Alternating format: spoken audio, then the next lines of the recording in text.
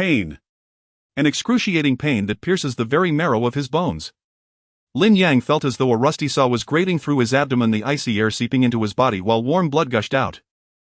Through blurred vision he saw the face he had once loved to the core of his being, the campus belle Su Chanshan. Now Su Chanshan wore a thick down jacket holding a chipped enamel bowl in her hands. She stared greedily at the blood flowing from his abdomen, her eyes devoid of any warmth, only a feral hunger. Lin Yang, don't blame me. Su Chanshan swallowed, her voice quivering from the extreme cold. It's minus 70 degrees now and everyone has run out of food for half a month. You're just a nobody delivery guy anyway. Your flesh letting us survive is the greatest virtue you've ever accumulated in this life. Behind Su Chanshan stood the ordinarily kind-looking neighbor Aunt Wang, and downstairs the muscular fitness coach Zhao Chang.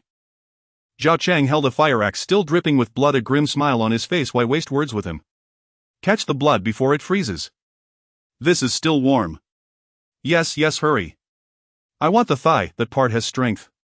Aunt Wang's wrinkled face twisted like a demon's. Despair, rage, resentment. Lin Yang stared wide-eyed. The apocalypse had come, the world frozen. Using the physique he had honed as a deliveryman, he had risked his life to find supplies, sharing with Su Chanshan and the neighbors. He thought that as long as they united they could survive. But what was the result? This pack of ingrates, they devoured his supplies and now they wanted to devour him. Su Chanshan, even as a ghost. I won't forgive you. With his last strength Lin Yang roared, then his consciousness sank into endless darkness. Sir, are you all right? A gentle voice sounded beside him. Lin Yang jerked violently, springing up from the table, gasping heavily. Cold sweat instantly soaked his clothes. Huff, huff. He looked around in terror. No frozen walls, no blood on the floor, no demon Zhao Chang with the fire axe. Before him was a spacious bright office. Beyond the floor-to-ceiling windows sunlight streamed in. The central air conditioning blew a pleasant cool breeze. In front of him a female bank manager in business attire held a document and looked at him with surprise. Mr. Lin, are you feeling unwell? If needed I can call an ambulance. Lin Yang froze. Bank. Sunlight. His trembling hand reached into his pocket and pulled out his phone. The screen lit up, showing a time that made his pupils contract sharply. June 15, 2026, 2:30 p.m. 2026. June. Lin Yang murmured, then suddenly pinched his thigh hard. Intense pain shot through him. Not a dream. Ha ha ha. I'm not dead. I'm back. Lin Yang suddenly burst into wild laughter, carrying a hint of madness and relief at surviving calamity, which scared the female manager so much that her face changed color and she instinctively shrank back. He was back. He had returned to 1 month before the global extreme cold. In 1 month, on July 15, an unprecedented solar flare would cause geomagnetic disturbances, then global temperatures would plummet. Snow would fall at the equator. Oceans would freeze. Human civilization would collapse within a week. 95% of humanity would freeze or starve and survivors would kill for a moldy bun. Now nothing had started yet. Mr. Lin, do you still want to process this loan? The female manager asked cautiously, as if looking at a mental patient. Lin Yang instantly composed himself, his gaze becoming unprecedentedly cold. Yes. Of course. If he remembered correctly, before his rebirth that day he had come to the bank to get a mortgage loan to buy Su Chanshan a Hermes bag. Back then he was indecisive, only dared to borrow 500,000. But now. Screw Hermes. Screw the repayment. In a month the apocalypse would come, money would be worthless. Why not spend it now? It's not even good for burning. I don't just want 500,000. Lin Yang stared at the female manager, his tone decisive. I want to mortgage this house to the max. Borrow as much as possible. Also, I have several credit cards, increase the limits for cash advances. The female manager paused, then professional instincts kicked in. Mr. Lin, your property is valued well. With maximum mortgage plus credit loans, funds can be released in about 2 hours, maybe around 3 million. But the interest will be quite high. I don't care about interest. Lin Yang interrupted, a cold smile curving his lips. As long as the money arrives fast, double interest is fine. Sign the contract now. After signing and fingerprinting. Walking out of the bank facing the blazing sun overhead, Lin Yang took a deep breath of air filled with car exhaust. Damn exhaust fumes, they smell so good. Just then a crisp electronic tone sounded in his mind. Ding. Detected host rebirth, emotional fluctuation exceeding threshold. Survival system has been activated. Congratulations! Newbie gift pack extra dimensional space infinite capacity time freeze. Lin Yang stopped in his tracks, his heart racing. System. As a decade-long web novel reader, how could he not know what this was? The standard equipment of a reborn person, a divine artifact to defy fate. With a thought, his consciousness sank in. In his mind appeared a massive gray space, boundless like an independent mini-universe. The system prompt sounded again. Extra dimensional space properties. 1. Infinite storage, can store any non-living object. 2. Time freeze, hot food placed inside will still be piping hot after 10,000 years. 3. Mental access with a thought, objects within 10 meters can be directly retrieved or stored. Good. Perfect. Lin Yang clenched his fists excitedly, his nails digging into his flesh without feeling pain. With this space he wouldn't have to worry about supplies rotting or being stolen. In his previous life he died miserably because the food he hoarded at home was discovered by Su Qianxian and the neighbors. This time he would empty this city. He would stockpile enough supplies for several lifetimes. While those beasts freeze into ice sculptures at -70 degrees, killing each other for half a sausage, he would wear a t-shirt in a temperature-controlled safe room, eating hot pot and drinking iced cola, laughing at their misery. Ring. Suddenly his phone rang. Lin Yang picked it up. On the screen flashed 3 words, Su Qianxian. Seeing this name, the murderous intent in Lin Yang's eyes instantly surged as if a bloodthirsty beast was about to break free from its cage. But he took a deep breath and pressed the answer button. Hey! Lin Yang, where the hell are you?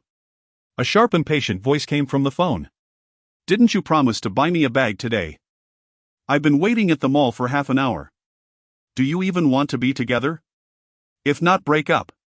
If it were his past life, hearing the word break up would have sent Lin Yang into a panic, groveling like a dog, then rushing to pay. But now. Lin Yang curled his lips into a cruel smirk. Want a bag? Fine. When the apocalypse comes, let's see if you can gnaw on your Hermes. Why aren't you saying anything? Cat got your tongue. Su Qianxian scolded. Just handling bank business. Lin Yang's voice was terrifyingly calm. The money's already in, 3 million. 3 million. Su Qianxian's voice instantly changed from sharp to syrupy sweet. Honey, where did you get so much money? Is it for that limited edition? I knew you loved me best. Yes, love you best. Lin Yang said slowly, word by word. Wait for me at the mall. I'm coming. Today we're going to have a real shopping spree. Hanging up, Lin Yang hailed a taxi. Driver to the biggest Walmart warehouse. Oh no, first to the mall. Revenge had just begun. Stockpiling had just begun. This time he wouldn't be human, he would be a god.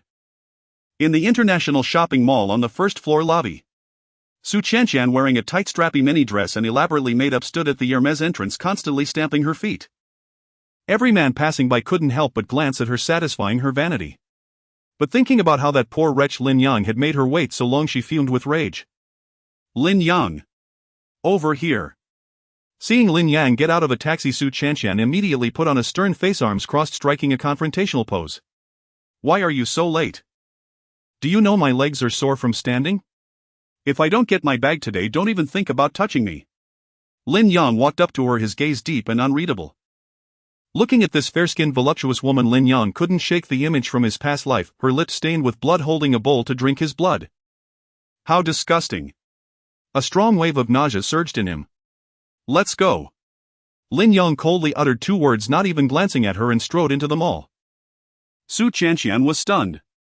Previously, Lin Yang would always greet her with a flattering smile, solicitous like a lackey. Why was he so cold today?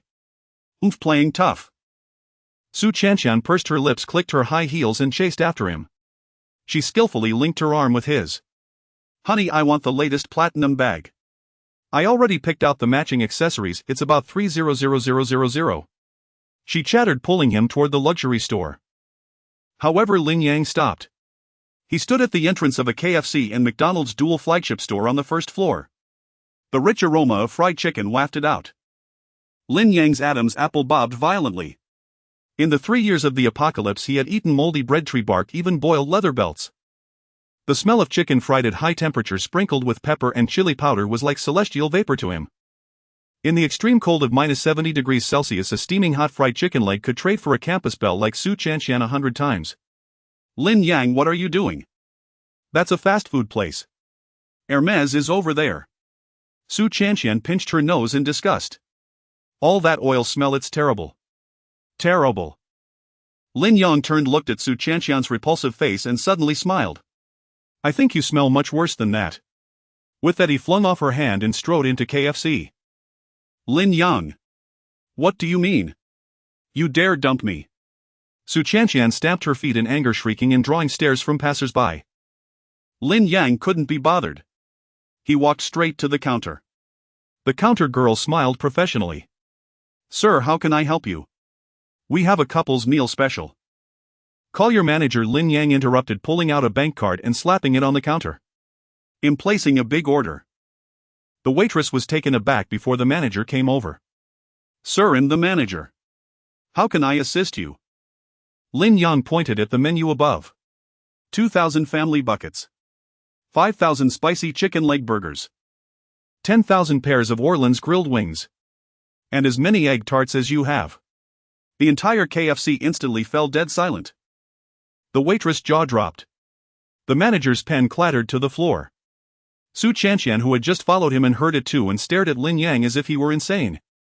Lin Yang. Have you lost your mind?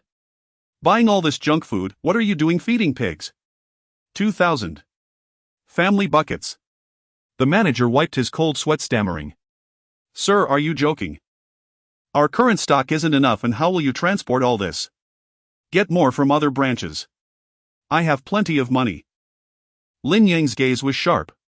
He entered the PIN. Beep. The POS machine printed a receipt showing payment successful. Hundreds of thousands gone in an instant.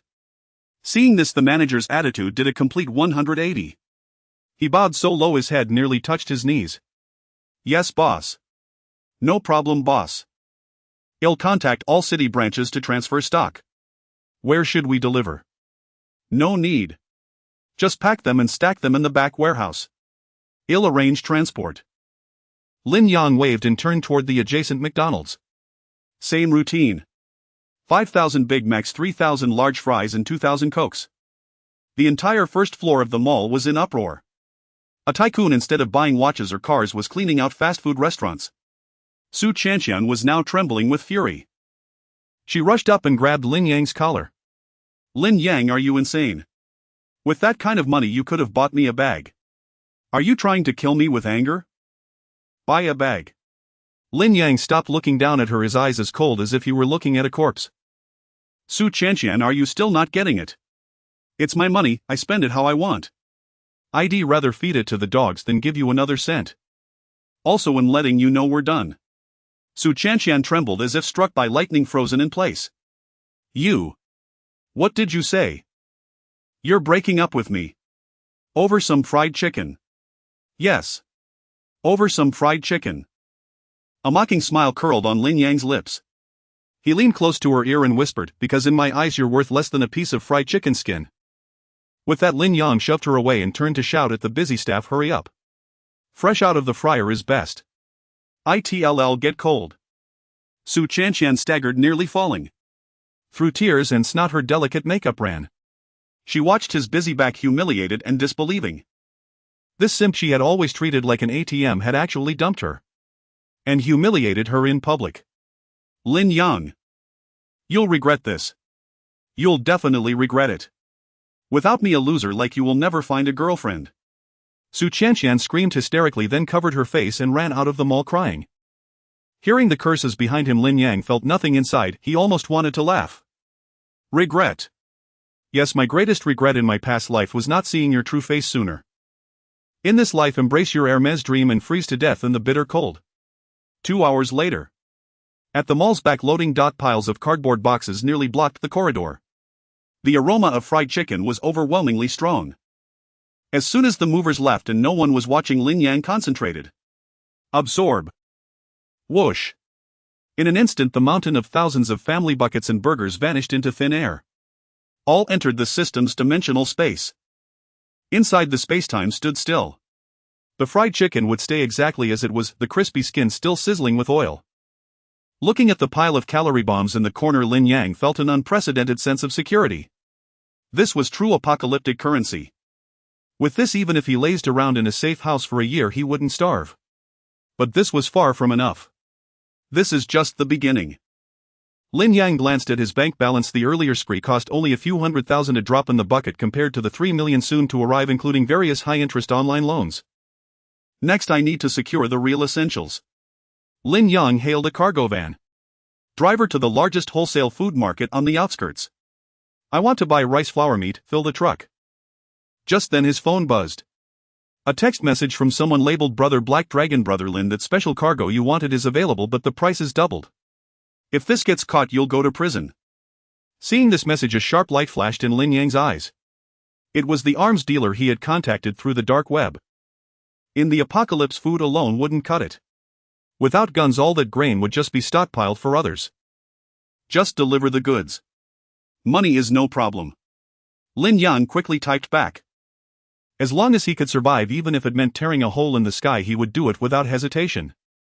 On the outskirts of the city, inside an abandoned auto repair shop, the air was thick with the scent of motor oil and rust. Lin Yang pushed open the rolling door, and several burly men with tattooed arms immediately surrounded him, their gazes hostile. On an old sofa in the center sat a man with a scarred face known as Brother Black Dragon. Brother Lin, the goods you want are a bit hot to handle. Brother Black Dragon exhaled a smoke ring and pointed to a long wooden crate at his feet. As you requested, 10 military-grade compound bows tuned to maximum draw weight, 150 pounds. These can pierce a wild boar's skull from 50 meters. Lin Yang, expressionless, stepped forward and flipped open the crate lid. The cold gleam of black metal bow limbs and the powerful tension of the pulley system were revealed. Besides that, neatly stacked beside it were 2,000 carbon fiber arrows and 20 sharpened Nepalese cookery knives. In China, gun control was extremely strict. Obtaining firearms was far too risky. In the apocalyptic extreme cold, a compound bow, quiet and with retrievable arrows, was the true king of assassination. Want to inspect the goods? Brother Black Dragon raised an eyebrow. Lin Yang casually picked up a bow, knocked an arrow and drew the string with practiced ease. Thwack! A dull thud. The arrow transformed into a black bolt of lightning, instantly piercing a discarded oil drum 20 meters away, the arrow tail still vibrating with a hum. A fine bow. Lin Yang nodded with satisfaction. In his past life, he had regretted countless times not having a proper weapon and had to fight those thugs with a kitchen knife. In this life, with these deadly tools, anyone who dared to rob his supplies would be nailed to the wall. Besides these, where are the stab-resistant suits I asked for? Lin Yang inquired. Over there. Brother Black Dragon kicked a nearby bag. High-strength fiber slash and stab resistant. It won't stop bullets, but it's more than enough against knives. 5 sets total. Good. Without any further words, Lin Yang pulled out his phone. How much in total? As agreed, 500,000. But this batch came with risks for me too. Add another 200,000 for my trouble. Brother Black Dragon named an exorbitant price, his eyes glinting with amusement as he looked at Lin Yang. An ordinary man would probably have been trembling with fear by now. But Lin Yang didn't even blink. Fine. But I need you to get me one more thing. What? Generators. High-powered diesel generators, 2 of them. And 5 tons of diesel. In the apocalyptic extreme cold, the power grid would collapse completely within a week. Without electricity, there was no heating, and that meant certain death. Brother Black Dragon paused for a moment, then laughed. Brother Lin, are you planning to go live like a hermit in the deep mountains? Fine, as long as the money's right, I'll have it delivered here tomorrow night. Deal. Lin Yang transferred 700,000 on the spot. Watching the dwindling balance on his phone, he felt no pain. This money, if not spent now, would be worthless in a month. After Brother Black Dragon and his men left, Lin Yang looked around, ensuring no one was watching. Collect. With a thought, the compound bows, arrows, cookery knives and stab-resistant suits on the floor vanished instantly, all quietly stored into the alternate dimension. With the weapons secured, Lin Yang rushed without pause to the city's largest agricultural wholesale market. Over the next 3 hours, the market's owners witnessed the birth of a madman. Boss, how much stock of this Wuchang rice do you have? About 20 tons. I'll take it all. Load it up directly. Boss, I want 500 slabs of this frozen pork. 10,000 jin each of beef and lamb. You. Are you running a cafeteria? Stop the chatter, swipe the card. Lin Yang was like a tireless shopping machine. Rice flour, noodles, cooking oil, salt, sugar, soy sauce, vinegar, these basic supplies he bought by the ton. especially salt and sugar. In the later stages of the apocalypse, a bag of salt could buy a woman and a bag of sugar could buy a life. Besides food, the top priority was cold weather gear. Lin Yang went straight to the outdoor equipment section. Get me 50 of these extreme exploration down jackets rated for -50 degrees. And these extreme cold sleeping bags, heat packs, hand warmers, solid alcohol. I also want that coal burning stove. And 10 truckloads of smokeless coal. In an entire afternoon, Lin Yang spent over 2 million. In his alternate dimension, mountains of supplies had already piled up. Rice flour in oil form, towering heaps, frozen meat and seafood filled crates and cabinets, snacks and drinks were countless. Even if he ate like a pig, these supplies would last him 3 lifetimes. The sense of fulfillment from watching the space gradually fill up made every pore of Lin Yang's body tingle. This was a sense of security. This was the foundation for surviving the apocalypse. Night fell. Lin Yang returned to his residence, Riverside View 118th floor. It was a high-end complex with decent security, but he knew it was far from enough. Once the apocalypse struck, starving crowds would storm this place like zombies. An ordinary security door was as fragile as paper against fire axes and chainsaws. Standing before the floor-to-ceiling windows looking at the bustling city nightscape, Lin Yang dialed a number. It was the city's top security construction company, Skynet Security. Hello, I want to renovate my house. A polite customer service voice answered. Sir, what are your specific requirements? Lin Yang's voice was calm yet fierce. I want to turn my home into a fortress. Replace all windows with blast-proof, bulletproof glass capable of withstanding sniper rifle shots. Replace the main door with a bank vault-grade alloy door at least 20 centimeters thick. Add 2 layers of steel insulation to the walls. Also, I need an independent ventilation and filtration system and rewire the entire house to connect to my own generator. The customer service agent was clearly stunned. Sir, this is a massive project and the cost will be extremely high. It might require. Money is no issue. Lin Yang cut her off, his gaze burning as he looked at his own resolute face reflected in the glass. I have only one requirement: speed. I want it completed within a week. If you can do it, I'll pay triple. If not, I'll find someone else. In this life, I will make my home an absolute forbidden zone in the apocalypse. Impregnable even to gods and demons. Early the next morning, just as dawn was breaking, a tremendous roar shattered the tranquility of Zhongjingno. One residential community. 6 heavy-duty trucks had stopped beneath the building, their sides emblazoned with the words Tianwang Security Systems. Dozens of workers in uniforms jumped out and began hauling heavy steel plates, specialized glass and various construction materials into the elevator. Careful. This is aviation-grade blast-proof glass, $500,000 for a single pane. You can't afford to scratch it. The foreman shouted, directing the crane arm as it hoisted a massive floor-to-ceiling window frame up to the 18th floor balcony. Inside Lin Yang's home on the 18th floor, the project manager, sporting dark circles under his eyes from an all-nighter, said, Mr. Lin, as per your request, hey, race the design. Well, reinforce all walls with 20 centimeter thick layers of thermal rock wool and manganese steel plates, and the same for the floors and ceilings. This way your home will be like an iron box, not only bulletproof but extremely insulated. Even if it's -80 degrees outside, body heat alone could keep the indoors above freezing. Excellent, Lin Yang said, a glint of fervor flashing in his eyes as he examined the blueprint. And the vents. All ventilation ducts are fitted with nuclear, biological and chemical grade filters, and the entire system has been converted to a closed-loop circulation. Unless you open them manually, not a single fly or trace of toxic gas can get in. Also, this door. The manager pointed at the entrance. Well, replace it with a bank vault-grade level security door weighing 2 tons, equipped with a mechanical combination lock and biometric recognition. Even C4 explosives couldn't blast it open. Well done. Lin Yang pulled 2 stacks of cash from his bag and tossed them onto the table. This is for the crew's cigarettes. Remember, triple pay for 24-hour shifts. I want results within a week. Understood. Well, get it done. The manager clutched the cash, his eyes gleaming. Just then a commotion of argument erupted from outside the door. What's going on? Can't a person sleep in the morning? You're hogging the elevator, we have to get to work. Several neighbors gathered at the doorway, pointing accusingly at the workers. At the forefront was the coarse-faced An Wan, along with Zhao Chang, the fitness instructor who lived downstairs. The moment she saw Lin Yang emerge, An Wan shrieked, "Oh, Shaolin, what are you doing? Tearing down windows and installing iron plates? Are you trying to demolish the building?" Renovations, Lin Yang replied flatly. Renovations. Zhao Chang, clad in a tight tank top that showed off his massive chest, sneered contemptuously at the thick steel plates. Have you lost your mind? Who uses steel plates for renovations? Are you prepping for a nuke? I think you've got paranoid delusions. The surrounding neighbors joined in the laughter. Exactly, a nice Riverview apartment and he's sealing up the windows like a prison, what a waste. I heard he took out a few million in loans from the bank yesterday. Probably went crazy from losing on stocks, his mind's gone. Listening to the caustic mockery, Lin Yang's heart remained eerily calm. He looked at Zhao Chang's seemingly powerful muscles. In his past life it was those muscular hands that had pinned down his limbs while Ant Wang slit his throat with a knife. And now Zhao Chang was mocking him for installing steel plates. Ha! Lin Yang suddenly smiled, the mirth not reaching his eyes. Brother Zhao is right, and just a coward afraid of death. With the poor security lately, I'm worried some stray dog or cat might break in and steal things. Zhao Chang scoffed. Tisk, that dump of yours, what's there to steal except a delivery guy's scooter? Freak.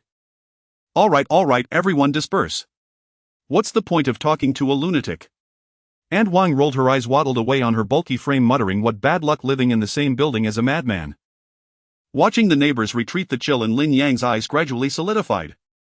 Laugh. Go ahead and laugh now. In a month, when the blizzard seals the doors and the indoor temperature drops to tens of degrees below zero, I hope you can still laugh. By then my prison will be the most coveted paradise for all of humanity. After dismissing the neighbors, Lin Yang left the supervision to the foreman and headed out again. The safe house was under construction. Next he needed to secure the source of life, water. Though he had already stockpiled plenty of drinks and mineral water in his system's space, it was far from enough. In the apocalyptic extreme, cold pipes would burst and water sources would be contaminated. For bathing, cooking, even flushing the toilet, a massive amount of water was required. Lin Yang arrived at the city's largest water tank manufacturing plant. Boss, give me 10 of these biggest 304 stainless steel water tanks. The kind that holds 50 tons each. The factory owner was startled. 10. Young man, are you starting a water plant? I'm planning to build a fish pond back in my hometown, Lin Yang lied casually. Also help me arrange a few water trucks to fill all 10 tanks with purified water. After securing the tanks, Lin Yang went to a bottled water wholesale station. Waha purified water 18-liter bottles, give me 10000. Nongfu Spring 5-liter bottles, 5000 cases. The station owner watched Lin Yang swipe his card, nearly dropping to his knees in gratitude. This was clearing out 3 years' worth of his inventory. By evening, Lin Yang found a large deserted warehouse to use as a transfer point. He looked at the 10 massive stainless steel water tanks that had just arrived and the bottled water piled high. Collect. Whoosh. The giant tanks and water bottles vanished instantly, neatly arranged in a corner of his dimensional space. 500 tons of water for daily use, tens of thousands of bottles of drinking water. Plus the thousands of cases of cola, Sprite and juice had bought earlier. That should be enough. Lin Yang calculated that even if he showered daily, this water would last him decades. Besides, in the apocalypse, bathing was an extreme luxury, ordinary people might not manage it even once a year. Just as he was about to leave the warehouse, his gaze caught a nearby sign, Renai Pharmaceutical Storage Center. Lin Yang's footsteps halted abruptly, his pupils contracting. Medicine. Right, I almost forgot the most important thing. In the apocalypse, if food is gold, then medicine is diamonds. Cold medicine, anti-inflammatories, antibiotics, painkillers. In the extreme cold, a simple cold could be fatal. In his past life, he had witnessed a wealthy man trade his own daughter to a gang leader for a box of amoxicillin. I must stockpile medicine. And in massive quantities. Lin Yang stared at the pharmaceutical company's warehouse doors, a wild plan taking shape in his mind. Buying through legal channels had too many restrictions, and prescription drugs were especially hard to come by. Since I've been reborn, since the apocalypse is coming. Should I go big? How about a little midnight shopping tonight? Lin Yang licked his lips, revealing a wolfish grin. In the dead of night, under a moonless and windy sky, the storage center of Renai Pharmaceutical Company lay on the outskirts where city met suburb. It occupied a vast expanse of land with only a few dim yellow streetlights casting their feeble glow around. Lin Yang pulled up the hood of his sweatshirt and donned a black mask, leaving only a pair of piercing eyes visible. He circled around to the back of the warehouse. There, a row of exhaust fans stood high up, far beyond the reach of an ordinary person. But in his past life, Lin Yang had honed his climbing skills while fleeing from zombies and thugs. With a running start, he kicked off the wall and precisely hooked his hands onto the edge of an exhaust fan, slipping inside with the agility of a nimble gecko. he landed without a sound. Inside the colossal warehouse, towering rows of shelves stretched endlessly into the distance. The air was thick with a unique blend of disinfectant and medicine. To Lin Yang, this scent was more intoxicating than the finest perfume. "Let's begin," he murmured, his gaze burning with fervor as he looked at the neatly stacked boxes of medicine. He approached the first section, the antibiotics area, the king of hard currency in the apocalypse. Safradine, amoxicillin, roxithromycin, levofloxacin. Lin Yang's fingers lightly brushed across the shelves. Collect. Collect. Collect. At the mere thought, the medicine boxes on the shelves vanished into thin air as if by magic. The once fully stocked section now stood bare. In just 10 seconds, not a single box left. Next came the cold and fever relief area. Ibuprofen, acetaminophen, Lianhua Qingwen compound, paracetamol and amantadine. These miracle drugs, once nearly impossible to find during flu outbreaks, now poured into Lin Yang's space by the thousands. "With these, even if I catch a cold or fever, I won't have to tough it out and wait for death." Lin Yang moved swiftly like a phantom, darting through the warehouse. In the chronic disease section, blood pressure medication, insulin and quick-acting heart-saving pills. Though he had no use for them, these could save lives and fetch a fortune in slaves or gold later. In the trauma and first aid area, medical alcohol, hydrogen peroxide, iodine, Yunnan bio, hemostats, scalpels, sutures, sterile gauze. Especially the hundreds of boxes of medical alcohol, useful for both disinfection and fuel, he had to take it all. In just half an hour, the once mountain-like warehouse spanning thousands of square meters was more than half emptied. Finally, Lin Yang reached the deepest and most heavily guarded section, the special pharmaceuticals area. Here lay controlled substances like psychotropic drugs and potent painkillers, morphine, pethidine, along with expensive imported targeted therapies. "These are the true treasures," Lin Yang said, a smirk curling on his lips as he eyed the medicines locked in a steel cage. In the apocalypse, many died in agony from severe wounds without painkillers. Though padlocked, the cage was useless against his spatial ability, which could retrieve anything within 10 meters. Collect. Whoosh. All the precious medicines inside the cage vanished instantly. Gazing at the empty warehouse, Lin Yang estimated that this zero-cost shopping spree had netted him medicines worth over 1 billion yuan. It was like having a mobile pharmacy of a top-tier hospital. Incredible. Lin Yang let out a long sigh. The thrill of amassing wealth beyond measure without spending a cent was utterly addictive. Before leaving, Lin Yang's eyes flickered to the surveillance cameras in the corner. The order would collapse after the apocalypse and no one would investigate the theft. He wanted to avoid police trouble in this final month. Collect. Since deleting footage was too much trouble, he simply took the surveillance host hard drives and cameras altogether. To throw off any trail, he even swiped 2 forklifts parked at the warehouse entrance. Having done all this, Lin Yang retraced his steps and disappeared into the vast darkness of the night. The next morning, when the warehouse manager opened the door and saw the cavernously empty space, he collapsed to the ground in terror, letting out a blood-curdling scream. "Ghosts! All the medicine is gone." The next day, Lin Yang was awakened by the roar of electric drills. After a night of rushed work, the framework for his explosion-proof glass windows was nearly complete. Gazing at the 5 cm thick multi-layered composite bulletproof glass with its pale blue sheen, Lin Yang felt a surge of security. Such glass could withstand not just stones but even submachine gun fire, leaving only faint marks. It also offered excellent sound and heat insulation. "Mr. Lin, you're awake." The foreman approached with a fawning smile. "As per your instructions, we're starting on wall reinforcement and insulation today. Also, the 2 heavy-duty diesel generators you ordered have arrived and are being moved upstairs." "Good." Lin Yang nodded and glanced at his phone. Collection messages from various online lending platforms and credit cards were already bombarding him. After all, his massive cash out of millions yesterday had triggered all the risk control systems. But he didn't even look, simply silencing his phone. "Keep hounding me. The more urgent you are, the more I enjoy spending." "Right, I still need fuel," Lin Yang mused, frowning at the generators being installed. The 2 heavy-duty diesel machines were fuel-guzzling beasts. Coupled with the extreme cold that would double consumption, the 5 tons of diesel had bought yesterday, though substantial, wouldn't last months. To live comfortably through the apocalypse, he needed to stockpile hundreds of tons. But in China, buying large quantities of gasoline or diesel privately was extremely difficult, requiring various permits and risking unwanted attention from authorities. Official channels won't work. Lin Yang stroked his chin, his gaze growing deep and calculating. Since had already stolen medicine, a little more wouldn't hurt. On the western outskirts of the city lay a massive tank farm, the hub supplying fuel to all gas stations in the area. Plus, at the port, many ocean-going vessels were docked, their tanks holding vast amounts of fuel. Looks like tonight will be another busy night. Just as Lin Yang was planning his evening shopping trip, the doorbell rang. Through the video intercom he saw who was at the door. It wasn't a neighbor or a delivery man. Instead, a middle-aged man in a suit with gold-rimmed glasses stood there, flanked by 2 bodyguards in black. Lin Yang narrowed his eyes. He recognized this man. In his past life, this man Zhang Wei was the boss of the city's largest loan shark operation, the infamous usurer. Yesterday, to raise money, Lin Yang had mortgaged this house to several institutions, including Zhang Wei's company. Mr. Lin, are you there? Zhang Wei adjusted his glasses, flashing a cold smile at the camera. We've found that you've repeatedly mortgaged this property with multiple agencies and maxed out your credit cards. That's fraud.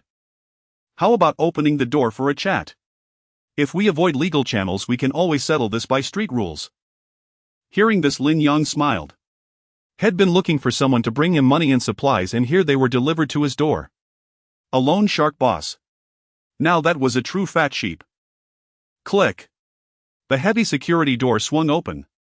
Zhang Wei strode in, flanked by 2 burly bodyguards swaggering with arrogance. The moment he stepped inside, Zhang Wei was taken aback by the sight before him. Steel plates, stacks of supplies, and unopened construction materials were scattered everywhere. In the living room, several massive black crates, resembling military ordnance boxes, were piled up. Whoa, Mr. Lin, are you turning this place into a bunker? Zhang Wei sneered, scanning the room with a false smile before plopping onto the sofa and crossing his legs. No wonder you've been cashing out like crazy, you've blown it all on this scrap metal. Zhang Wei lit a cigarette, flicked the ash, and his tone turned venomous. Lin Yang, let's not beat around the bush. You mortgaged this house with us, then did the same with another lender, that's double mortgaging. According to the contract, I have the right to reclaim the property now. Or you can pay back the 3 million you just borrowed with interest, and I'll pretend none of this happened. The 2 bodyguards stepped forward in sync, cracking their knuckles with menacing grins. In his eyes, Lin Yang was just a green kid who'd wet his pants at the slightest scare. Yet Lin Yang's reaction caught him completely off guard. Click. Without a word, Lin Yang turned and slammed shut the 20-centimeter-thick bank-grade security door, locking all 3 bolts. Then he faced Zhang Wei and his men as if eyeing pigs ready for slaughter. Boss Zhang, since you're here, don't rush off. Lin Yang walked to a nearby crate, casually picked up a Nepalese cookery head bought yesterday, and flicked a finger against its blade. Ding! The crisp sound echoed through the empty living room. Zhang Wei's face paled. Lin Yang, what's your game? Drawing a blade. Do you know the penalty for assault? Or what happens if you touch me? You dare talk about the law? Lin Yang let out a cold laugh, his gaze turning icy as a frozen vault. In his past life, had spent 3 grueling years in the apocalypse, killing more thugs than Zhang Wei had eaten meals. The murderous aura forged from mountains of corpses and seas of blood was nothing like what a few punks could muster. Get him. Cripple him. Zhang Wei roared, unnerved by Lin Yang's stare. The 2 bodyguards bellowed and charged with swinging fists. Too slow. A cold glint flashed in Lin Yang's eyes. In the apocalypse, had risked his life for a scrap of bread. These gym-toned muscles were nothing but gaping flaws to him. Whoosh! Lin Yang sidestepped the first bodyguard's punch, slamming the cookery's spine hard into his wrist. Ah! The bodyguard screamed as his wrist snapped. In the same motion, Lin Yang kicked the second bodyguard's knee, a sickening crack echoing as the brute crumpled to the ground. In under 3 seconds, both towering men lay writhing in agony. Lin Yang advanced toward Zhang Wei. Zhang Wei was petrified. His cigarette butt burned a hole in his pants, yet he felt nothing. He wanted to flee, but his legs gave way. Don't come any closer. Murder is illegal.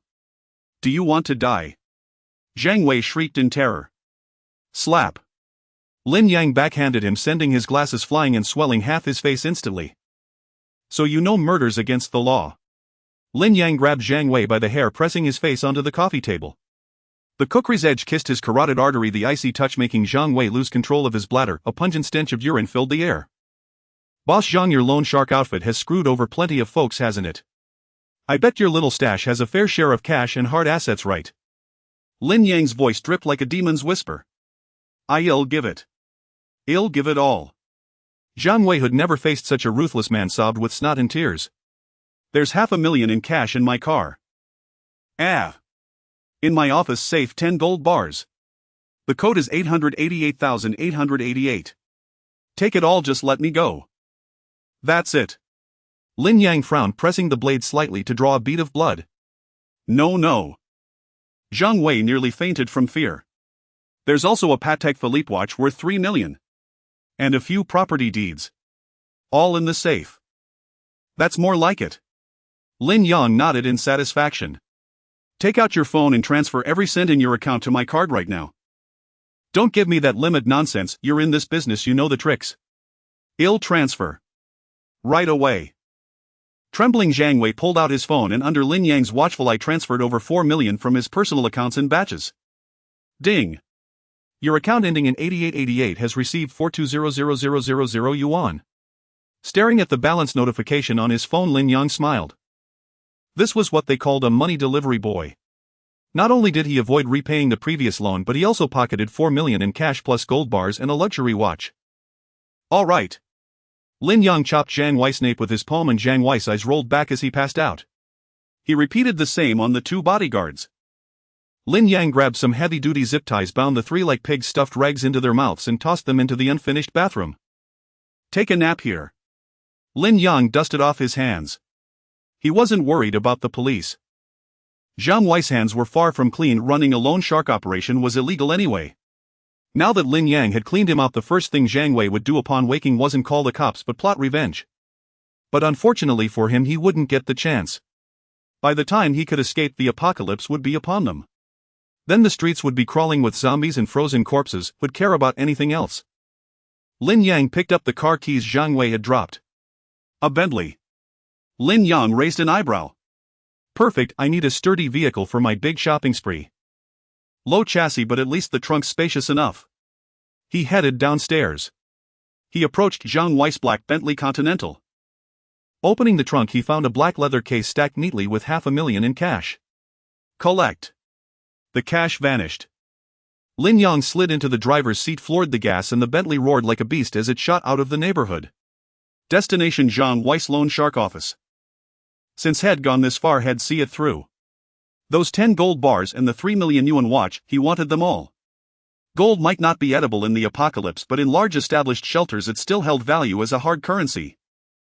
Besides, gold just felt good to look at, didn't it? Half an hour later. Using the codes and keys had extracted from Zhang Wei, Lin Yang walked into the company, masquerading under an investment consultancy sign as if it were his own. It was late at night and the office was empty. Lin Yang headed straight for the boss office, pushed open a hidden door behind the bookshelf and found the safe. He entered the code 888,888. Click. The safe door swung open. A golden glow instantly illuminated Lin Yang's face. Neatly arranged were 10 hefty gold bars, each weighing a kilogram. Beside them lay several exquisite watchboxes containing a Patek Philippe and a Rolex in gold.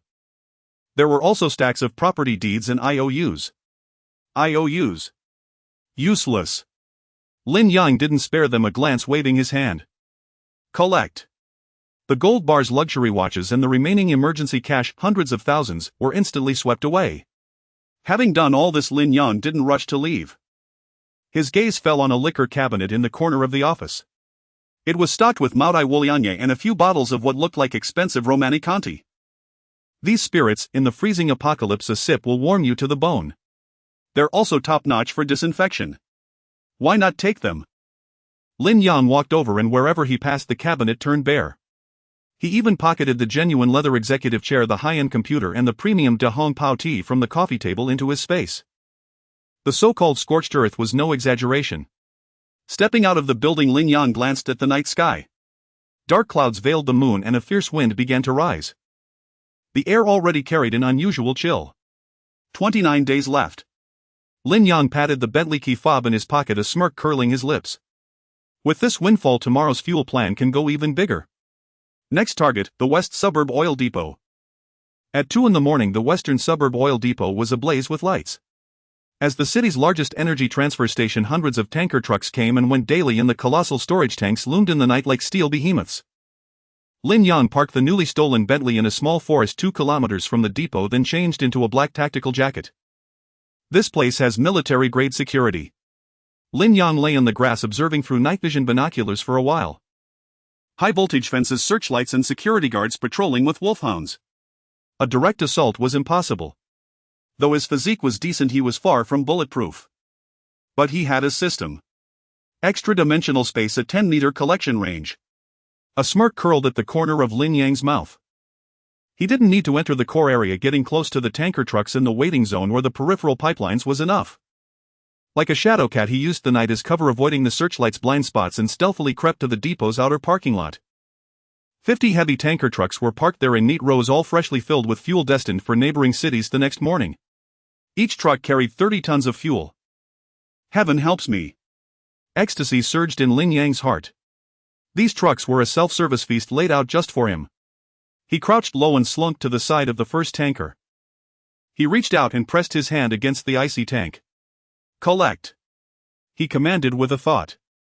A miraculous scene unfolded. The tires, previously weighed down by tens of tons of fuel, suddenly emitted a faint creak and the truck body bounced upward by a whole section.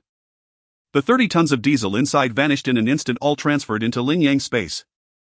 Within Lin Yang's space, a specially designated area was suddenly filled with a massive floating sphere of pale yellow liquid. In the extra-dimensional space, Lin Yang was a god. He could control the state of objects at will. These liquids needed no containers. They could float independently without interfering with each other. Awesome. Without pausing, Lin Yang swiftly moved to the second truck. Collect. Collect. Collect. He darted through the shadows of the convoy like a greedy specter. In just 10 minutes, all 50 fully loaded tankers were emptied. 1500 tons of fuel secured. But this wasn't enough. Lin Yang set his sights on the massive cylindrical storage tanks nearby. Those were the real prize. He carefully circumvented the patrol hugging the wall and crept to the maintenance hatch of the pipeline. This connected to the giant diesel tank numbered 03. Lin Yang pressed his hand on the large pipeline valve. The oil inside this pipe was connected to the main tank. Void absorption. Art absorb. Rumble. Inside his space, the oil mass, initially the size of a pond, began to expand wildly. If unrestrained, Lin Yang could drain the entire depot. But he knew not to be too greedy. Triggering a pressure imbalance alarm or causing a tank collapse would be troublesome. He left a little at the bottom of each tank but siphoned off the bulk from the top.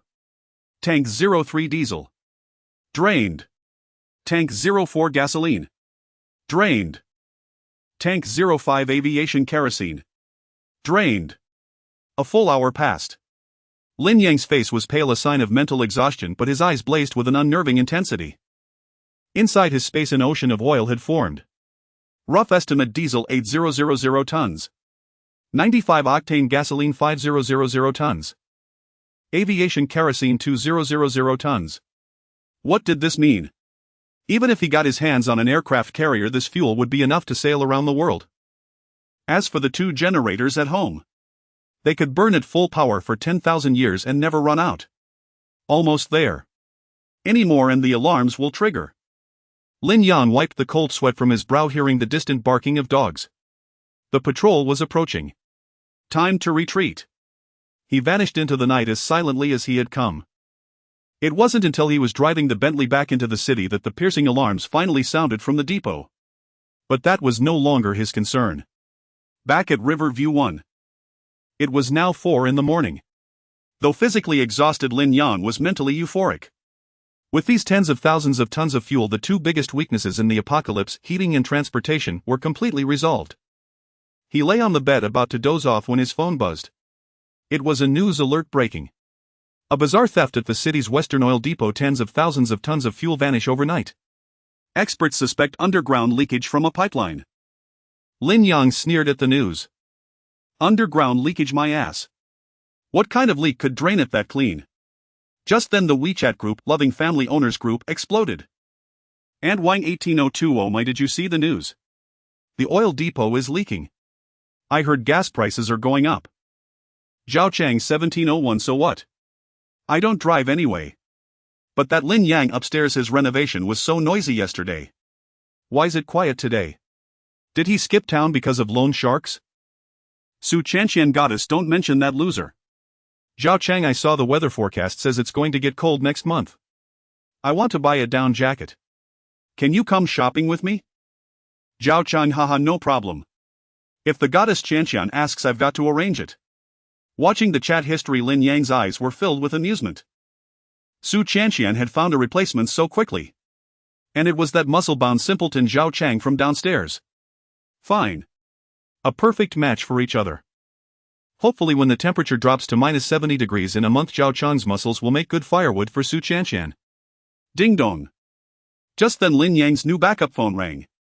He answered and a gruff voice came through. Boss, I'm the manager of that cold chain logistics park you asked about. About your offer to buy out all the imported steaks, Australian lobsters and king crabs in our warehouse. Is that for real? It's worth hundreds of millions. Lin Yang sat up in bed, a sharp glint flashing in his eyes. He had rice oil, medicine, guns and fuel. Now it was time to fight for quality of life. In the apocalypse, eating instant noodles every day was for losers. A true tycoon would feast on Wellington steak and deep-sea coral trout in the frozen wasteland. It's real, Lin Yang said calmly into the phone. And I don't just want seafood and steak. I want everything in your cold storage: fresh vegetables, fruit, ice cream, cheese. No matter what it is, if it's edible, I'll take it all. I don't want to haggle over every item. I know it's a bonded warehouse not yet cleared through customs. Tonight I'll come to the site. If the goods are good, I'll transfer 10 billion yuan directly. On the other end of the line, the manager gasped, nearly fainting. 10 billion. This wasn't a customer, this was a god of wealth descending to earth. Lin Yang hung up, walked to the window and gazed at the pale dawn breaking on the horizon. Tonight will be the last big shopping spree. Clearing out the province's largest cold storage will truly complete my apocalypse fortress. The Binhai City Cold Chain Logistics Park stood as the province's largest transit hub for imported food. Manager Wang, who had nearly hyperventilated on the phone, now stood at the cold storage entrance with dark circles under his eyes, leading a group of employees in a welcoming line. Though it was the dead of night, he felt more energized than if he had downed a can of Red Bull. A billion-yuan deal. Completing this single transaction would not only earn him a promotion and raise but also net him enough commission to buy 2 apartments in the city center. A black Bentley pulled up slowly. Lin Yang stepped out, exuding an air of unhurried composure, which was actually the swagger of someone who had just looted an oil depot, further convincing manager Wang that he was dealing with a top-tier rich second-generation heir. President Lin. You're here. Manager Wang greeted him with a bow. The cold storage has been opened for you. As you instructed, all staff have been withdrawn to the perimeter. Only I and 2 supervisors will accompany you. No need for company. Lin Yang waved his hand dismissively, his tone aloof. I dislike having people buzzing around when I inspect the goods. Just give me the access card. I'll go in alone. If I'm not satisfied, the deal is off. This. Manager Wang hesitated, but the allure of that billion-yuan deal made him grit his teeth and agree. Fine. President Lin, please make yourself at home. We'll wait for you in the office and prepare the contract. Taking the access card, Lin Yang strode into the cold storage area. The heavy door slowly closed, sealing off the heat outside. Inside the cold storage, the biting cold air was pervasive, with temperatures perpetually maintained at minus 20 degrees Celsius. But in Lin Yang's eyes, this was not an icehouse, it was paradise. It was a labyrinth built from mountains of delicacies. Zone A Premium Seafood Section. Inside, massive transparent tanks, live king crabs, each as large as a wash basin, were temporarily housed before freezing, their claws waving menacingly. Piled beside them were foam boxes containing Boston lobsters, air freight from Australia, along with arm-thick mantis shrimp and deep-sea abalones larger than dinner plates. Further in, rows of bluefin tuna, each weighing hundreds of pounds, were stacked neatly like torpedoes. Slurp. Lin Yang couldn't help but swallow his saliva. In his past life, he couldn't even afford a bowl of seaweed soup. In this life, he would snack on king crabs. Take it. Take it all. With a mere thought, his spatial dimension opened wide. Tens of thousands of king crabs, 50,000 Boston lobsters, countless coral trout, salmons, tunas, vanished into thin air as if swallowed by a colossal whale. Zone B Premium Meat Section. Here hung a 5-grade Wagyu beef, its marbling as exquisite as marble. Spanish Iberian black pork legs dangled whole from racks, exuding an enticing savory aroma. New Zealand lamb chops, French foie gras, American tomahawk steaks. Take it. Take it all. Lin Yang reveled like a joyous farmer harvesting his crops. Zone C Fruits and Desserts Section. This was Lin Yang's top priority. In the apocalypse, scurvy was a silent killer. Vegetables and fruits would be more precious than gold. Here whole truckloads of Chilean cherries gleamed, each one plump and deep purple. Mountains of Muzang King durians, Japanese Shizuoka melon, shine muscat grapes and dinosaur egg plums were piled high. In a corner, stacks of Häagen-Dazs ice cream, Ferrero Rocher chocolates and various imported cheeses in butter awaited. This is incredible. Lin Yang's hands moved with lightning speed. Every shelf he passed was left cleaner than if a dog had licked it clean. In just 1 hour. This mega cold storage, reputed to be the province's largest and stocked to feed the entire city for a month, had been reduced to a hollow shell. He didn't even spare the forklifts and cold weather suits on the floor. Gazing at the mountainous piles of food floating within his spatial dimension, Lin Yang felt an unprecedented sense of satisfaction. Armed with this bounty, even if the world outside descended into the apocalypse and all of humanity starved, he could feast within his safe house, enjoying a different buffet every day for 100 years without repetition. Stepping out of the cold storage, Manager Wang approached with the contract, his face slick with flattery. President Lin, are you satisfied? If everything's fine, let's sign. You can pay a 30 deposit first. Satisfied, very satisfied. Lin Yang patted Manager Wang's shoulder, flashing a brilliant smile. The goods are excellent. But I have a habit, I prefer to transfer funds tomorrow morning. Leave the contract here. Tomorrow it'll give you a big surprise. Sure thing. Take care, President Lin. Manager Wang trembled with excitement, already envisioning the massive commission hitting his account. Little did he know the big surprise Lin Yang spoke of was actually a big shock. When he opened the cold storage door tomorrow morning, he would likely suffer a stroke and meet his maker on the spot. Leaving the logistics park, Lin Yang didn't head home. He had one final crucial task left: prepared food. Though his spatial dimension preserved freshness, he couldn't cook and didn't want to be stuck frying things over a smoky fire during the apocalypse. So he needed to stockpile ready-to-eat meals. Over the next 3 days, Lin Yang transformed into a takeout maniac. He swept through every 5-star hotel, time-honored restaurant and trendy snack joint in the city. Boss, give me 500 portions of braised pork belly, rich but not greasy. Whose roast duck is that? They'll take it all. 1000 ducks, and make sure there's plenty of pancakes and sauce. Beef noodle soup and noodles separate, make 2000 bowls. Spicy crawfish, both 13 spice and garlic flavor, 1 ton of each. Buddha jumps over the wall, squirrel mandarin fish dump, a pork knuckle. Make as many signature dishes as you can. Chefs across the city went berserk, convinced a nouveau riche had arrived to feed a herd of pigs. Lin Yang stored these freshly cooked steaming delicacies into his spatial dimension while they were still hot. The dimension's time-freezing property would keep each dish forever at the moment it left the wok. When the apocalypse came, he could summon them with a thought, piping hot and ready to eat, no microwave needed. July 14th. 24 hours remained until the end of the world.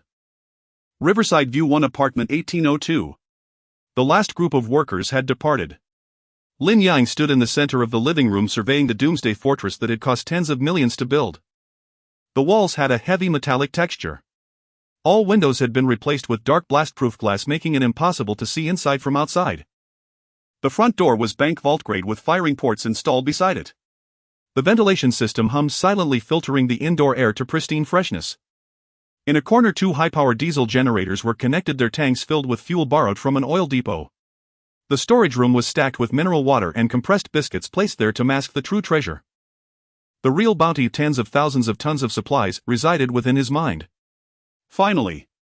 I'm ready. Lin Yang walked to the floor-to-ceiling window overlooking the bustling city. It was the height of summer, the sun blazing. Pedestrians in shorts and tank tops complained about the damned weather, utterly unaware that by this time tomorrow this place would become a living hell. His phone suddenly buzzed. It was a message from the owners group. Auntie Wang, 1802. Oh, it's so hot. How can summer be this scorching this year?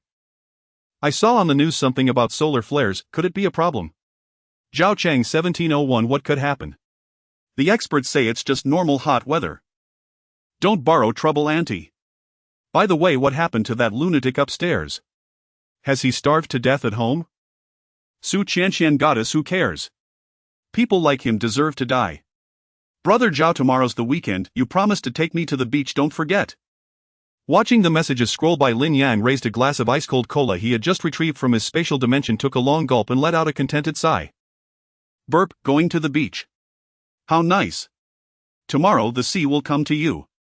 A cold smirk curled at the corner of Lin Yang's mouth. He glanced at the electronic clock on the wall. Countdown, 23 hours and 59 minutes. In this life I don't seek to save the world. I only wish that while you freeze like dogs you'll be in my house wearing a t-shirt, eating hot pot and singing songs. Let the blizzard rage ever more fiercely. July 15th, 1200 noon. It was the hottest hour of the day. Though the air conditioner was cranked to its maximum, the cicadas outside still shrieked with heart-wrenching intensity. The asphalt road shimmered with heat haze and the air was thick with sweltering heat. On the street, beauties in camisoles and hot pants, shirtless old men and delivery couriers all cursed this damnable weather. So hot. Is the sky trying to roast us alive? I heard today's high is 42 degrees, a record. Zhongjing number 1, 18th floor. Lin Yang sat on the leather sofa, a massive thermometer before him, holding a glass of whiskey packed with ice cubes. He gazed out the window at the blinding sun and began a soft countdown. 10, 9, 3, 2, 1. Boom. As if to confirm his countdown, a deep oppressive roar echoed from the sky as though the heavens themselves were collapsing. Then the once blazing sun, visibly dimmed like a light bulb, suddenly turned down.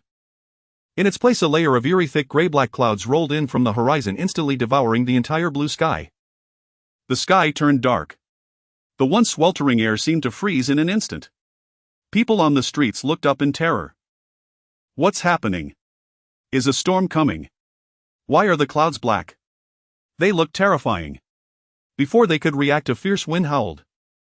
This wind was not the hot summer breeze but a bone-chilling gale. Whoosh whoosh, the fierce wind swept up trash cans and billboards, producing a shrill mournful whistle. Lin Yang glanced at the electronic thermometer on the table. The numbers were jumping wildly, a shocking string of red digits: 40°C, 30°C, 15°C, 5°C. In just 10 minutes the temperature had plummeted 30 degrees. The cicadas outside fell silent, frozen stiff.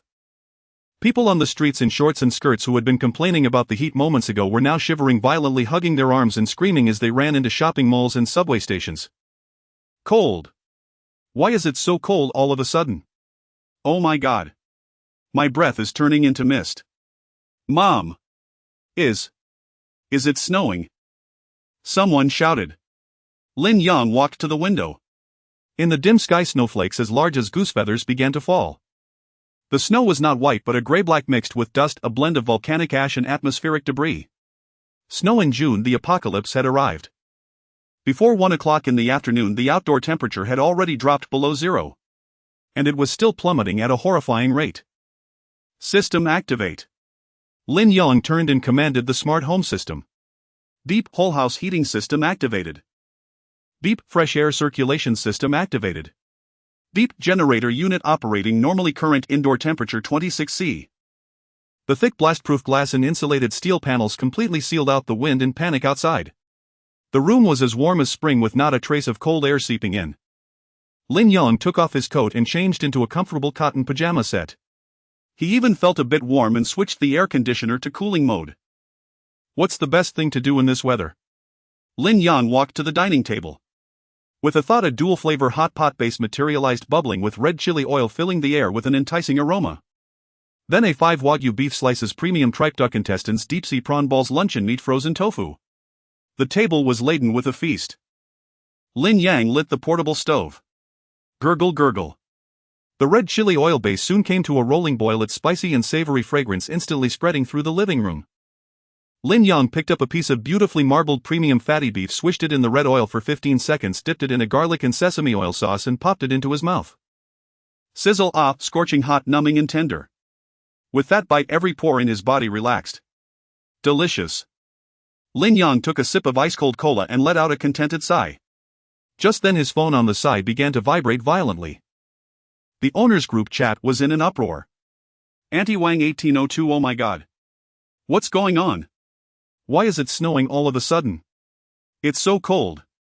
The vegetables I just bought are frozen solid. Zhao Chang 1701 damn. I just went out to pick up Shanshan and my car won't start. This damn weather is insane. Elderly 605 property management. Where the hell are they? Turn on the heating. It's below zero. Are they trying to freeze an old man to death? Property manager, dear owners, please remain calm. This may be extreme weather. The municipal heating hasn't started yet. We are contacting. Watching the terrified messages in the group, Lin Yang sneered coldly while swishing tripe in the hot pot. Heating. Don't dream about it. The coal conveyor belts at the power plant are probably frozen solid and the workers have long fled to save themselves. From this moment on, humanity's proud electricity and heating systems will be completely paralyzed. Suddenly a private chat window popped up on the screen. It was Su Qianqian. Su Qianqian, Lin Yang. Are you home? It's so cold outside. I'm wearing a dress and I'm freezing. Can you drive over and pick me up? I'm at the mall entrance and can't get a taxi. Seeing this message, Lin Yang almost laughed out loud. In his past life, this exact scene had occurred. Su Chanqian had worn a sexy backless dress to meet Zhao Chang. Then the apocalypse struck suddenly and she was trapped in the mall. Back then, Lin Yang, like a fool, braved the wind on his electric scooter to pick her up, giving her his down jacket and nearly freezing to death himself. And what was the result? Her first words upon getting on the scooter were, "You came on a crappy electric scooter. You're freezing me to death, you useless piece of trash." Remembering this, Lin Yang put down his chopsticks, picked up his phone and took a picture of the bubbling red chili oil hot pot before him. In the photo, the steaming wagyu slices, the fresh tripe and the glass of cola with condensation glistening on its surface looked incredibly tempting under the warm yellow light. He hit send. Lin Yang image Lin Yang, oh, is it that cold outside? Luckily my house has great heating. I'm just here having hot pot, sweating like crazy. You can find your own ride, I just put meat in the pot, no time. At the mall entrance, Su Chanqian was hugging herself, her lips purple from cold, her nose running uncontrollably. People around her were screaming and pushing into the mall, a scene of utter chaos. When she saw the photo Lin Yang sent, she was completely stunned. Hot pot. A 5 wagyu. Heating. In this hellish icy world, Lin Yang was enjoying such a divine life at home. A massive sense of disparity mixed with hunger and cold nearly made Su Chanqian break down on the spot. Lin Yang. Are you even human? I'm freezing to death and you're in the mood for hot pot. Come pick me up right now or I'll never talk to you again. Su Chanqian sent a voice message with trembling fingers, her voice laced with tears and anger. However, the next second a red exclamation mark popped up on the screen. Message sent but was rejected by the recipient. BL. Blocked. Su Chanqian stared blankly at her phone. A gust of wind hit and the biting cold instantly pierced her to the bone. Achoo. She sneezed violently, staring in despair at the swirling snow. Meanwhile, at Jiangjing No. 1 18th floor, Lin Yang tossed his phone aside and added another plate of duck blood to the pot. This duck blood is really tender. Let the people outside slowly enjoy this first surprise. The real show is just beginning. July 15th, deep at 2200. Night had completely shrouded the earth. The outdoor temperature had already plummeted below -50 degrees. The once bustling city now lay as silent as a city of the dead. Only the howling wind swept through the buildings, emitting sounds like the wailing of ghosts and the crying of wolves. Suddenly, a crackling sizzle, pop. In the distance beyond the window, a string of electric sparks burst in the darkness. Then, like a cascade of dominoes, the city's lights went out section by section. The street lights died. The office buildings died. The myriad lights of Jiangjing No. 1 residential complex were all extinguished in that instant. A citywide blackout. On this frigid night, the power grid finally succumbed to the strain and completely collapsed. Without electricity, air conditioners ceased to run and underfloor heating stopped providing warmth. For the vast majority of ordinary people who were utterly unprepared, this was the true arrival of the Grim Reaper. In the darkness, Jiangjing No. 1 erupted with countless terrified screams. Ah! Why is the power out? It's dark. Completely dark. My child is afraid of the dark and crying. Cold. So cold. How can we survive without the air conditioner? Apartment 1802, the safe room. Beep, utility power disconnected. Beep, seamlessly switching to backup energy. The smart central control system emitted a crisp notification sound. The next second, 2 high-power diesel generators in the soundproof room roared to life with a deep, powerful hum. After multiple layers of soundproofing, only a faint buzz reached the living room. In the living room, the lights that had dimmed momentarily when the utility power was cut flickered back on. Not only did they stay on, but they shone even brighter and warmer due to the stable voltage. Lin Yang, who was playing a PS5 game while reclining in a massage chair, didn't even pause his controller. Power outage. He glanced at the pitch-black world outside the window and curled his lips slightly. A fine blackout indeed. He picked up the remote, adjusted the living room lights to the warmest hue, then turned on the 4K laser projector worth 100,000 yuan, casually selecting a disaster film titled The Day After Tomorrow to play. While watching people in the movie freeze into ice sculptures, he sipped hot milk and savored freshly baked egg tarts he had just taken out of his spatial storage. Such was the privilege of a reborn man. However, Lin Yang's lights were far too conspicuous in the pitch-black neighborhood. Although he had installed one-way blast-proof glass preventing outsiders from seeing inside, he hadn't drawn the blackout curtains.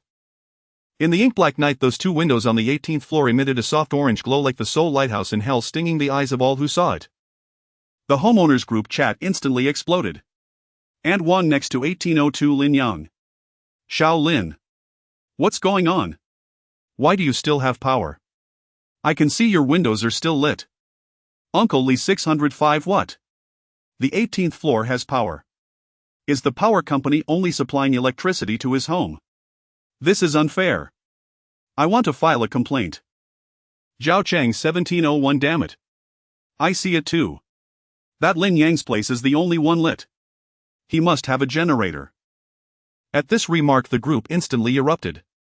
On this minus 50-degree night, electricity meant heat, electricity meant life. A certain mother 1204 Lin Yang Mr. Lin Im from the 12th floor. My baby is only 3 years old and is crying from the cold. We don't even have hot water to make formula. Can I come to your place to borrow some hot water? Please, I beg you. Su Qianxian, the goddess Lin Yang. I knew you'd have a solution. I'm at brother Zhao Chang's place now, but it's so cold here and Zhao Chang isn't prepared either. Open the door and let us come up.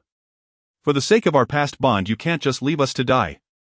Looking at the faces of these people in the group, Lin Yang sneered and pressed the pause button. He picked up his phone and slowly typed a line. Lin Yang, oh, I do have a generator. I happened to buy 2 during my renovation yesterday along with a few tons of diesel. What, you didn't buy any? These words were like a resounding slap across everyone's faces. Who on earth would buy industrial-grade generators and stockpile tons of fuel at home? Zhao Chang 1701 Lin Yang. Don't be so selfish.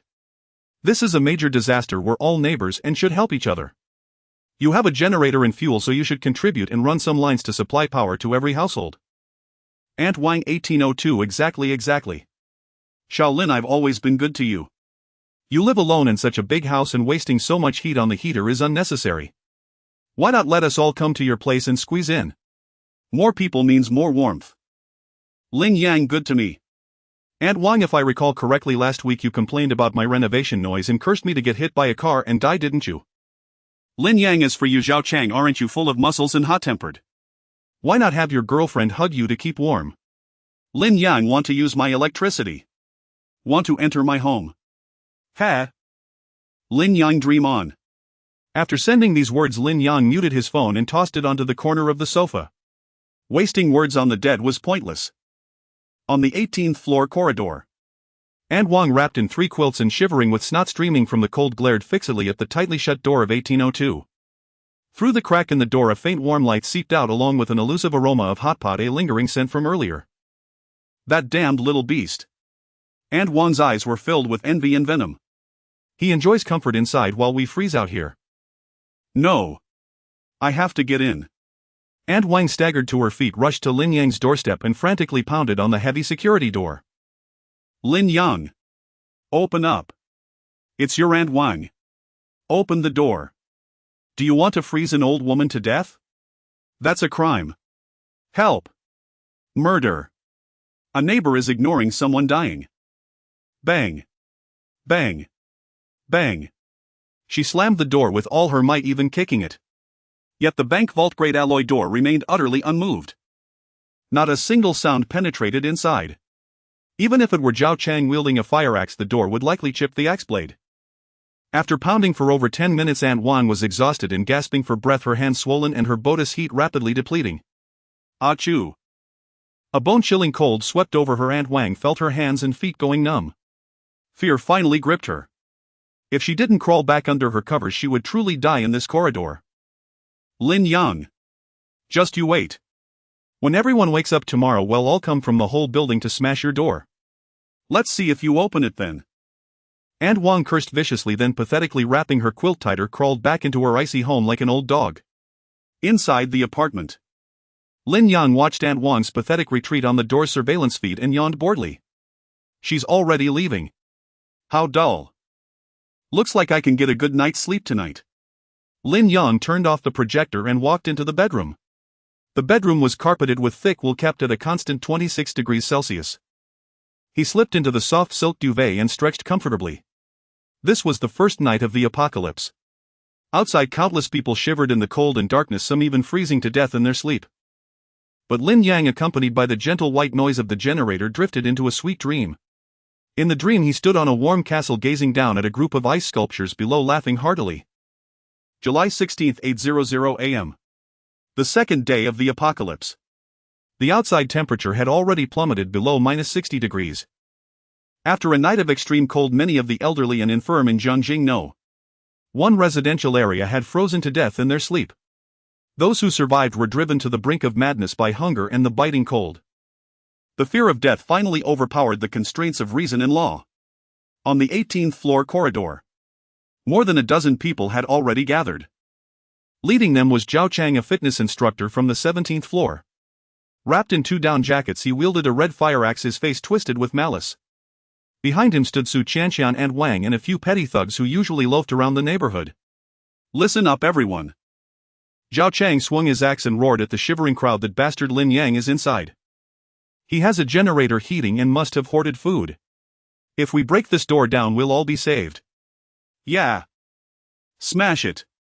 Aunt Wang shrieked in agreement, her eyes gleaming with greed. "Why should that little brat enjoy everything alone? His stuff belongs to everyone." Su Qianqian huddled behind Zhao Chang, her face blue with cold, added venomously, "Brother Chang, this door looks sturdy. You're strong, hit it hard. Once we're inside, I'll kick that loser Lin Yang out to freeze. Don't worry, Qianqian. Watch me." Zhao Chang took a deep breath, his muscles giving him a misplaced confidence in the bitter cold. "Everyone step back." Zhao Chang swung his arm in a wide arc and the heavy fire axe whistled through the air, crashing against Lin Yang's front door. Clang! A deafening roar echoed. Sparks flew. Yet to everyone's astonishment, the seemingly ordinary door remained utterly unmoved. Not even a scratch was left on the paint, while the blade of Zhao Chang's axe had a huge chunk missing. The immense recoil numbed Zhao Chang's hand, nearly causing him to lose his grip on the handle. "What the hell? What kind of door is this?" Zhao Chang was dumbfounded. "I don't believe it. Smash it. Everyone together." Enraged and humiliated, Zhao Chang beckoned the thugs behind him. Armed with crowbars and hammers, they launched a rain of blows against the door. The clanging and banging filled the entire hallway. Inside, Lin Yang sat before the surveillance monitor in the entryway, a cup of hot coffee in hand, watching the scene with cold detachment. Just as I expected. He had known these people wouldn't stay quiet. Zhao Chang, Su Qianqian and Wang, good. All those who want to die are gathered. Lin Yang set down his coffee cup and took a military compound bow from the weapon rack beside him. From the quiver he drew a sharp carbon fiber arrow. This bow had been modified with enough power to pierce a wild boar's skull. At this range, shooting through a human body would be as easy as cutting through tofu. Lin Yang walked to the front door. His security door was custom-made, featuring a concealed firing port at its center. It looked like a peephole but was actually a one-way shooting channel that could be opened from inside. Click! Lin Yang gently slid open the cover of the firing port.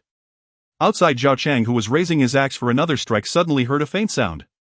He instinctively looked up and saw a small pitch-black opening appear on the seemingly impenetrable door. Before he could figure out what it was, a bone-chilling sense of dread enveloped him. Inside the dark aperture, a gleaming arrowhead was fixed squarely on his forehead. "If you move so much as a muscle, this arrow will pierce your skull." Lin Yang's icy voice came from behind the door, amplified by a speaker carrying a metallic coldness. Zhao Chang froze, his axe hand suspended in midair. But he quickly recovered, relying on the crowd, and blustered, "Lin Yang, who are you trying to scare? Do you dare to kill? This is a society of law. I'll call the cops on you. Besides, you only have one bow and there are over a dozen of us. Don't be afraid, everyone. He won't dare. Rush in and take his supplies." Zhao Chang turned to incite the crowd. Hearing this, Su Qianqian and Aunt Wan, who had initially hesitated, edged forward again. "Yeah. He doesn't dare." Su Qianqian shrieked. "Lin Yang is a coward. He wouldn't even kill a chicken. Is that so?"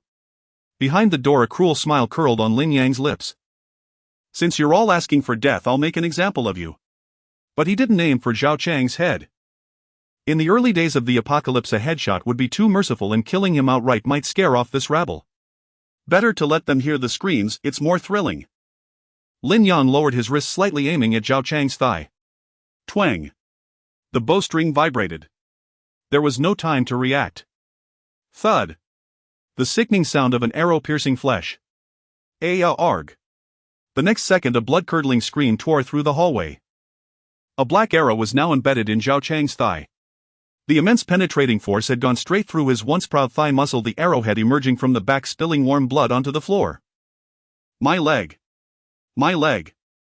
Zhao Chang's axe clattered to the ground. He writhed in agony, cold sweat instantly beading on his skin, only to freeze into ice crystals. Silence. A deathly stillness. Su Chanqian and Wang and the thugs who had been clamoring to break down the door were now petrified, their faces pale as they stared at Zhao Chang lying in a pool of blood. He actually shot. Lin Yang really dared to act. That was the first arrow aimed at the leg. Lin Yang's voice came through the speaker again, eerily calm. The next one will be aimed at the head. Anyone else want to try? No sooner had he spoken than murder. Aunt Wang was the first to react, letting out a pig-like squeal. She scrambled toward the stairwell, moving faster than a rabbit, belying her 60 years. The thugs, terrified out of their wits, dropped their crowbars and fled. Only Su Chanqian remained trembling on the spot, staring at Zhao Chang on the ground and then at the dark firing port, her legs too weak to move. Su Chanqian. Lin Yang's voice drifted out. What do you want to stay and help me pull the arrow out? No, please. Su Chanqian shook her head in terror, abandoning all pretense of grace. With a shriek she turned and fled, leaving her boyfriend Zhao Chang to his fate. Within 10 seconds. The corridor was left with only Zhao Chang clutching his leg and wailing, and a trail of blood. In the -60-degree cold his blood quickly froze into crimson crystals. Grandpa Lin. Ancestor Lin. I was wrong. Please save me. Zhao Chang, tears and snot streaming down his face, begged the door. I don't want to die. I can't crawl back either. Can't crawl back. Lin Yang sneered. Then freeze here. You'll make a fine guard dog for me. With that. Click. The cover of the firing port slid shut. No matter how Zhao Chang howled and begged outside, Lin Yang gave no response. He returned to the sofa, picked up his still warm coffee and took a gentle sip. This coffee tastes even better now. July 17th dawn. The outside temperature -70 degrees Celsius. After a night of howling gale, a deathly silence reigned in the corridor of Jiangjing No. 1 residential complex. A few bold neighbors wrapped in several layers of quilts timidly poked their heads out, peering towards the 18th floor. Immediately the sharp hiss of gasps filled the air. At the entrance of apartment 1802 stood a bizarre ice sculpture. It was Zhao Chang. He was frozen in the posture of his final plea for help from the previous night, his hands clawing at the ground as he tried to crawl towards the elevator. But he had failed. The arrow that had pierced his thigh was still lodged there, the blood that had flowed out frozen into a large red patch of ice on the floor like a hellish flower in full bloom. Zhao Chang's eyes were wide open, his face still etched with extreme terror and agony. His entire body was frozen stiff, his brows and beard coated in white frost.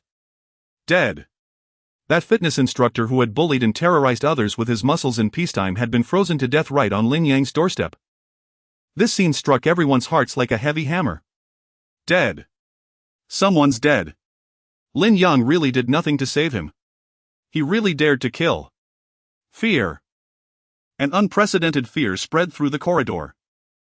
The thugs who had been clamoring to break down the door the night before were now so terrified their legs gave way. They scrambled back into their own homes, not daring to mention the word "see supplies" again.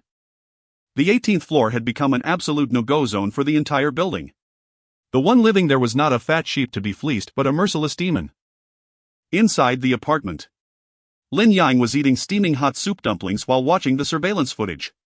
That ice sculpture standing there works better than any warning. He took a sip of soy milk, his expression calm. He felt not a single ripple of emotion for Zhao Chang's death. In his past life, when these people had cannibalized him, they had been far crueler. His phone rang. But this time the tone in the homeowner group chat had drastically changed from curses and abuse. Lin Yang, Shaolin, it was my fault before I was senile. Look, we're all neighbors. Could you lend your old uncle a bit of food? My family truly has no rice left, we're starving. Mr. Lin, all the previous misunderstandings are cleared up. That Zhao Chang got what he deserved. You acted in self-defense. We all support you. It's just that my baby has no milk powder left. Please be merciful and spare a can for me. I'll kowtow to you. Shaolin. It's Auntie Wang. Auntie is freezing to death. Can you lend me a down jacket? Even an old one will do. Auntie will write you an IOU and pay you back 10 later. Watching these humble pleas in the group, Lin Yang smiled. When force didn't work, they tried the soft approach. Moral blackmail. Unfortunately, he was a man without morals. Want food. Want clothes. Hope instantly ignited in the group. Yes, yes, yes. Please. I think the 2 down jackets on Zhao Chang are pretty thick. While they haven't frozen solid yet, you can go strip them off and wear them. As for food, I think the meat on his thighs looks quite solid. You always say there's strength in numbers, right? Just divide it among yourselves. The group chat fell into dead silence. Everyone stared at the words on the screen, feeling a chill shoot from the soles of their feet to the top of their heads. Strip a dead man's clothes. Eat human flesh. This Lin Yang. He was simply a madman. A pervert. Su Chanshan huddled in a corner, wrapped in a blanket, staring at her phone screen, her teeth chattering uncontrollably. She was going mad. All the food at home had been eaten by that bastard Zhao Chang. The heating was off, the water was cut. She was now hungry and cold, feeling her life force ebbing away. No. I can't die here.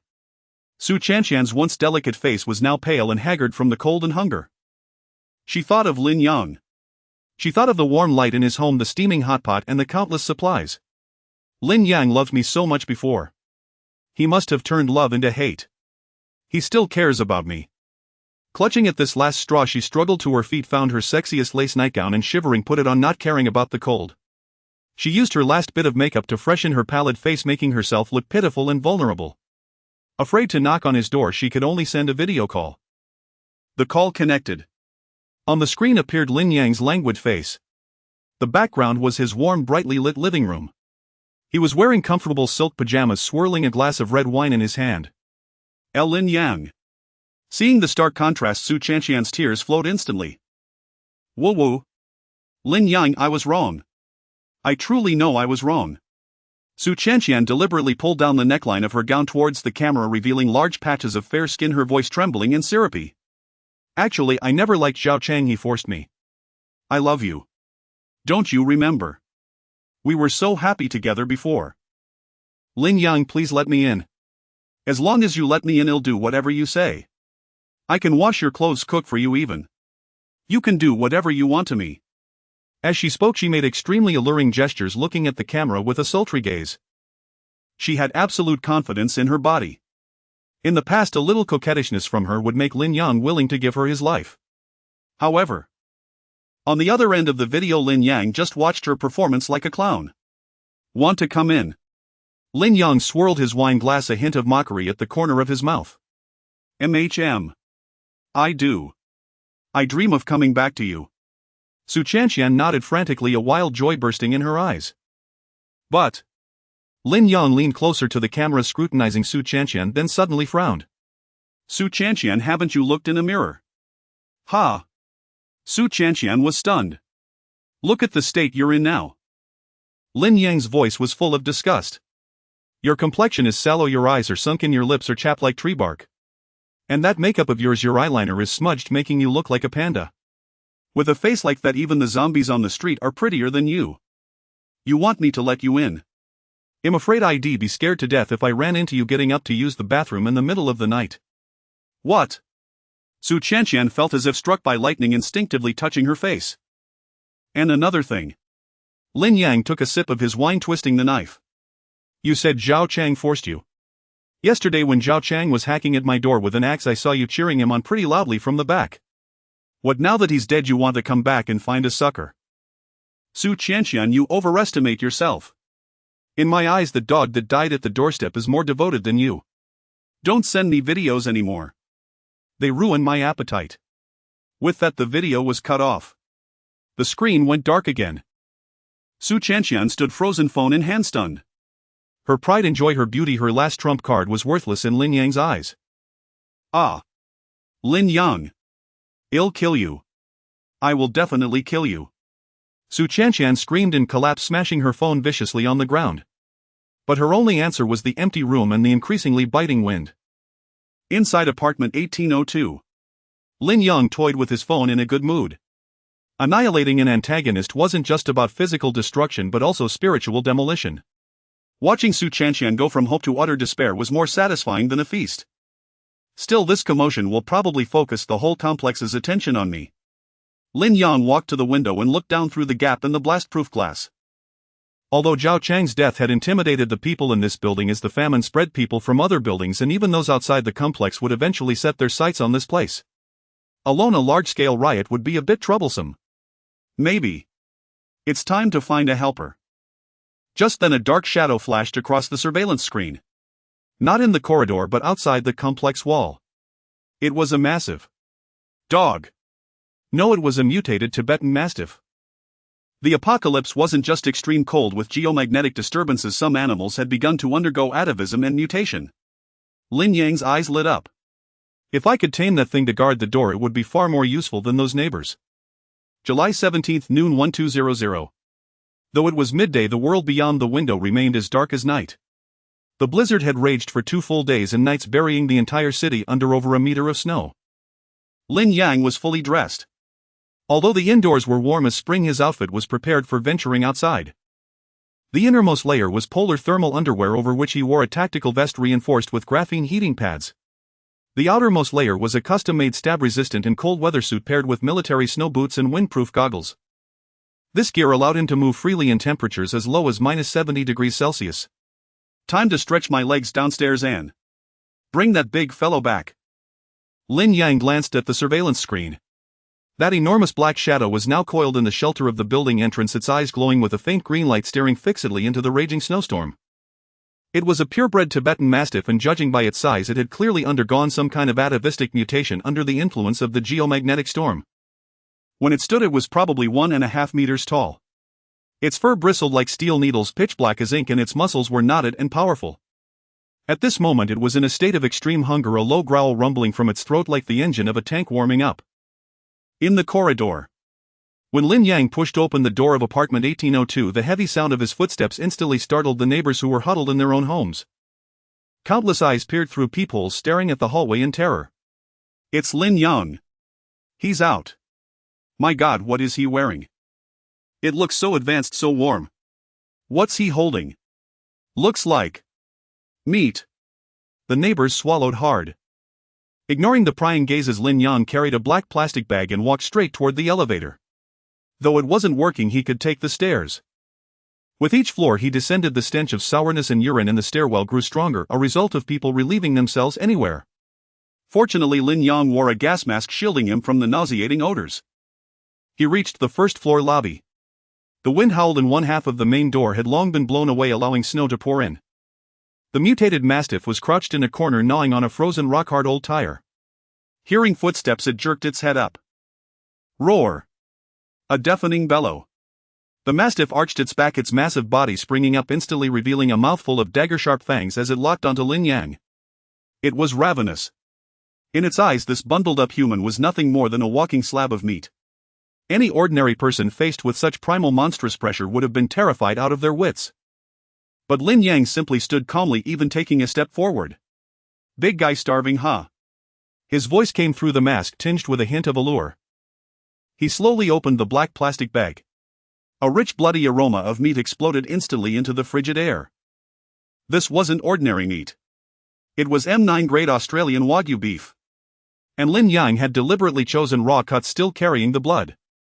In this frozen apocalypse, even a moldy piece of bread could drive people to fight. For this Mastiff, whose sense of smell was 1,000 times sharper than a human's, that scent was an irresistible, fatal temptation. Whine. The Mastiff's fierce expression shifted instantly. From its throat came not a threatening growl but a yearning whimper. Drool dripped from its jowls, freezing into icicles instantly. It wanted to lunge and snatch the meat, but animal instinct warned it that this human carried a dangerous aura, the murderous intent of one who had killed. Want to eat? Lin Yang pulled a 2-gene slab of raw beef from the bag and waved it. Sit. Lin Yang suddenly barked the command. The Mastiff hesitated. Though it couldn't understand human speech, it sensed no aggression from this man, only an offer of trade. Hunger overpowered its wild nature. After a moment's hesitation, it actually retracted its fangs, bent its hind legs, and sat heavily in the snow, its tail tentatively sweeping back and forth. Good boy. Lin Yang nodded in satisfaction and casually tossed the meat. The piece of premium wagyu worth thousands arced through the air. The mastiff leaped, catching the meat midair with precision and swallowed it whole without even chewing. After finishing, it licked its lips with lingering desire, its green eyes fixed on Lin Yang again. This time there was no menace, only pleading and anticipation. Still hungry. Lin Yang stepped forward. This time, instead of throwing it, he held the remaining whole steak in his hand and offered it directly to the mastiff's mouth. It was an extremely dangerous move. If the mastiff bit down, Lin Yang's arm would be severed. But his gamble paid off. The mastiff cautiously approached, using its rough tongue to roll the meat into its mouth and even gently licked Lin Yang's gloved hand. Submission. In the apocalypse, whoever held food was God. For this mutated beast, following this human meant never gnawing on tires again and feasting on divine meat every day. From now on, you're with me. Lin Yang reached out and rubbed the massive dog's head firmly. Its steel-like fur actually felt quite pleasant to the touch. You're as tough as an armored vehicle, so we'll call you Tank. Woof. The mastiff, no Tank now, barked excitedly, its voice deep as thunder. Come on, let's go home. Lin Yang turned and headed upstairs. This time I'm not alone. Behind him, a beast as large as a lion followed obediently like a most loyal guardian. On the way up, several neighbors who had planned to sneak into the 18th floor while Lin Yang was out were lurking on the 17th floor landing, crowbars in hand. Among them were Zhao Chang's cronies. Quick! While that kid's downstairs, let's pry the door open. Once we're in, everything inside is ours. Just as they were about to climb the stairs, they looked up. There stood Lin Yang at the stairwell, looking down at them from above. And beside Lin Yang, the half-human-tall massive black dog bared its fangs, a thunderous growl rumbling from its throat, its green eyes staring as if at a crowd of the dead. Holy crap! A monster. Is that a Tibetan Mastiff? Why is it as big as a bear? The thugs were scared out of their wits, dropping their crowbars with a clatter. What robbery! That dog could bite their heads off in one snap. Get lost. Lin Yang uttered a single word coldly. Tank cooperated by stepping forward and opening its massive jaws. Roar. Mom! The men fled in terror, scrambling back into their apartments, locking the doors and daring not to come out again. Back in 1802, a wave of warmth greeted them. Experiencing such cozy warmth for the first time, Tank excitedly rolled on the carpet. Lin Yang fetched a huge stainless steel basin, filled it with water and tossed in 2 whole chickens. Eat up. You'll need the strength to guard the door. Watching Tank devour the food, Lin Yang sat on the sofa, his gaze deep. With this line of defense, no one in this building could threaten him anymore. Next, I need to figure out how to maximize the benefits from this disaster. Lin Yang pulled out his phone and glanced at the endless stream of desperate news alerts still flooding the screen. Just then an unfamiliar number called. Lin Yang answered. A familiar, arrogant voice came through. Hello. Is this Lin Yang? It's your second uncle. I heard you have a place at Riverside 1 stocked with supplies. Your aunt, your cousin, and I are at the entrance of your complex right now. Come down and get us immediately, or we'll freeze to death. That house was bought with your grandfather's money, we have a share in it. Lin Yang was stunned for a moment, then laughed. Second uncle. That wonderful second uncle who embezzled his parents' pension and kicked him out of the house. Perfect. Since you're here, let the whole family take a final journey together. July 17, 1:00 p.m. On the other end of the phone, second uncle Lin Guoqiang's voice was still droning on, carrying an air of entitled arrogance. Lin Yang. Are you listening? Get down here and pick us up. The snow is too heavy, the car can't get through. Your aunt, your cousin Hao Hao, and I are freezing. Do you have any hot food? Prepare a feast, we want meat. Hearing these words, Lin Yang's thoughts were instantly pulled back 5 years ago. That year his parents died in a car accident. Right after the funeral, second uncle Lin Guoqiang barged into his home with his whole family, ransacked the place, and took the 500,000 yuan compensation deposit his parents had left behind, claiming he would keep it safe for him. Then he even seized the old house, driving Lin Yang, who was still in university, out like a stray dog. You jinx. Killed your parents and want to kill us too. Get out and earn your own money. Lin Yang remembered those words for 2 lifetimes. In his past life, after the apocalypse began, this family had come knocking just like this. Back then, Lin Yang's heart softened. Thinking of blood ties, he let them in and shared his meager food. And what was the result? One night his second uncle pinned him down, his aunt strangled him with a rope, and his cousin Lin Hao laughed as he snatched away Lin Yang's last piece of bread. Bro, since you're going to die anyway, don't waste this bread. Let me have it. The memory ended. The murderous intent in Lin Yang's eyes was almost tangible. Hey! Lin Yang, have you gone mute? I'm your second uncle. Don't you hear when an elder speaks? A roar came from the phone. I hear you. Lin Yang's voice was eerily calm. You're at the main gate, right? Wait there. He hung up.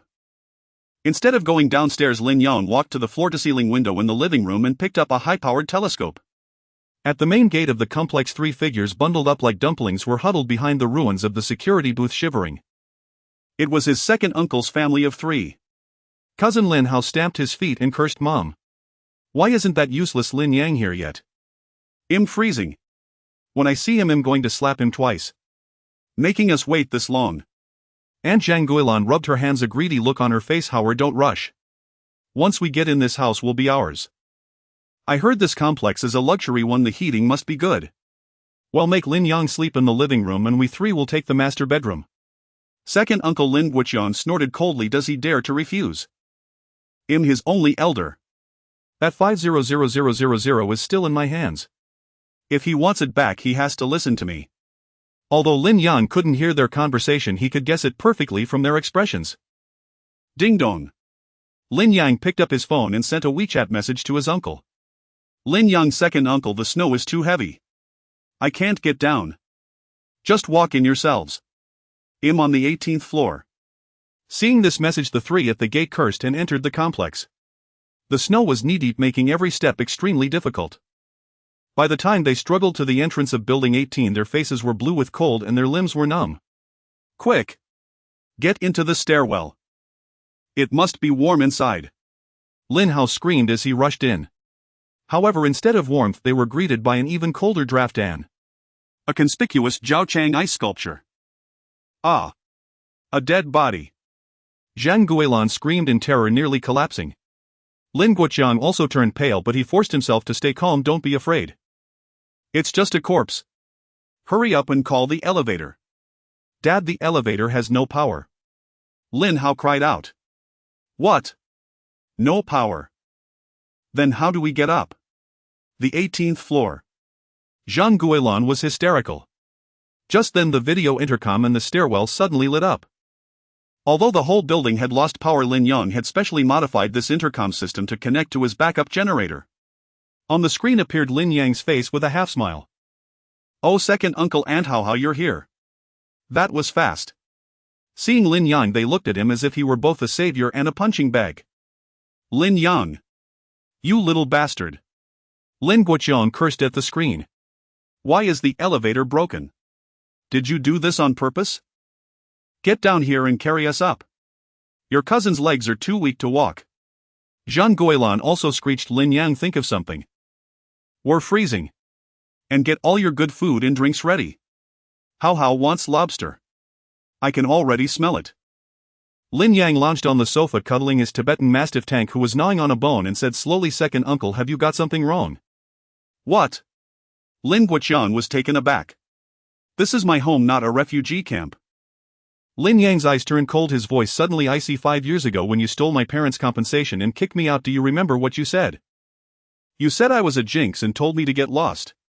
Now I've gotten lost and I'm doing fine. Why are you crawling back? Exposed. Lin Guoqiang's face flushed with anger and shame that money was kept safe for you. I'm your second uncle. Is this your filial piety? Open the door or I'll sue you. Sue me.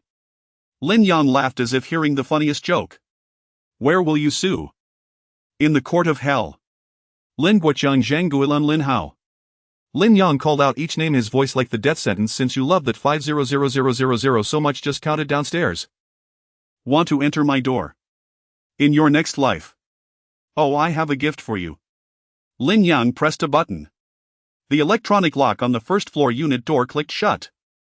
The previously open door had now become a sealed iron cage. Enjoy the temperature here. From what I know, it'll drop to minus 80 degrees Celsius tonight. By then you'll be just like that corpse beside you, stiff and peaceful. With that, the screen went black. The intercom was cut off. Lin Yang. Open the door. Open up. Bro. It's me, How. I was wrong. Save me. You little beast. You'll die a miserable death. Heart-wrenching cries and banging on the door came from downstairs. But the sounds quickly faded. Because it was too cold. The intense physical exertion accelerated the loss of body heat. 10 minutes later the cries and curses turned into pleas. 20 minutes later they became faint moans. Inside room 1802. Lin Yang turned off the surveillance audio, not wanting to hear the last of the noise. He patted the mastiff beside him. Tank, do you think I'm a bad person? Woof. Tank looked up with clear foolish eyes and nuzzled Lin Yang's hand as if to say, as long as you give me meat you're a saint. I think I'm a good person too.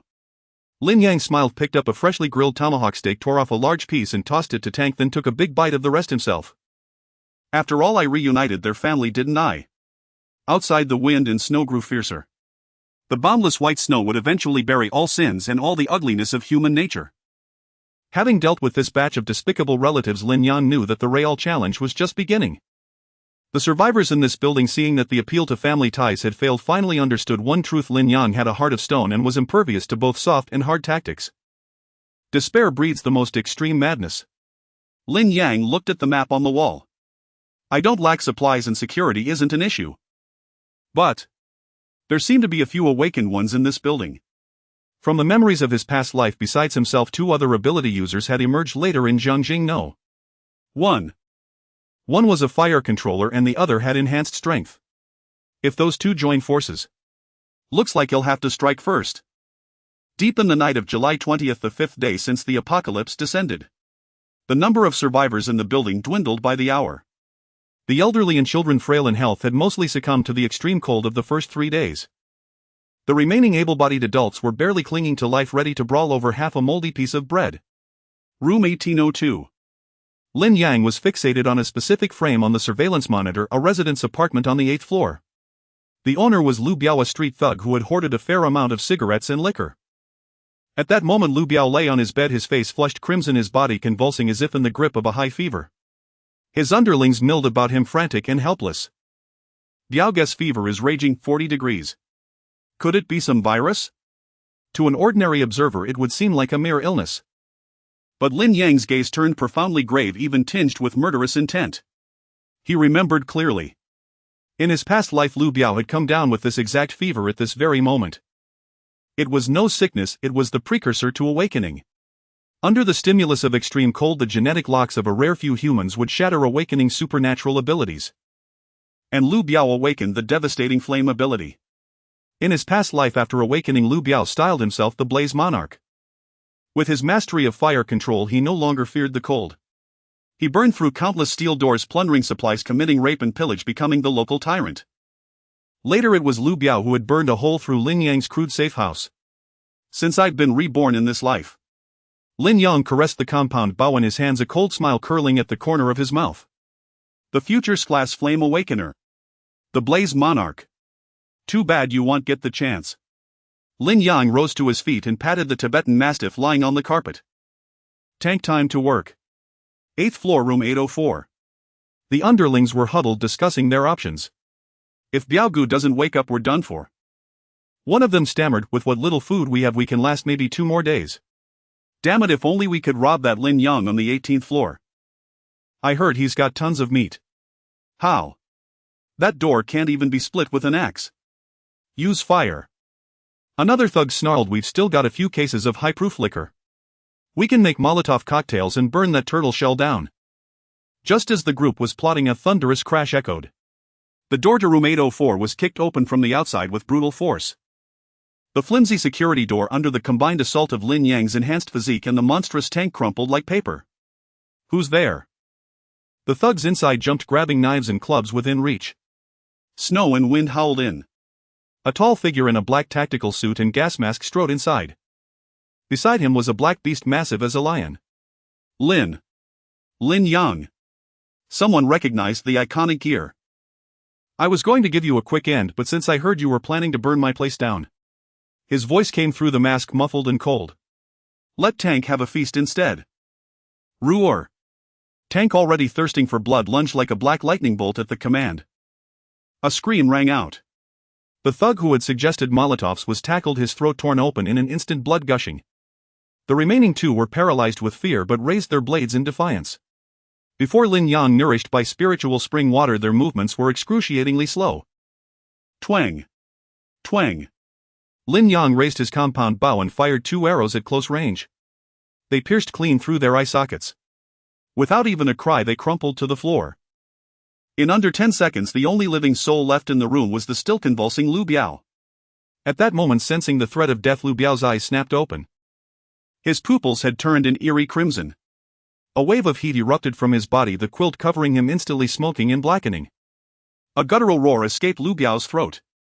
He raised one hand, and in his palm a ball of orange flame was rapidly coalescing. He had awakened. If Lin Yang had been a minute later, allowing him to complete his first awakening and unleash that flame, he might have faced a real struggle. "Is this your final word?" Lin Yang sneered at the tiny flame no bigger than a lighter's. He didn't hesitate. Drawing the Nepalese kukuri from his belt, he stepped to the bedside in one stride. His hand rose and fell. A wet thud. The sharp blade severed Lu Biao's neck cleanly. The nascent flame, like a snuffed candle, dissipated into the air. Lu Biao's crimson eyes stared at Lin Yang, filled with disbelief and resentment. He felt a world-shattering power within him, never to be unleashed, dying in such humiliation. "In your next life, don't live across from me." Lin Yang flicked the blood from his blade, his voice cold. Ding. Detected dissipation of energy fluctuations. The system prompt arrived, albeit belatedly. Ignoring the system's prattle, Lin Yang began looting with practiced efficiency. Lu Biao's place, though short on food, was stocked with cigarettes and liquor. Case after case of soft-packed Zhonghua, dozens of bottles of Maotai and Wulianye. In the late apocalypse, these were the hardest of hard currencies. A pack of cigarettes could buy a life, a bottle of liquor could buy a beautiful woman. Collect. With a wave of his hand, Lin Yang swept all the supplies, even the lighters, from the corpses into his space. Before leaving, he glanced at Tank, who was licking the blood from his paws. "Good boy." He tossed him a sausage. "Let's go. Next stop." That night was destined to be one of slaughter. Since he was out, he might as well eliminate all threats in one go. According to his past life memories, besides Lu Biao, the fitness-obsessed fat guy on the 6th floor would awaken strength enhancement. The sinister Four Eyes on the 12th floor would become a venomancer. While they were still ordinary before they could grow strong. Kill. The next morning, as the first faint light crept into the hallway, the surviving neighbors were horrified to find the stench of blood 10 times stronger than before. The door to the 8th floor hung open, the apartment empty, only pools of blood remaining. The 6th floor, the 12th. Several households that had seemed formidable were gone overnight. Everyone realized the truth: the demon on the 18th floor had come down to hunt last night. He was cleansing the building. He was establishing absolute dominion. From this day forward, Riverview 1 belonged to Lin. At noon on July 21st, after the previous night's cleansing, the entire building was as silent as a tomb. Apart from the wind, no one dared to speak loudly, and even their footsteps were tiptoed for fear of disturbing the god of death on the 18th floor. Inside 1802, Lin Yang was watching the carnage in the hallway through the surveillance cameras. Zhao Chang's corpse was still frozen there, though it served as a good warning. It was indeed an eyesore. Moreover, downstairs lay the bodies of his uncle's family of 3 and the thugs he had killed last night. There were too many corpses. Although the current low temperature prevented decay, if the weather warmed up or attracted more mutant beasts, it would become a major problem. It's time to find some cleaners. Lin Yang didn't want to move the bodies himself, he found it dirty. He glanced at the mountain of instant noodles piled in a corner of the space. He was long tired of this nutritionless junk food, which even his dog at home would disdain. But to those outside, starving and desperate, it was an unparalleled delicacy, a life-saving miracle. Lin Yang picked up his phone and opened the long silent owners group. Lin Yang 1802 posting a job ad. The group instantly revived. Everyone stared at the screen, unable to believe their eyes. Lin Yang was speaking. Lin Yang 1802 recruiting 2 handymen and a doctor if available. Job: clean up hallway trash, move bodies, and guard the building. Pay 1 pack of braised beef noodles and a bottle of water per day. Requirements: obedient, healthy, no infectious diseases. Interested parties come to the stairwell on the 18th floor in 5 minutes for an interview. Only 3 spots, first come first served. The message exploded the group in less than a second. A pack of noodles a day. And water. This was a divine treatment. Many people had long run out of food at home and would kill for half a biscuit. Yet Lin Yang was offering a whole pack of noodles. I sign up. I'm healthy. I'm strong. Pick me, Mr. Lin. I'm a decorator, I can do any dirty work. I'm a doctor. I'm an attending physician from a top-tier hospital. 5 minutes later at the 18th floor stairwell. Although everyone was terrified of Lin Yang, fear paled in the face of hunger. The stairwell was filled with kneeling people. Yes, kneeling. To show sincerity and avoid provoking the terrifying Tibetan Mastiff, these once dignified white-collar workers and bosses now knelt humbly, their eyes fervently fixed on the closed door. Click. The shooting port opened. Lin Yang's cold eyes appeared behind it. Want to live? He asked flatly. Yes. Yes. They nodded desperately like a pack of begging pugs. First, pick a doctor. Lin Yang scanned the crowd. A thin, bespectacled, middle-aged man quickly raised his hand, his voice trembling. Mr. Lin Chen Guodong, a surgery director from the Second City Hospital. I can perform surgeries and treat wounds. I have 20 years of clinical experience. Lin Yang glanced at him. In his past life, this Dr. Chen had a decent reputation and hadn't partaken in the vile act of eating corpses. Fine, you're in. Your job is to handle injuries and illnesses in the building, mainly to treat my dog if it gets an upset stomach. Thank you, Mr. Lin. Thank you. Dr. Chen wept tears of joy as if granted a great boon. Need 2 strong ones. Lin Yang's gaze passed over the crowd and landed on a dark-skinned man in work clothes. What do you do? Boss Lin, am Wu Daji, a plumber and electrician. I can also fix cars. I'm strong. The man said honestly, his eyes full of longing. Plumber and electrician. Good, useful for maintaining the base. Lin Yang nodded. You're in. Only one spot remained. The crowd grew restless. Pick me. I'm a top university graduate. Pick me. I'm a corporate executive, I can manage. Brother Lin Yang, pick me. It's me, Qian Qian. Su Qianqian had somehow squeezed to the front. She had washed her face, though haggard, still hoping her fading looks would move Lin Yang. Lin Yang, I can wash clothes, fold blankets. I used to wash your underwear. Let me in, I don't want to freeze to death out here. Lin Yang felt only disgust at her fawning demeanor. You can wash clothes. Lin Yang sneered. Too bad I have a fully automatic washer-dryer. No need for hand washing. As for you. Lin Yang's gaze fell on a young girl in the corner who had remained silent but had a resolute look in her eyes. The girl clutched a sharpened screwdriver tightly, though thin, she exuded a fierce tenacity. What's your name? Lin Yang asked. The girl looked up, her voice hoarse. Xiaowan. I've practiced kickboxing. Yesterday a man tried to steal my water and I stabbed through his palm. Oh. Lin Yang grew interested. In the apocalypse, a spirited woman like her was far more useful than a pretty face. The last spot is yours. Why? Su Qianqian broke down screaming. She's just a wild girl. I'm the department beauty. Are you blind, Lin Yang? You'd rather have her than me. One more word and I'll have Tank escort you downstairs. Lin Yang's words silenced Su Qianqian instantly and she cowered back into the crowd. All right, you 3 stay. The rest get lost. Lin Yang gave the order to leave. The unchosen wailed in despair, but under Tank's deafening roar they could only crawl back downstairs. Only Dr. Chen, the handyman, old Wu, and the fierce Yi Xiaowan remained in the hallway. Catch. Lin Yang tossed out 3 packs of braised beef noodles and 3 bottles of unfrozen water from the shooting port. Thud. The food hit the floor. These 3 who might have once scorned instant noodles now looked upon them as rare treasures. With trembling hands they tore open the packages, unwilling to waste even the seasoning packets which they poured into their mouths. Without hot water they crunched the dry noodles. The sound of crunching echoed in the hallway. Dr. Chen wept as he ate, so delicious. I've never had such good noodles in my life. Old Wu wolfed his down, nearly choking, and had to wash it down with a gulp of water. Yi Xiaowan ate quickly but kept a wary eye on her surroundings, guarding her food fiercely. Lin Yang watched them finish in silence. Full. Yes. Yes. They nodded hastily, showering Lin Yang with gratitude from behind the door. Then get to work. Lin Yang's voice turned cold again. Move all the bodies in the hallway to the snow outside the first floor and bury them. If I smell any stench, tomorrow's noodles are gone. Also from today you three will take turns guarding the 17th floor stairwell.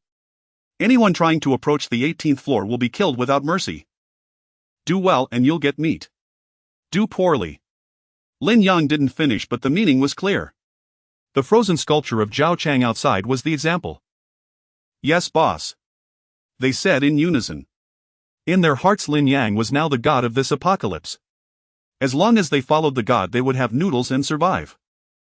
Watching his three new employees begin to drag Zhao Chang's body with effort, Lin Yang closed the shooting port with satisfaction. That's right. In this cannibalistic world the first step to establishing order is to control the food supply. Lin Yang returned to the sofa looking at the tens of thousands of tons of supplies in his space. 3 packs of noodles. That was barely a drop in the bucket. Using this trash to gain 3 temporarily loyal pawns was a bloody good deal. However, Lin Yang didn't know that while he was recruiting 5 kilometers from Riverside 1, a gang of prisoners and guards called the Marauder Gang was trudging through the snow. Their target was this wealthy district.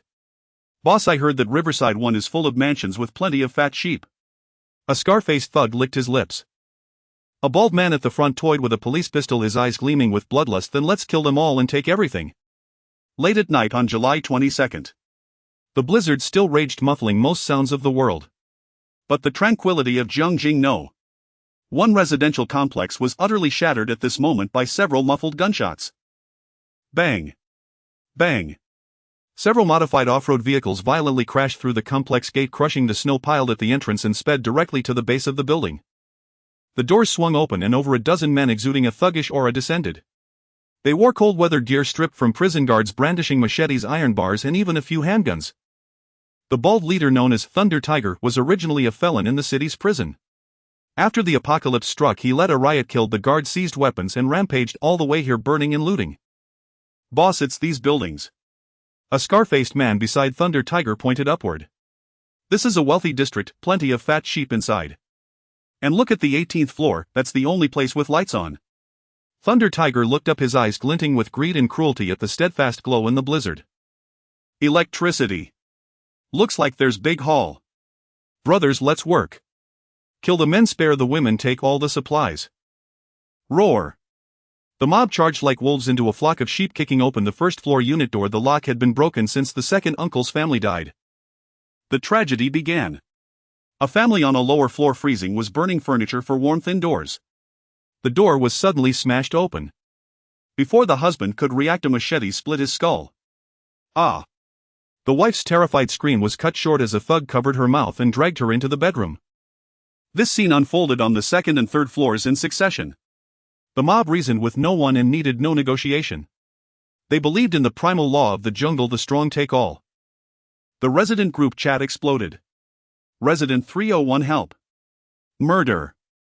A group broke in. They have guns. Resident 402, don't kill me. I'll give you all my food.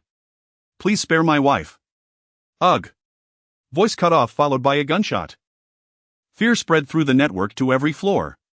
The neighbors who once pontificated in the group and moralized Lin Yang were now trembling under their covers, not daring to breathe. Su Chanshan hid in her room on the 17th floor, bracing the door with heavy objects, her body shaking like a leaf. They're here. They're really here. She heard the screams from below, feeling death closer than ever before. In room 1802, the surveillance center. Lin Yang sat in a leather gaming chair, swirling a glass of red wine, calmly watching the monitors of each floor. Though some cameras were destroyed by the thugs, he could still assess the situation. This group. Interesting. Lin Yang's gaze didn't linger on the slaughtered neighbors but fixed on the Type 92 police pistol at Thunder Tiger's waist and the shotguns held by 2 other thugs. In this country, acquiring guns was extremely difficult.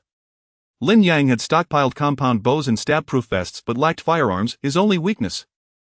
Facing a massive zombie horde or heavily armed military, the bow's rate of fire was too slow. Just when I was worried about getting guns, they deliver themselves to my door.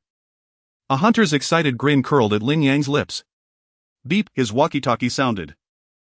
Yi Zaiwan's voice came through low and tense but fierce. Boss, they're coming up already on the 8th floor. They have guns. Should we 3 hold the stairwell? Lin Yang replied calmly, no. You 3 retreat to the 18th floor entrance. That's the last line of defense. As for the floors in between, Let them kill. Let them kill. Old Wu's trembling voice came from beside him. Boss, the neighbors will all die. Old Wu, don't you get it yet? Lin Yang's voice was icy. Those neighbors were plotting to take my meat just days ago. Now someone's clearing the trash for me, why should I stop them? Besides, the more they kill and loot, the heavier their burden, the lower their guard. By the time they crawl to the 18th floor laden with bags, they'll be pigs for slaughter. Understood. Let them pass. Yes, sir. Though terrified, the three resolutely followed Lin Yang's orders. Half an hour later, Thunder Tiger's crew reached the 15th floor. They dragged several huge woven bags filled with looted rice flour oil and gold jewelry. Every man was drenched in blood, drunk on slaughter. Boss. Just the 17th and 18th floors left. The scar-faced man panted but was ecstatic. Take that lit house and we'll be kings here. There must be a generator. Thunder Tiger wiped blood from his face with a savage grin. Brothers, push hard.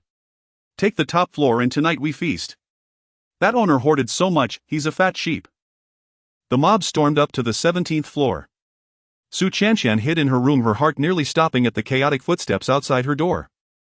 Fortunately, their target was clear. They rushed straight for the top floor, ignoring this level entirely. Finally, they stood at the stairwell to the 18th floor. But they were met not by a closed door but by three people with crude weapons blocking a massive fortified alloy door. Dr. Chen held a scalpel, his hands trembling but not retreating. Old Wu raised a large wrench, gritting his teeth. Yi Xiaowan was the fiercest, clutching a sharpened screwdriver, her eyes fixed on Thunder Tiger like a wolf. Oh! Thunder Tiger paused, then burst into laughter. Watchdogs in this day and age. You three weaklings think you can stop me. He drew his pistol, the black muzzle aimed at Yi Xiaowan at the front. Pretty girl. Harry's a chance, kneel and lick my boots clean and I'll let you have some fun tonight. Facing the gun, Yi Xiaowan's face was pale, but she bit her lip hard and didn't kneel. She knew kneeling meant death too. Only the man behind her was the way to survive. The boss said, cross the line and you die, Yi Xiaowan rasped. Damn it. You asked for it. Murder flashed in Thunder Tiger's eyes as his finger tightened on the trigger. Then die. At that critical moment. Click. The shooting port on the previously sealed alloy door suddenly slid open. Simultaneously, Lin Yang's lazy voice came through the hallway intercom. Thunder Tiger, right. Your safety's on, watch for a misfire. Thunder Tiger froze, instinctively looking down at his gun. In that instant. Twang. A black arrow screaming through the air shot out from the port. Its target wasn't Thunder Tiger's head but the hand gripping the gun. Thud. Ah. A scream tore through the air. The arrow pierced Thunder Tiger's wrist with precision, the immense force flinging his hand backward. The Type 92 pistol slipped from his grip, falling onto the snow. My hand. My hand. Thunder Tiger howled, clutching his severed wrist. Since you're here, leave the guns behind. The door creaked open a crack. Lin Yang, clad in full tactical gear and wielding a gleaming tang saber or bow, emerged from the darkness, leading the monstrous tank. In that moment, the bloodthirsty mob felt a chill even more biting than the blizzard. The true hunter had arrived. On the 18th floor corridor, a slaughterhouse. Lei Hu clutched his pierced wrist, writhing in agony as blood stained the white snow. His beloved Type 92 pistol lay abandoned a few meters away. Charge. All of you charge. Kill him. Whoever kills him gets 10 gene of meat. Though his hand was crippled, Lei Hu's ferocity remained as he roared hysterically.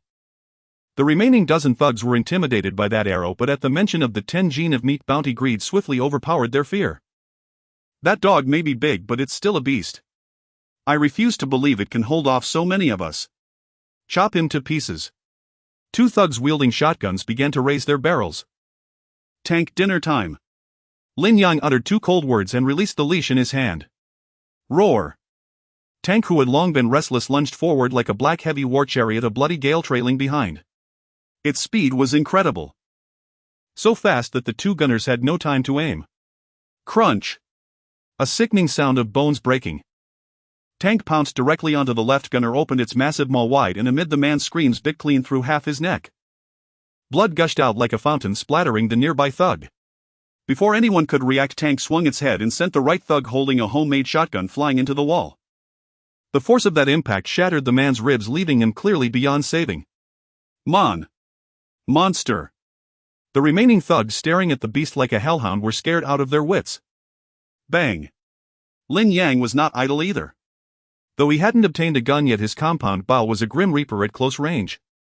With the biggest threats, the two long guns, neutralized by tank, the remaining rabble were insignificant.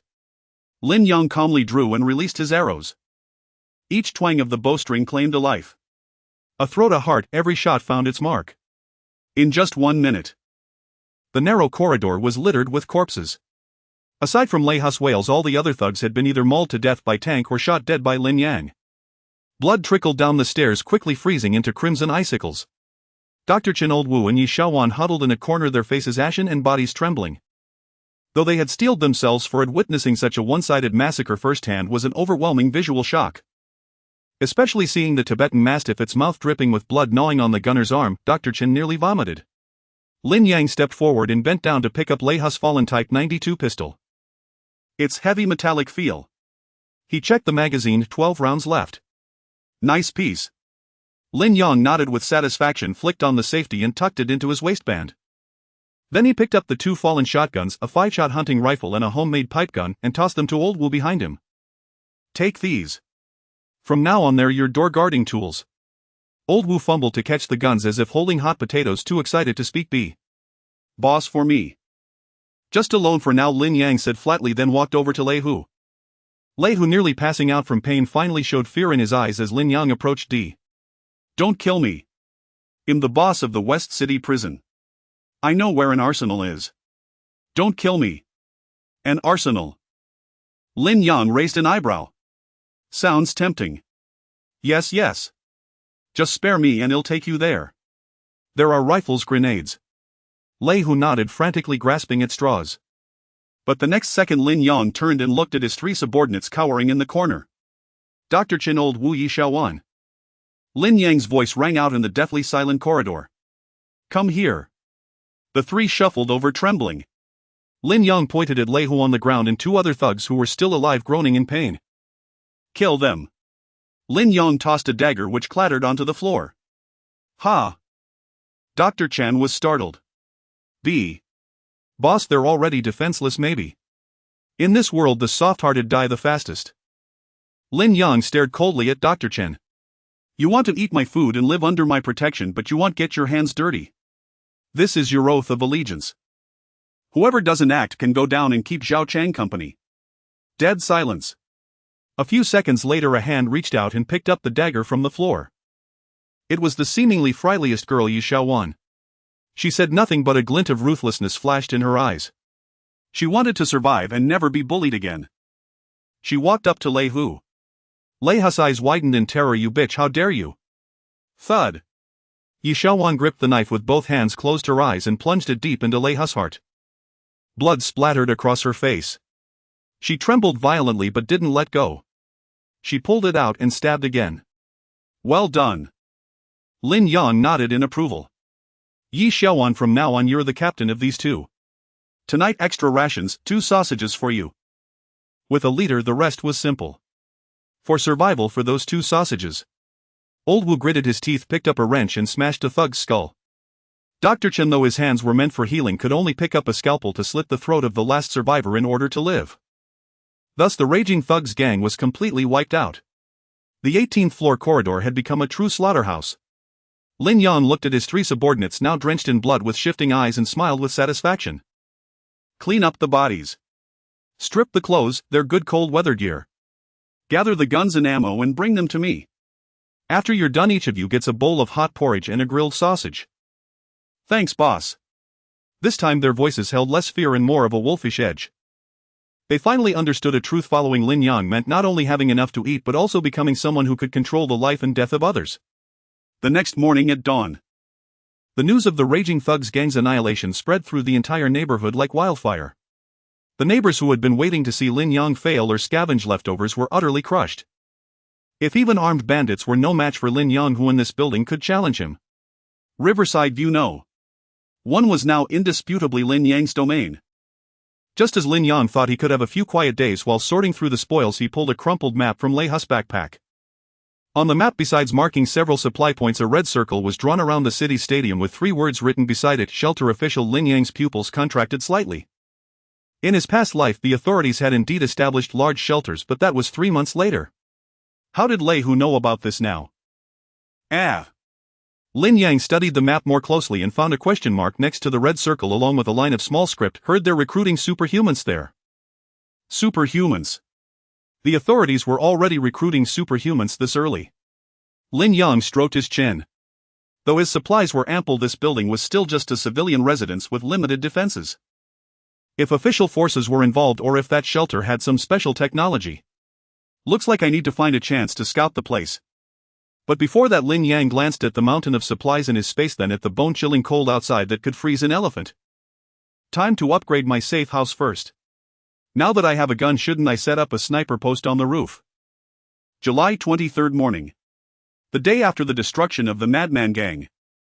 The bloody events of that night did not attract more looters. Instead, the coordinates of Jiangjing-no 118th floor became a forbidden zone in the eyes of all survivors within a few kilometers. Room 1802. Lin Yang finished a hearty breakfast: century egg and lean meat porridge with a greasy salted duck egg, pouring the remaining half pot of porridge into the dog bowl and watching Tank devour it. Old Wu Yi Xiaowan Dr. Chun. Lin Yang shouted into the intercom. Soon 3 figures wrapped in thick winter gear pulled from dead thugs appeared at the door. After 2 days of rest and food incentives, their complexion had improved significantly and their eyes now held a deep reverence for Lin Yang. "Boss, what are your orders?" Old Wu asked respectfully. The previous defenses were too passive. Lin Yang pointed towards the roof. "Old Wu, you are a plumber and you can also do welding. I want you to take the tools to the iron door leading to the rooftop and weld it shut, leaving only a small window for observation." He added, "Also dismantle the staircase from the 17th floor to the 18th floor. Dismantle. Dismantle it." Old Wu was taken aback. "Yes. Smash the cement steps, leaving only the rebar. Whenever we need to go down, we will set up a ladder, and when the ladder is taken away, no one shall come up." Lin Yang said coldly, "I want the 18th floor to become an isolated island in the sky." "Understood. I will get right on it. The toolbox has a sledgehammer and a power drill." Old Wu immediately took the order. Dr. Chun. Lin Yang looked at the bespectacled middle-aged man. "Boss, I'm here. You can mix medicine, right?" Lin Yang tossed him a bag of chemicals obtained from a medical company. "Prepare some good stuff for me. It doesn't need to be highly toxic, but it should incapacitate someone with just one breath or cause their skin to rot. I want to coat the handrails and doorknobs of the staircase." Dr. Chen shivered, pushed up his glasses, and a hint of ruthlessness flashed in his eyes. "No problem, boss. Using the existing cleaners and these materials, I can formulate simple chlorine gas bombs and strong acid gel." "Very good." Lin Yang nodded and finally looked at Yi Xiaowan. This girl was the most adaptable among the 3 and also the most lethal. "Xiaowan, you will be in charge of those 2 shotguns. From now on there will be 2 shifts every day. You and Old Wu will take turns guarding at the staircase. If you see any strangers approaching, no need to ask for permission. Shoot first, then ask questions." "Yes." Yi Xiaowan embraced the 5-round shotgun, her fingers long and powerful. After arranging the internal defenses, Lin Yang began to tackle the most troublesome issue: the survivors. Although many people had died in this building, it was still a high-end community and there were still dozens of survivors left. These people were now starving and crying out, and although they didn't dare to attack forcefully, their daily wailing in the group or kneeling at his door was quite annoying. Since that was the case, it was better to squeeze out their last value. Lin Yang opened the owner's group chat. At this moment the chat was lifeless, with no one having spoken for a long time. Lin Yang 1802 notice. Just 2 words instantly awakened everyone.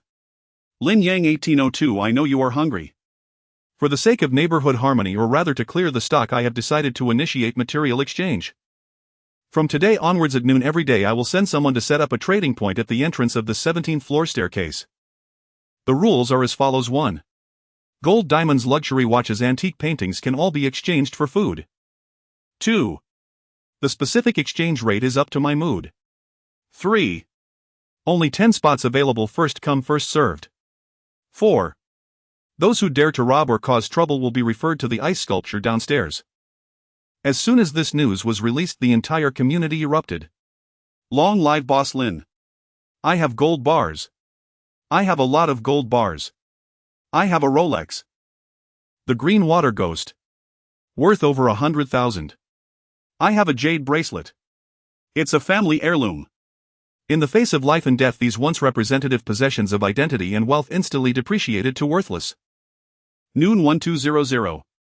At the broken staircase entrance on the 17th floor, which had been smashed by Old Wu, leaving a 2-meter deep pit in between, Yi Xiaowan stood coldly on top with a shotgun. Old Wu lowered a hanging basket. Downstairs the area was crowded with emaciated neighbors. They held various boxes in their hands, their eyes green with hunger like starving zombies. Line up. Anyone who dares to push will be shot. Yi Xiaowan racked the shotgun, the sound echoing. The crowd immediately quieted down. The first to come up was a bald man living on the 5th floor.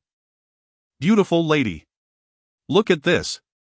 He trembled as he placed a heavy gold bar into the hanging basket. This is a 500-gram investment gold bar. It's pure gold. It used to be worth over 200,000.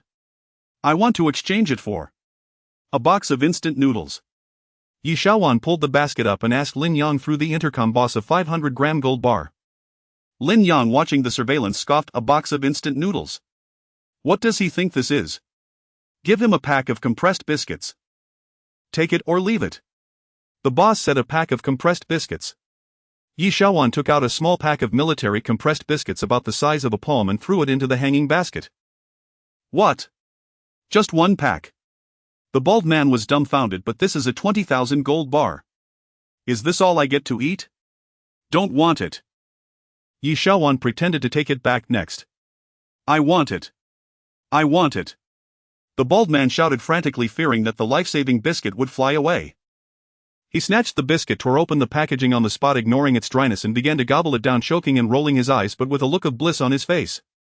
With the first one, the following people became even crazier. I have a diamond ring. From Cartier. 3 carats. Exchanged for half a bottle of mineral water. I have a Patek Philippe. Limited edition. Worth 3 million. Exchanged for 2 sausages. I have antiques. A Ming Dynasty vase. Lin Yang refused directly, saying it took up space. In just half an hour, Lin Yang's living room coffee table was already piled high with a small mountain of gold and silver. Gold bars, gold necklaces, large diamond rings, luxury watches. These treasures that were once coveted in prosperous times now lay together like garbage. And what was Lin Yang's cost? A few packs of nearly expired compressed biscuits, a box of unknown brand mineral water, and a few bags of unpackaged sausages. The total value did not exceed 200 yuan. This is the economics of the apocalypse. Lin Yang casually picked up a large diamond ring, holding it up to the light, which sparkled brilliantly. In prosperous times, antiques; in chaotic times, gold. In the apocalypse, food is the only currency. Just as the transaction was about to end, a familiar figure squeezed to the front. It was Su Qianqian. At this moment she had completely lost her goddess demeanor, her hair disheveled, wrapped in a dirty down jacket pulled from a dead person. She had no valuable items in her hands, for her bag and jewelry had long been taken by Zhao Chang in exchange for food. She stood downstairs looking up at the high Yi Xiaowan, her eyes filled with jealousy and resentment. That position was originally supposed to be hers. I have no gold. Su Qianqian's voice was hoarse. But I have a piece of news. About the news of the official shelter. I know where it is, and I know how to get in. Upon hearing this, Lin Yang, who was playing with the gold bars in the room, suddenly paused. Oh. Lin Yang said into the intercom. Xiaowan, let her speak. If the news is true, give her a pack of instant noodles. Su Qianqian trembled with excitement upon hearing Lin Yang's voice. Lin Yang. I don't want instant noodles. I want to get in. I know the secret of the sports gym shelter. My cousin is a guard there. As long as you take me in, I will tell you the contact information. Lin Yang narrowed his eyes. The sports gym shelter. This place again. It was marked on Thunder Tiger's map, and now Su Qianqian also mentioned it. It seemed that there was indeed something there. It's impossible to get in. Lin Yang coldly rejected. However, I'm a bit interested in your news. You have 2 choices. 1, write down what you know on paper and put it in the basket. I will give you 2 packs of instant noodles and a sausage. 2, take your secret and roll out starving to death in the hallway. I will give you 3 seconds to consider. 3, 2. I will write. I will write. Su Qianqian broke down and cried. In front of Lin Yang she would never have any room for negotiation. Soon a paper filled with writing was pulled up. Lin Yang unfolded it and saw several key pieces of information written in a crooked manner. 1. The sports gym is indeed an official stronghold. 2. They are researching something called awakening agent. 3. They are capturing wild ability users for experiments. Seeing the last line, Lin Yang's pupils suddenly constricted. Capturing ability users for experiments. No wonder Thunder Tiger's map had a question mark. It seemed that the so-called official shelter was not a paradise for survivors at all, but rather a hunting ground. Interesting. Lin Yang ignited the paper with a lighter, watching it turn to ashes. It seems I really have to go there myself. However, it's not to seek refuge. July 24, 9:00 a.m. Outside temperature minus 72 degrees Celsius. The blizzard had momentarily subsided, but the entire city lay buried under a thick blanket of snow 2 meters deep. The once towering skyscrapers now stood like tombstones thrust into a white wasteland, silent and menacing. At the underground garage exit of Zhongjing No. 1. Heavy snow blocked the gate. Suddenly, accompanied by a low engine roar, the snow trembled violently. Boom! A thunderous crash. A wild-looking Unimog U5000 heavy off-road RV like a steel behemoth burst through the snow and surged onto the street, powered by its astonishing horsepower and massive snow tires. This vehicle was a top-tier prize Lin Yang had taken during his earlier raid on a luxury car dealership. With simple modifications from his system space full-tank reinforced bumper, it was now a tank rampaging across the icy plains. Full-time four-wheel drive, a snorkel, bulletproof glass, and independent heating system on board, satellite communication. It was a mobile fortress tailor-made for the apocalypse. Inside, the heater was on full blast, maintaining a constant 24 degrees. Lin Yang sat in the driver's seat, one hand on the wheel, wearing tactical sunglasses and chewing on a Chinese cigarette confiscated from Lei Hu. In the passenger seat, the mutated Tibetan Mastiff tank pressed its massive head against the window, curiously observing the frozen world outside, letting out excited growls. You're bored too, huh? Lin Yang reached out and rubbed Tank's head. Today I'm taking you out for some blood. Target City Gymnasium official shelter. Binhai Avenue. The once bustling main road was now a frozen river. The road was littered with frozen corpses and abandoned vehicles half buried in snow. Lin Yang didn't slow down. The Unimog's massive tires rolled directly over the roofs of the abandoned cars, producing a grating sound of crushing metal. Look! A car! A car is coming! Oh my god!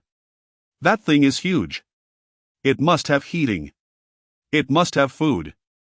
In the ruins by the roadside, a group of ragged survivors huddled around a fire for warmth. Their eyes turned bloodshot at the sight of the steel behemoth. It was the look of starving wolves spotting a piece of fat. Stop him! Now! A one-eyed leader roared, leading 7 or 8 thugs armed with iron bars and homemade spears into the middle of the road. They dragged over frozen corpses and barricades, trying to force the vehicle to stop. Stop! Stop right now or we'll attack! The one-eyed man brandished a rusty machete, waving it frantically at the front of the vehicle. In their minds, anyone would instinctively brake at such an obstacle. Once the car stopped, they would swarm it, smash the windows, drag the people out, kill them, and eat their flesh. However, they were dealing with Lin Yang. Inside the car, Lin Yang looked at the ants blocking his path, his eyes devoid of any emotion. Break! In his dictionary, yielding to bandits was not an option. Courting death. Lin Yang snorted coldly. Instead of lifting his foot from the accelerator, he slammed it to the floor. Boom! The Unimog's engine let out a beastly roar. The massive vehicle shot forward like a cannonball, accelerating instantly. Holy shit! He's not slowing down. He's crazy. He's a madman. Run! The one-eyed man in the middle of the road, seeing the steel front bearing down on him like a mountain, was terrified out of his wits and turned to flee. But it was too late. Bang! Crunch! A dull, heavy impact. The Unimog's sturdy alloy bumper smashed into the corpse barricade, also hitting the slowest runner, the one-eyed man. There was no contest. The one-eyed man didn't even have time to scream. He was hurled dozens of meters through the air like a ragdoll, spraying a mist of blood, and landed as a mangled mess. The remaining thugs were paralyzed with terror by the horrific impact. They collapsed in the snow, watching helplessly as the behemoth roared past. Lin Yang didn't even roll down his window. But as they passed, Tank let out a deafening bark at the window. Woof! The sound wave terrified the remaining thugs who soiled themselves, their pants instantly freezing solid. 1 hour later. Lin Yang parked his vehicle on a high ground 2 kilometers from the city gymnasium. The view was wide open, allowing him to overlook the entire gymnasium with binoculars. He killed the engine, leaving only the heater on. He took out his military binoculars and adjusted the focus. Let's see what kind of dragon's den this so-called official shelter really is. Through the binoculars, the once magnificent city gymnasium had been transformed into a massive military fortress. 3 layers of high-voltage electric fences were set up around the perimeter, hung with many charred corpses. Some were refugees trying to force their way in, others were mutated beasts. At the gate, soldiers with live ammunition patrolled. Lin Yang not only saw rifles but also 2 heavy machine guns mounted on watchtowers, their dark muzzles exuding an aura of death. Heavy firepower. Lin Yang frowned. At the entrance of the shelter, a long line was forming. Thousands of survivors braved the bitter cold trying to enter this soul sanctuary. But the checkpoint was very strange. No food was being distributed, nor were refugees being settled. Several people in white protective suits were scanning each survivor with a peculiar device. Beep, the device flashed red. Unqualified. Get lost. A soldier immediately knocked a shivering old man to the ground with his rifle butt and dragged him out of the line. Beep, the device flashed green. This one's qualified. Take him inside. This time it was a young strong man. Though gaunt with hunger, his eyes seemed brighter than most. 2 soldiers immediately approached, not to assist but to press a stun gun into his back, escorting him into the gymnasium. That is. Lin Yang's pupils constricted sharply. He saw clearly. The device wasn't detecting temperature or viruses. It was detecting energy fluctuations within the human body. The young man taken inside, though not yet awakened, must have had the seed of an ability within him. This wasn't about saving people at all. It was about screening test subjects. Su Chanxian's intelligence was correct. The authorities were capturing wild ability users for experiments, trying to mass-produce that awakening potion. Looks like a direct assault is out of the question. Lin Yang put down the binoculars. Though he had his space tank and guns, facing a well-organized military force with heavy weapons, hidden was suicide. I need to find a way to sneak in or... Lin Yang's gaze fell on the side of the gymnasium where a supply passage was located. Just then Tang's ears perked up. It let out a low warning growl towards the ruins on the left side of the vehicle. Grr, someone. Lin Yang instantly drew his Type 92 pistol, his eyes sharpening. In this desolate wilderness, anyone who could approach without his perception was no ordinary survivor. Come out. Lin Yang rolled the window down a crack and said coldly, if you don't come out, I'll shoot. There was silence from behind the ruins for a few seconds.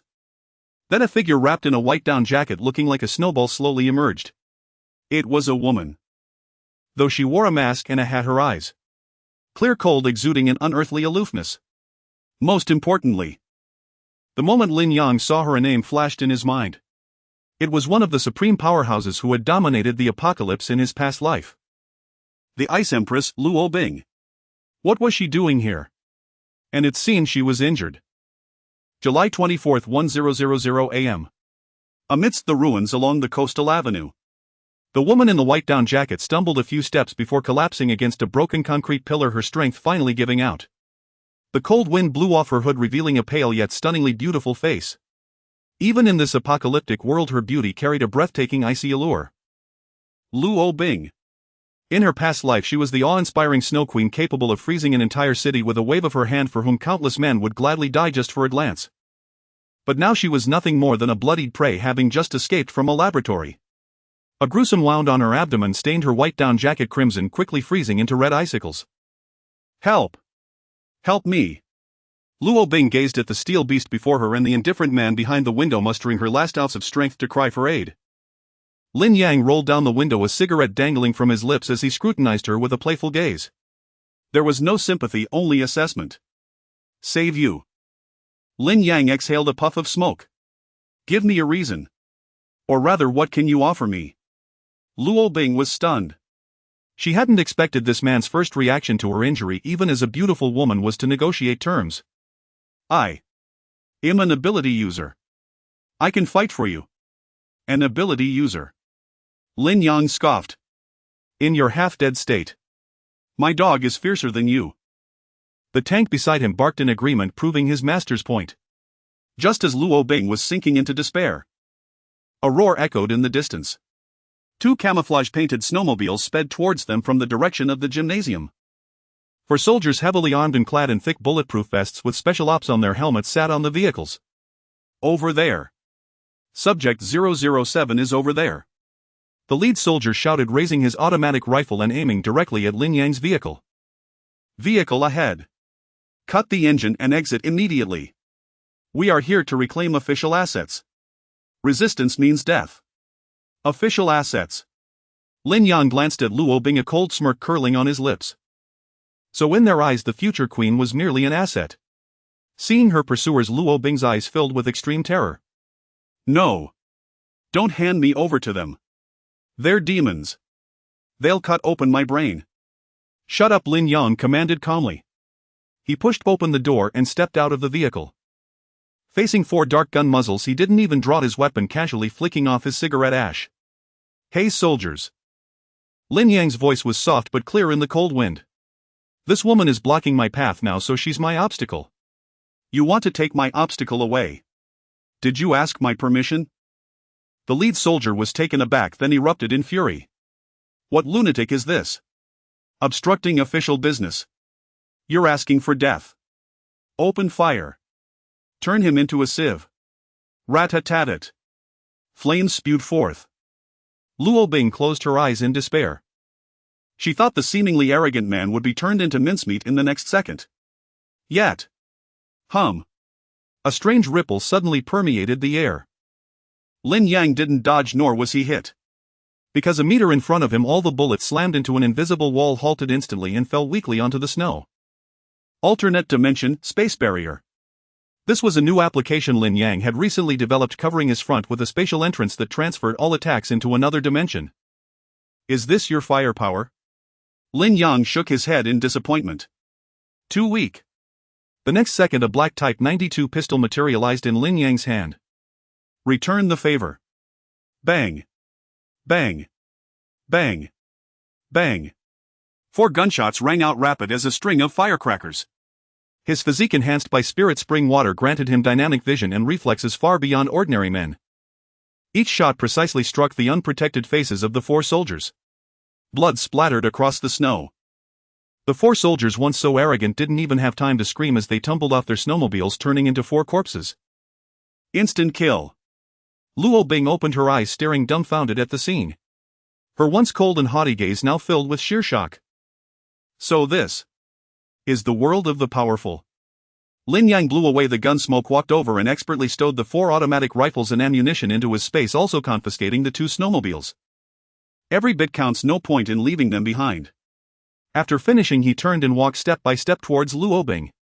Luo Bing watched him approach, a mix of relief and gratitude welling up inside her. Thank you for saving me. Yet. Click.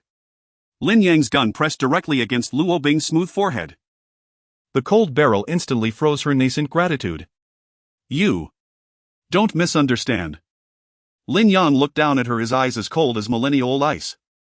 I killed them because they pointed guns at me, and that pissed me off. But that doesn't mean I'm running a charity. My bullets are expensive and my time is valuable. Lin Yang's finger rested on the trigger, applying slight pressure. Now your life was saved by me. That makes you my private property. I'll give you 2 choices. One, I'll finish you off with 1 shot now, so you'll be free and won't have to be dragged back for experiments. Luo Bing shuddered, gritting her teeth. And 2. Lin Yang pulled a crumpled piece of paper from his pocket, one had used to clean his gun, and tossed it onto Luo Bing's face. Sign it. From now on, you're my slave. If I tell you to kill, you don't butcher chickens. If I tell you to warm my bed, you don't wear clothes. Of course, in exchange, Lin Yang pointed to the warm war machine behind him, I can give you food, medicine, and the most scarce thing in this world, security. How? How can this be? Luo Bing was mortified and enraged. As a proud ice ability user, how could she sign such a contract of servitude? Not willing. Lin Yang wasted no words, moving the gun muzzle down to aim directly at her heart. Then goodbye. In that instant, Luo Bing felt genuine killing intent. This man would truly kill her. He didn't care at all about her beauty. Faced with the terror of death and the instinct for survival, so-called dignity was worthless. Besides, she had to take revenge. She would get back at the authorities who treated her like a lab rat. I'll sign. Luo Bing, tears of humiliation streaming down her face, picked up the paper with trembling hands, bit her finger and pressed her bloodied thumbprint onto it. Good. Lin Yong holstered his gun, a satisfied smile finally appearing on his face. He bent down, hoisted the future Snow Queen over his shoulder like a sack and strode towards the Unimog. Tank, open the door. We're having an extra for dinner tonight, Worker. The door closed. The Unimog roared to life, carrying Lin Yong and his newly acquired Shrank slave away into the blinding snowstorm. Left behind were only the 4 stiffening bodies of the official soldiers, a testament to the brutality of this world. On July 24 at 1230 p.m. the Unimog roared back to Jiangjing No. 1 community. The heavy door of the underground parking lot opened automatically and Lin Yang skillfully parked the vehicle in his designated spot. Get out of the car. Lin Yang turned off the engine and said to the half-unconscious Luo Bing in the passenger seat. Luo Bing opened her eyes in a daze, and the intense pain in her body made her almost unable to move. Lin Yang did not waste any words. He simply picked her up with one hand as if carrying a chick and took her into the elevator, a separate elevator powered by backup energy. On the 18th floor, room 1802. As the heavy alloy door slowly opened, a warm spring-like atmosphere mixed with a faint scent of air freshener rushed towards them. Luo Bing was thrown onto the soft Italian leather sofa in the living room. She struggled to sit up and looked around in confusion. Bright lights illuminated the room. A smart speaker was playing soft music. The central air conditioning set at 26 degrees Celsius blew warm air, reviving her previously frozen body. On the coffee table, several plates of freshly cut fruits, cherries and cantaloupe were casually arranged along with half a bottle of unfinished Lafite red wine. Where is this? Luo Bing's voice trembled. She had been locked in the laboratory for 3 days. It was cold, damp and filled with the smell of disinfectant and blood. And here. It was simply paradise. This is my den, Lin Yang said, taking off his coat and tossing it aside, retrieving a first aid kit from his space. Take off your clothes. Lin Yang approached Luo Bing with a pair of scissors. What do you want to do? Luo Bing instinctively covered her chest, a flash of vigilance in her eyes. Although she had signed a contract of servitude, her instinctive sense of shame still lingered. I'm not interested in your body, at least not right now. Lin Yang impatiently pointed to the still bleeding wound on her abdomen. If you don't want to die, just do as I say. If my slave dies right after being brought back, I would feel very regretful. Luo Bing bit her lip, glanced at Lin Yang's indifferent gaze, and finally with trembling hands unzipped her down jacket and lifted her sweater. A 10-centimeter long wound lay across her fair abdomen, flesh rolling over, a gruesome sight. Lin Yang's expression remained unchanged. He first roughly cleaned the wound with medical alcohol. Hiss. Luo Bing winced in pain, cold sweat pouring down her face as she gripped the armrest of the sofa tightly, yet she did not utter a sound. You can endure quite a bit. Lin Yang praised her. Then he pulled out a small glass bottle from his pocket which contained half a bottle of clear liquid. It was spiritual spring water, a benefit from the system space, though not much. It had miraculous effects on healing wounds. Lin Yang poured the spiritual spring water over the wound. A miraculous scene occurred. The originally gruesome wound began to stop bleeding and scab over at a visibly rapid pace upon contact with the liquid, the pain instantly vanishing, replaced by a cool, soothing sensation. Luo Bing's eyes widened in disbelief as she looked at her abdomen. What kind of medicine is this? How can it heal so quickly? This was simply a miracle. Even the top regeneration agents from official laboratories were not this exaggerated. Don't ask too many questions, Lin Yang said, putting away the bottle and tossing her a set of clean loungewear. Go take a shower and clean yourself up. There's hot water in the bathroom and you can use any shower gel you like. Hot water. Luo Bing was once again dumbfounded. In this apocalypse where even drinking water was a problem, she could actually take a hot shower. Half an hour later, when Luo Bing emerged from the bathroom wearing loose pajamas and with wet hair, she felt as if she was in a daze. The sensation of warm water washing over her body made her feel like she had just woken from a dream, returning to the civilized society before the apocalypse. At the dining table, a bowl of steaming braised beef noodles was already prepared, though it was instant noodles. Lin Yang had added 2 poached eggs and a few slices of luncheon meat. Eat up. Lin Yang sat across from her, fiddling with a Type 92 pistol in his hands. After you finish, I have something to ask you. Luo Bing could no longer care about maintaining her dignity as a queen. She lunged forward to the table, picked up the bowl and began to gulp it down. The scalding noodles, rich broth and tender poached eggs. Tears streamed down her cheeks into the bowl. This was the best meal she had ever had in her life. 5 minutes later she had even finished the broth completely. Are you full? Lin Yang lit a cigarette looking at her through the smoke. Now tell me what the hell is going on with that official shelter. What is that so-called awakening agent made from? Mentioning this, Luo Bing's body trembled violently, extreme fear and hatred surfacing in her eyes. It's people. Luo Bing gritted her teeth and said. People. Lin Yang's brow furrowed. They are screening survivors. Luo Bing took a deep breath and began to recount the hellish truth. The officials discovered that although some people did not have awakened abilities, they contained a special source blood. And those who had already awakened their powers had even more concentrated source blood within them. They kept the captured ability users in laboratories extracting our spinal fluid and blood daily, just like drawing blood. Then after refining it, they manufactured a red potion. Ordinary soldiers who inject this potion experience a threefold increase in physical capabilities, becoming super soldiers who feel no pain and possess immense strength. There's even a chance to directly awaken abilities. At this point Luo Bing rolled up her sleeve, revealing a multitude of pinprick wounds on her arm. I am their experimental subject number 007.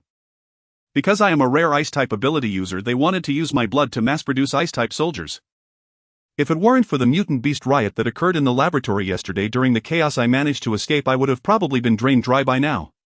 After hearing this, Lin Yang's expression darkened. Extracting spinal fluid from ability users to mass-produce super soldiers. These officials were even more insane and ruthless than he had imagined. No wonder there was that mark on Lei Hus map. This was not a shelter, it was clearly a human processing factory. What is the current military configuration of that shelter? Very strong. Luo Bing recalled there are 2,000 regular troops just on the outskirts equipped with heavy machine guns and armored vehicles. Inside there is an awakened squad of 50 people, all enhanced individuals who have injected the potion. The leader is a guy called Scorpion, a genuine ability user whose power is poison. 2,000 people, armored vehicles, poison-type ability users. Lin Yang lightly tapped his fingers on the table. This was indeed a formidable force. With his current strength, if the opposing army advanced even with the Unimog and the safe house, it would be difficult to withstand. Since they are already capturing ability users, the news of your escape surely cannot be hidden. They will eventually follow the trail here. Luo Bing lowered her head, her voice trembling. I'm sorry. I dragged you into this. Dragged me in. Lin Yang suddenly laughed a reckless laugh, his eyes gleaming with a mad light. No, you're wrong. If they don't come looking for me, then I will go find them. Lin Yang stood up, walked to the floor-to-ceiling window and looked towards the direction of the stadium. Mass-produced awakening agents. Such a good thing is too wasteful in their hands. Since they like to conduct human experiments, I will let them know what the cost of a failed experiment is. Luo Bing. Lin Yang turned around and extended a hand to her. Do you want to take revenge? Do you want to burn that laboratory that drew your blood to ashes? Looking at Lin Yang's long, powerful hand, which seemed to command everything, the fear in Luo Bing's heart gradually dissipated, replaced by a blazing flame of revenge. Without hesitation, she reached out and grasped Lin Yang's hand. Yes. I dreamed of it. Master, please give the order. July 25, 8:00 a.m. After a night of nourishment from the spring water and Lin Yang's careful training, Luo Bing had fully recovered to her peak condition. The baptism of the spring water had even made her skin more translucent, emanating an intimidating chill that made it hard to look directly at her. Room 1802, living room. Show me your abilities, Lin Yang said, sitting on the sofa playing with a lighter he had found among the remains of the Thunder Tiger. Luo Bing nodded and took a deep breath. She raised her right hand, making no extravagant gestures, simply closing her fist gently. Snap. The moisture in the air instantly condensed. A 1-meter-long ice spear with an extremely sharp tip appeared out of thin air, hovering above her palm. This ice spear was no ordinary ice. It glimmered with a ghostly blue sheen, its hardness comparable to steel. Go, Luo Bing commanded softly. Whoosh! The ice spear transformed into a fleeting shadow, instantly piercing through a 2-centimeter thick steel plate in the corner of the living room that was used for hardness testing. Half of the ice spear penetrated the steel plate and was lodged into the wall behind, emanating a chilling aura.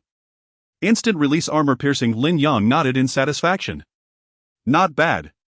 But that's just a single target attack. What about for groups? Luo Bing's eyes tightened as she slammed her hands onto the ground. Ice seal. With that, a visible wave of white cold air erupted from her center. The originally carpeted floor of the living room was instantly covered by a thick layer of solid ice, rapidly spreading outward.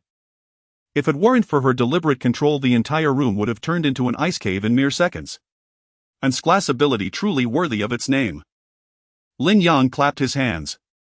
This is what a mage looks like. With Luo Bing as a powerful crowd control plus tank as a meat shield, his team composition was finally taking shape. However, your stamina ability energy is limited and you cannot release it endlessly. Lin Yang stood up, tossing Luo Bing a black tactical vest and a sharp military knife. In the face of large-scale enemies, firearms are the most efficient reapers. Let's go, we'll take you to get some truth. An hour later. The Unimog roared out of the community again. This time their target was another red circle marked on the Thunder Tiger map, the abandoned industrial park in the west of the city, the underground warehouse. According to Thunder Tiger's instructions before his death, that was a batch of military arms they had seized from the armed police during their escape, hidden there as a backup. The vehicle stopped in front of a dilapidated logistics warehouse. The main door was tightly locked and the surroundings were eerily quiet, only the howling wind and snow could be heard. Tank, stay alert. Lin Yang patted Tank's head. Tank immediately jumped out of the car, sniffing the air wildly. Suddenly Tank started barking furiously at the gap in the warehouse door. Woof. Woof woof. Is there something? Lin Yang drew his Type 92 pistol and Luo Bing instantly conjured 2 ice spikes to guard by his side. Creak. Lin Yang used his spatial ability to directly remove the lock cylinder from the door and pushed open the heavy iron door. Just as the door opened, dozens of crimson eyes lit up in the darkness. It was a swarm of mutated rats. These creatures, usually hiding in the sewers, had undergone horrific mutations in the apocalypse. Each one was as large as a house cat with teeth as sharp as steel saws, and they acted in groups capable of turning a cow into bones within minutes. Squeak, squeak, squeak. The rat swarm caught the scent of living humans surging forward like a tide of darkness. I'm about to trigger my claustrophobia. Lin Yang did not open fire but looked at Luo Bing beside him. Perfect, let's use them to practice. Yes, master. Luo Bing stepped forward, her gaze suddenly turning cold and ruthless. Faced with this disgusting rat swarm, she showed no sign of fear. She spread her arms wide as if embracing the wind and snow and declared, extreme cold frost nova. Boom. A visible circle of blue light erupted, centered around her. Where the cold air passed, the very air seemed to freeze. The first few mutated rats charging at the front instantly became covered in frost midair, maintaining their grotesque poses, and were transformed into hard ice sculptures. They fell to the ground with a crack, shattering into pieces. The rats behind were pushed back by the chill, wanting to escape. But Lin Yang did not give them the chance. He raised his pistol and switched to burst fire mode. Bang! Bang! Bang! Each shot precisely exploded the heads of a few rats that had slipped through. In less than a minute, the terrifying tide of hundreds of mutated rats was effortlessly annihilated by this combination of one spell and one shot. Well done! Lin Yang stepped over the ground covered in ice shards and rat corpses, walking deeper into the warehouse. At the back of the warehouse, several dark green military wooden crates were piled up. They were marked with a conspicuous yellow symbol, flammable and explosive. Lin Yang walked over and pried open one of the boxes with a crowbar. Click! The box lid opened. Wrapped in oil paper were several brand new black rifles exuding the smell of gun oil. QBZ-95 automatic rifle. This was a true military killing machine. Lin Yang picked one up, pulled the bolt, and listened to the crisp sound of metal clashing, his smile gradually turning maniacal. This is the romance of a man. He continued to pry open other boxes, with surprises coming one after another. 5.8mm rifle ammunition, a full 20 boxes, tens of thousands of rounds. Type 88 sniper rifles too. With high-power scopes. Type 97 anti-riot gun shotguns. 5. The most outrageous thing was that in a corner in a long box, Lin Yang actually found a PF-89 individual rocket launcher. Although it only had 3 rockets at this stage, it was equivalent to nuclear weapons. That idiot Thunder Tiger guarding such good stuff yet not using it, insisting on going to his death with just a pistol and a knife. Lin Yang shook his head. It was likely that Thunder Tiger wanted to use these as a trump card for future dominance, but before he could use them, Lin Yang had already shot him down. Now they all belonged to Lin Yang. Collect. Lin Yang waved his hand. All the military boxes instantly disappeared, entering his dimensional space. With these supplies, don't even mention the sports hall shelter. Lin Yang turned to look at Luo Bing, his eyes sparkling with ambition. Even if the King of Heaven comes, he should kneel and sing conquer. Let's go back to the car. Next, it's time to deliver a great gift to that so-called official shelter. On the way back, Lin Yang drove while formulating a battle plan in his mind. A frontal assault definitely wouldn't work. The other side had 2,000 people and heavy machine guns. Since they were capturing ability users. Luo Bing. Lin Yang suddenly spoke. What do you think if I were to deliver you the escaping class experimental subject back? Would the one in charge named Scorpion come out to greet me personally? Luo Bing's body stiffened and her face turned pale. Master. Are you going to sell me? No. Lin Yang's lips curled into a sly cold smile. I want you to be the Trojan horse. I've thought of a brilliant tactic. You will attract their attention, drawing out their high-end combat power. And I. Lin Yang stroked the rocket launcher he had just acquired in his space. I will be responsible for launching a grand fireworks display. July 25, 1030 a.m. The city gymnasium shelter.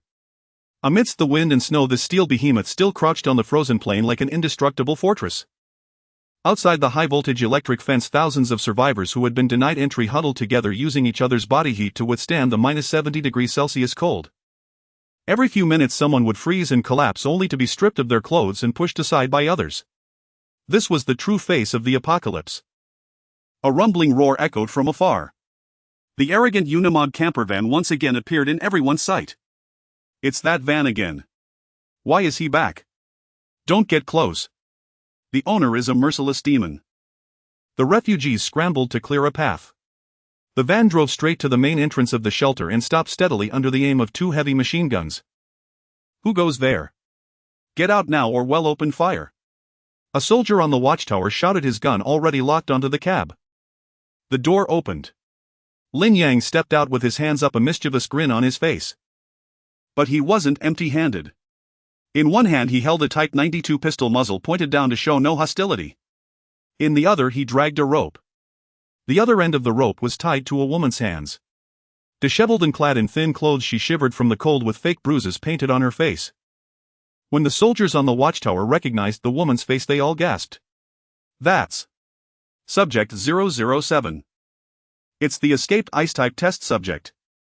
Lin Yang swaggered up to the warning line and shouted to the soldiers above, hey, brothers up there. I heard you're looking for this woman. What's the bounty? 10 cases of canned meat. Or 20 pounds of rice. I'm a bounty hunter, I've brought her back for you. Call your boss out to verify the goods. The soldiers exchanged glances. A bounty hunter. In this chaotic world there were indeed many tough guys who hunted mutated beasts or wanted criminals for supplies. Wait here. The soldier didn't dare to be negligent and immediately reported via radio. 2 minutes later the heavy iron door creaked open a crack. A squad of fully armed soldiers rushed out, instantly surrounding Lin Yang. Leading them was a brutish squad leader who greedily stared at Luo Bing. Confirming her identity, a flash of ecstasy crossed his eyes. It is her. Kid, you've got skills catching her. The squad leader reached out to grab Luo Bing's arm. Hand her over and you can scram. Slap. Lin Yang knocked away the squad leader's hand. Hey officer, don't you know the rules? He pulled Luo Bing behind him, putting on a roguish face. Cash first, goods later. Where's my bounty? You think you can just take my prize with empty words? The squad leader flew into a rage, raising his gun to Lin Yang's head. You looking for death? This is an official shelter. Believe I'll waste you right now and the girl's still mine. Facing the gun barrel, Lin Yang wasn't scared, instead his grin widened. He leaned in close to the squad leader and whispered, easy officer. You know this broad is N's class ability user, right? Took a hell of a lot of effort to catch her. If you kill me now I'll detonate the bomb planted on her and we all go up in smoke. Besides, I've got some crucial intel about an arsenal and I'll only talk to your top boss. An arsenal. The squad leader's eyelid twitched. In this post-apocalyptic world, aside from ability users, arms were the most important. He hesitated, eyeing Lin Yang's extravagantly modified Unimog, and figured the guy must have some skills, not your average refugee. Fine, you've got guts. The squad leader lowered his gun and waved, frisk him. Then take him inside. Several soldiers came forward to search Lin Yang. Lin Yang cooperated, handing over his pistol. Of course they could never imagine that Lin Yang's real arsenal was hidden in his mind. As for the tank, Lin Yang had left it in the van. My dog's watching the car. If anyone messes with it, don't blame me if they get bitten to death, Lin Yang warned. Inside the shelter, past the heavy doors, the scene was entirely different. It was brightly lit and well heated. The vast gymnasium had been divided into several zones. The outer area was for ordinary survivors where thousands crammed onto floor mats, their eyes numb, the air thick with the stench of sweat. But passing through a barbed wire fence into the core area, the scene changed abruptly. Carpets covered the floors and even the aroma of cooked food wafted through the air. Officers in clean uniforms were drinking with scantily clad women, a steaming hot pot on the table. See that? Lin Yang walked ahead, signaling to Luo Bing beside him. Outside people are eating bark. Inside they're having hot pot. This is the official authority you wanted to serve. Luo Bing kept her head down, but beneath her tangled hair her eyes were already icy cold. I want to kill them, she whispered. Easy, you'll get your fill of killing. Soon they were led to the deepest part of the shelter, the underground basketball court. It had been transformed into a massive laboratory. Various precision instruments hummed, and in huge glass containers floated unknown biological specimens. There were even several operating tables where dissected mutated beasts or humans lay. In the center of the lab sat a massive leather executive chair. A man in a white lab coat wearing gold-rimmed glasses and looking refined was swirling a test tube of red liquid. He was the ruler here, the scorpion, Li Wenbo. Who would have thought this man, who looked like a university professor, was a demon experimenting on live humans? Boss, the man is here, the squad leader reported respectfully. This kid says he's a bounty hunter and brought back subject 007. Li Wenbo turned around, his gaze piercing past Lin Yang and locking onto Luo Bing. His eyes were like those of someone beholding a long-lost perfect work of art. Excellent. My perfect vessel. Li Wenbo's hands trembled with excitement. Once I drain her blood, I can create the first batch of ice-type super soldiers. I can even evolve my own ability further. He completely ignored Lin Yang and ordered, directly tie that woman to the operating table. Perform the marrow extraction immediately. Yes. Several assistants in protective suits immediately swarmed forward. Hold it. Lin Yang suddenly shouted, breaking the eerie atmosphere. He swaggered between the two groups, blocking Luo Bing. Boss Li, right. Lin Yang rubbed his fingers together, putting on a greedy face. Aren't you forgetting something? Where's my bounty? And about that arsenal intel, you haven't named your price yet. Li Wenbo finally gave Lin Yang a proper look. He adjusted his glasses, a mocking sneer curling on his lips. Bounty. In this place my word is law. Bringing back my test subject is the greatest honor of your life. Li Wenbo waved his hand as if shooing a fly. Drag him out and throw him into the fertilizer pool. My mutated carnivorous plants are hungry. The dagger was drawn. This was their logic. I want pay and he'll take your life too. A dozen guards raised their guns, dark muzzles aimed at Lin Yang. Yet the expected scene of Lin Yang begging for mercy never came. Instead, the man who had been playing the greedy coward suddenly straightened his back. The servility and greed vanished from his face, replaced by a mocking look as if he were staring at the dead. Fertilizer pool. Lin Yang sighed. I was going to do business with you, but since you want a freeload. Luo Bing, make your move. Before his words faded, the woman who had been cowering and trembling suddenly snapped her head up. Boom. A terrifying extreme cold storm erupted without warning in the center of the lab. Boom. With Luo Bing's furious shout, the long-suppressed glass ability erupted completely. The underground laboratory, once as warm as spring, instantly transformed into an icy cave of extreme cold. The water molecules in the air condensed within 1,000th of a second. The dozen or so guards surrounding Lin Yang and Luo Bing, who were preparing to fire, didn't even have time to pull the trigger before their bodies were instantly covered by a thick layer of blue ice. Their expressions were frozen in the previous moment of ferocity, but their eyes had already solidified into fear. Instant kill. This was the terrifying dominance of the Ice Queen at her peak. Seated in the boss chair, Scorpion Li Wenbo's cold smirk instantly froze. He stared in horror at the sudden change, unable to react in time. The one he regarded as a fat sheep to be slaughtered, Lin Yang, moved. Lin Yang did not pick up the gun on the ground. He merely curled his lips into a cruel arc, his right hand grasping the air. Buzz. A dark green PF-89 single-man rocket launcher exuding a deathly aura appeared out of thin air in his hand. Boss Li, didn't you just say you wanted to throw me into the fertilizer pit? Lin Yang hoisted the rocket launcher and without hesitation pulled the trigger towards the direction of the defensive fortifications held by Li Wenbo's guards.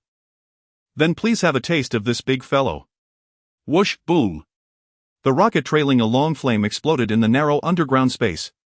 The violent explosion shook the entire gymnasium. Flames shot into the sky. The elite guards holding the blast shields were blown to pieces along with their shields. The shockwave from the explosion shattered all the glass containers in the laboratory. Red awakening agents and green growth fluids flowed everywhere. The deformed experimental subjects that had been soaking in them slid out convulsing on the ground. Ah! My laboratory. My agents. Li Wenbo was knocked to the ground by the shockwave, watching his life's work destroyed in an instant, emitting a heart-wrenching scream. Stop screaming, the show has just begun. Lin Yang discarded the disposable rocket launcher. With another wave of his hands, two QBZ-95 automatic rifles fully loaded appeared in his grasp. Luo Bing, seal the doors. Don't let anyone escape. Yes. Master. Luo Bing pressed her hands to the ground, and a half-meter thick ice wall instantly sealed the only exit of the laboratory. Then came the one-sided massacre. Da-da-da-da-da-da. Lin Yang, wielding dual guns, stood in the center of the laboratory like the Grim Reaper descending. The dense bullets poured out like a torrential rain. Those researchers in protective suits and the remaining guards had no place to escape under the onslaught of ice and fire. Want to run? Their legs were frozen by Luo Bing. Want to counterattack? Lin Yang's bullets had already pierced their heads. In just 2 short minutes, the once grand underground laboratory had turned into a hell on earth. Corpses lay everywhere along with shards of ice and pools of blood. Only Li Wenbo remained huddled behind a bulletproof desk, trembling all over. Space. Space ability. You are a space ability user. Li Wenbo finally reacted. Summoning objects out of thin air, this was the legendary spatial ability. You guessed right, but unfortunately there's no prize. Lin Yang reloaded his magazine and walked step by step toward Li Wenbo. Don't come any closer. A hint of madness flashed in Li Wenbo's eyes. Since I'm not going to live, then let's perish together. Die. Li Wenbo suddenly stood up and opened his mouth wide. Whoosh. A dense purple poisonous mist gushed from his mouth, rapidly spreading in all directions. This was his ability, toxic mist. Just one breath would instantly rot the lungs, turning them into blood. In my poisonous mist, even gods must die. Li Wenbo laughed maniacally. However, just as the poisonous mist was about to engulf Lin Yang, Lin Yang calmly pulled something from the space and put it on his face. A 3M full-face gas mask, military-grade filter. As a reborn person, how could he not know about Scorpion's abilities? He had long been prepared. Is that all? Lin Yang's voice came through the gas mask, tinged with an echoing mockery. He stood in the purple poisonous mist completely unharmed. He even had the leisure to instruct Luo Bing, this mist is a bit dirty, cool it down. Understood. Luo Bing's eyes turned cold as the extreme cold aura erupted once more. The drifting purple poisonous mist liquefied and solidified under the extreme low temperatures, eventually turning into a pile of purple ice granules, losing its toxicity. Li Wenbo was completely despairing. Physical attacks. They had guns and cannons. Magical attacks. They had gas masks and an ice mage to counter him. How could this be fought? Don't kill me. Li Wenbo fell to his knees with a thud, crying bitterly, I am a top biologist. I know how to produce awakening agents. Keep me alive. I can help you mass produce ability user armies. Lin Yang approached him, looking down at this demon who had killed hundreds for experiments. Mass producing armies. Lin Yang sneered, I don't need that kind of garbage made from draining people's blood. Moreover, Lin Yang's gaze swept over the mountain of dried corpses piled in the corner of the laboratory that drained experimental subjects. I think it might be more valuable to make you into a specimen. Bang. Lin Yang wasted no words and directly shot Li Wenbo's right leg. Ah. Li Wenbo screamed in agony. Bang. Another shot broke his left leg. Luo Bing. Lin Yang put away the gun and turned toward the safe deep in the laboratory where the perfect agents were stored. This person is yours now. Treat him the way he treated you when he drained your blood. Remember, don't let him die too quickly. Luo Bing looked at Li Wenbo writhing on the ground like a maggot, her eyes igniting with the thrill of revenge. She conjured a sharp ice dagger in her hand, stepping closer. Professor Li, the operation begins now. This time there will be no anesthesia. Ah! The piercing screams echoed throughout the basement, more horrific than slaughtering pigs. Lin Yang turned a deaf ear. He walked to the enormous safe and opened the door with brute force. Inside lay 3 golden agents quietly resting. Unlike the red trash outside, these were the perfect awakening agents, crown level, refined from the source blood of countless ability users by Li Wenbo. In his previous life, this item was seized by another powerful faction, creating an invincible war god. And now, it's mine now. Lin Yang stored the 3 agents in the space. Just then the ground suddenly trembled violently. Boom! A heavy machinery sound came from above along with a barrage of gunfire. Ha! Lin Yang frowned. The tanks were still outside. This was. The official forces have arrived. Or were the tanks fighting against them? July 25, 1100 a.m. Outside the city sports stadium on the icy battlefield. Boom! Boom! 2 Type 05 infantry fighting vehicles were spewing flames, their 30mm autocannons blasting the rubble at the stadium entrance to pieces. Dozens of soldiers shielded by the armored vehicles were firing wildly. Their target was the Unimog parked at the entrance and the black beast guarding it, Tank. Roar! Tank was now in a bloodthirsty rage. It had been hit several times, but its mutated hide was as tough as a bulletproof vest. The bullets lodged in its muscles only fueled its ferocity. Like a black bolt of lightning, it used the rubble as cover, darting left and right. Seizing an opportunity, it lunged at a machine gunner who had crept too close, crushing the man's helmet in a single bite. Monster! That dog is a monster. Autocannon! Blow it to hell! The commander screamed hoarsely from inside the armored vehicle.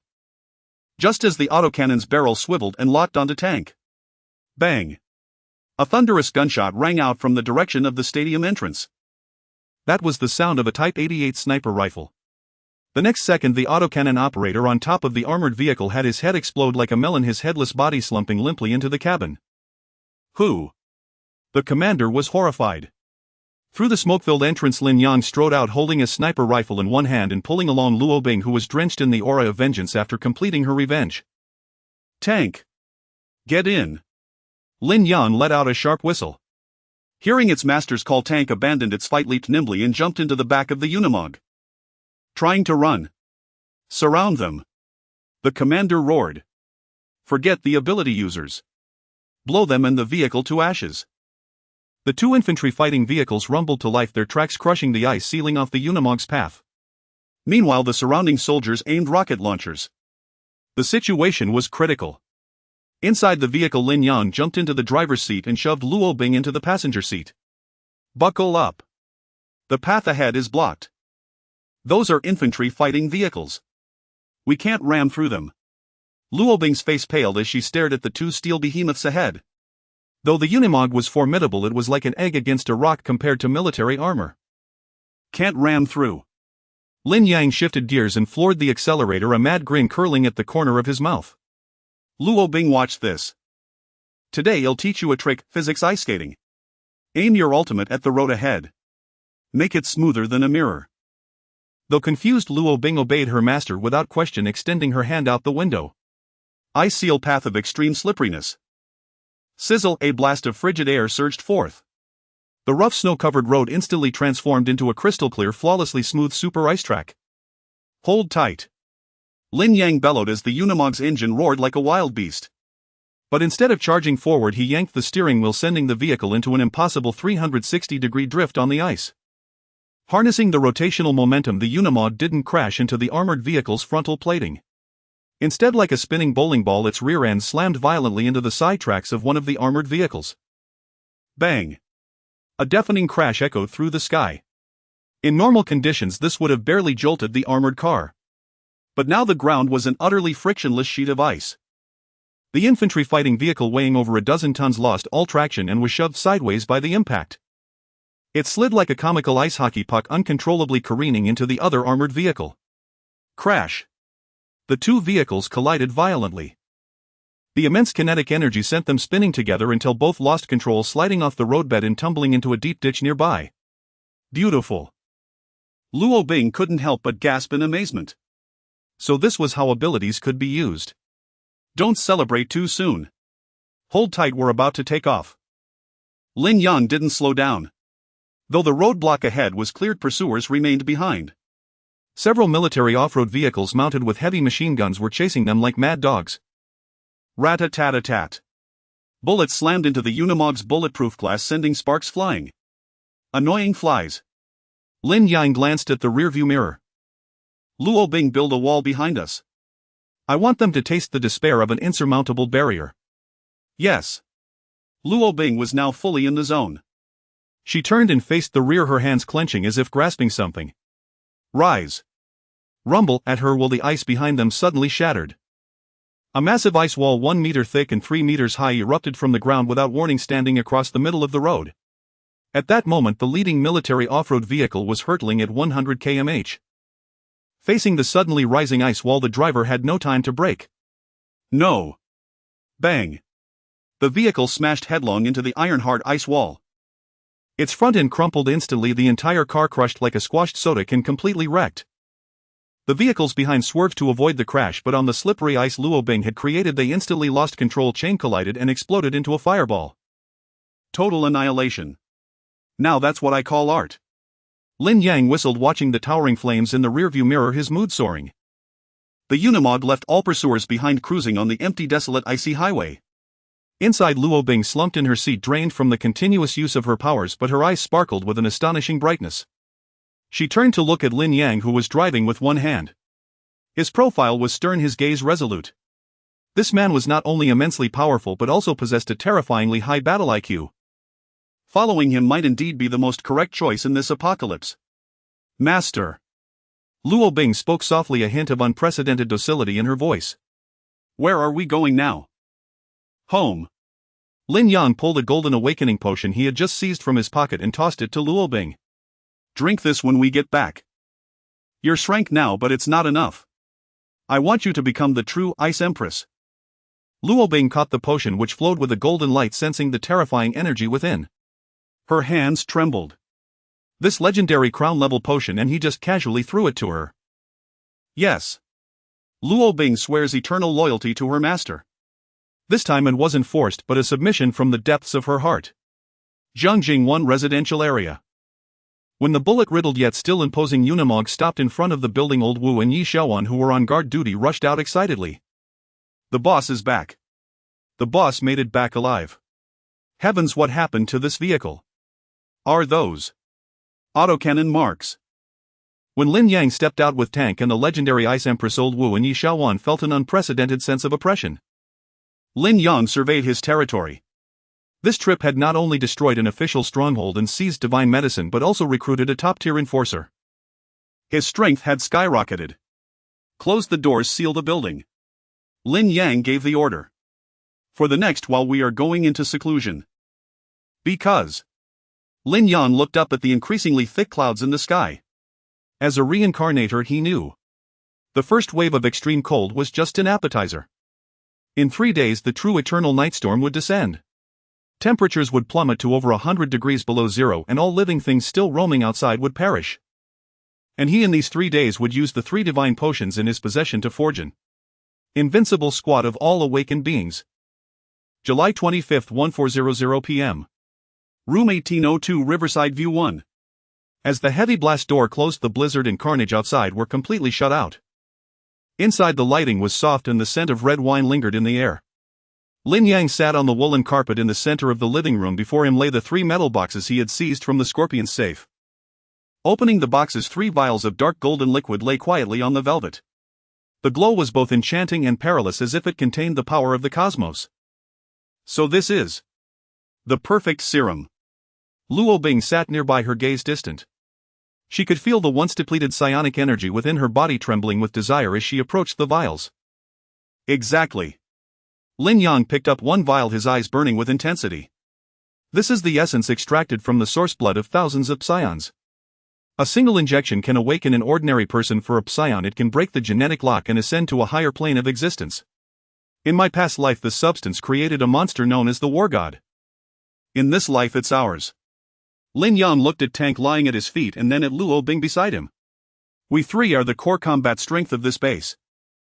1 vial for each of us. Old Wu Dr. Chun Yi Xiaoan, they're loyal but limited in potential.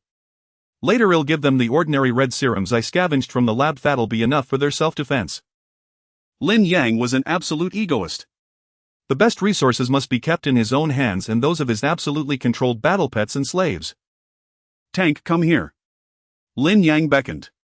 Though Tank didn't understand what was happening, out of trust for its master, it obediently brought its large head closer.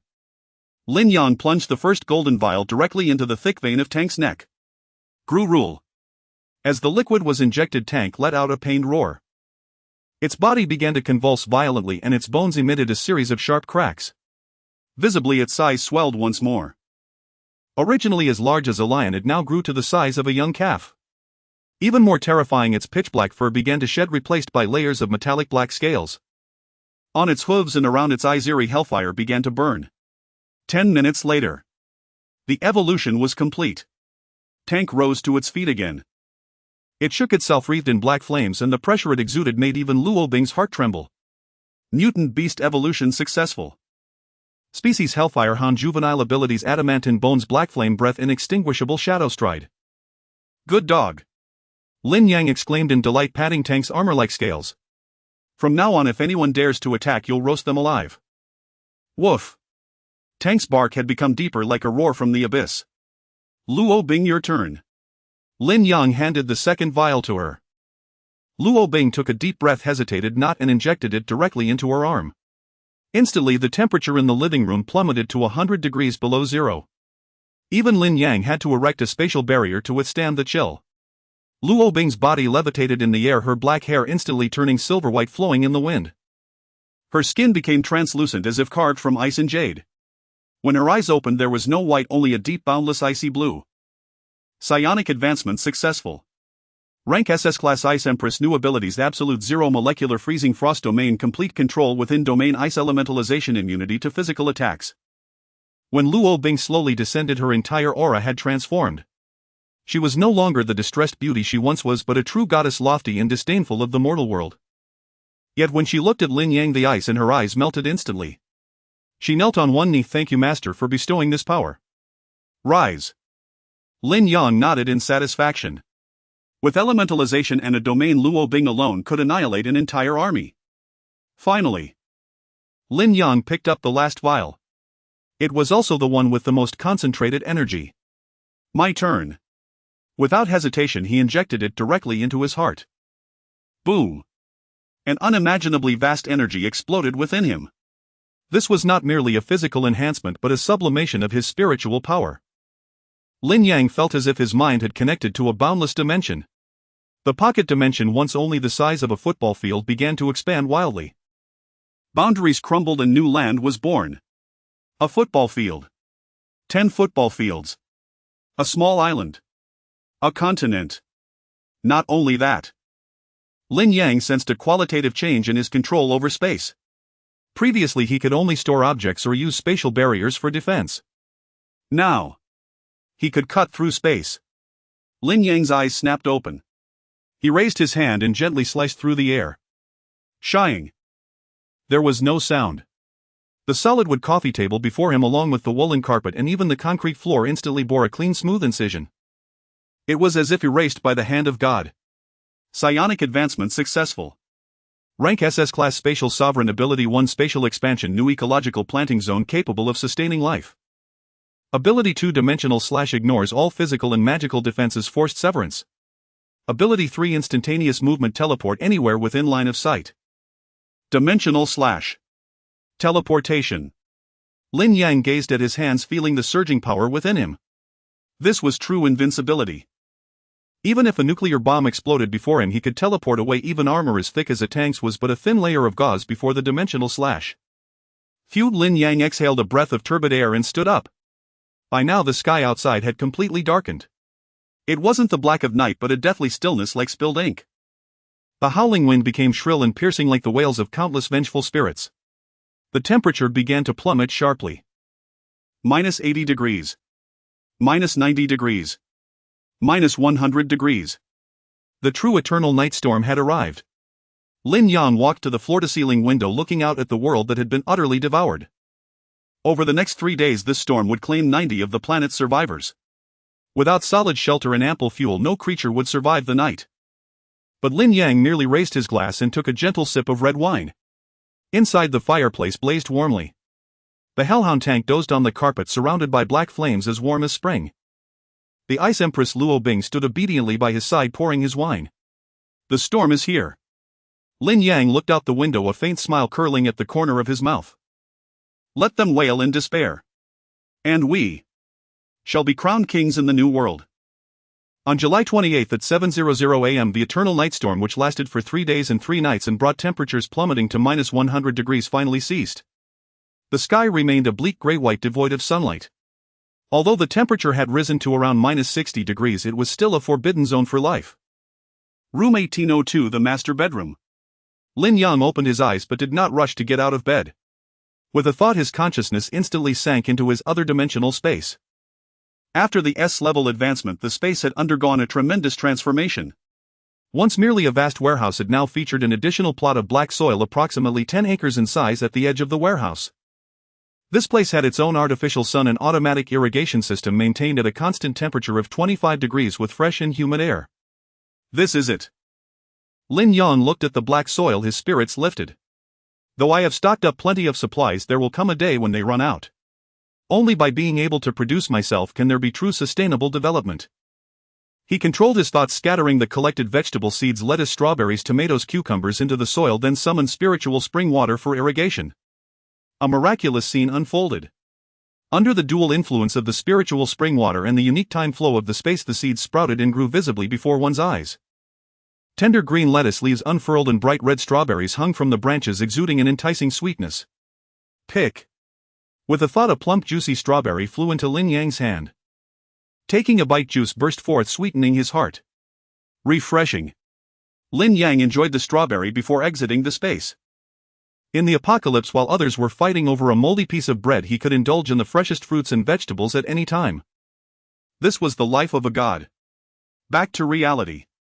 Lin Yang stepped out of the bedroom. In the living room, Luo Bing was preparing breakfast dressed in a maid outfit, a quirk of Lin Yang frying steak.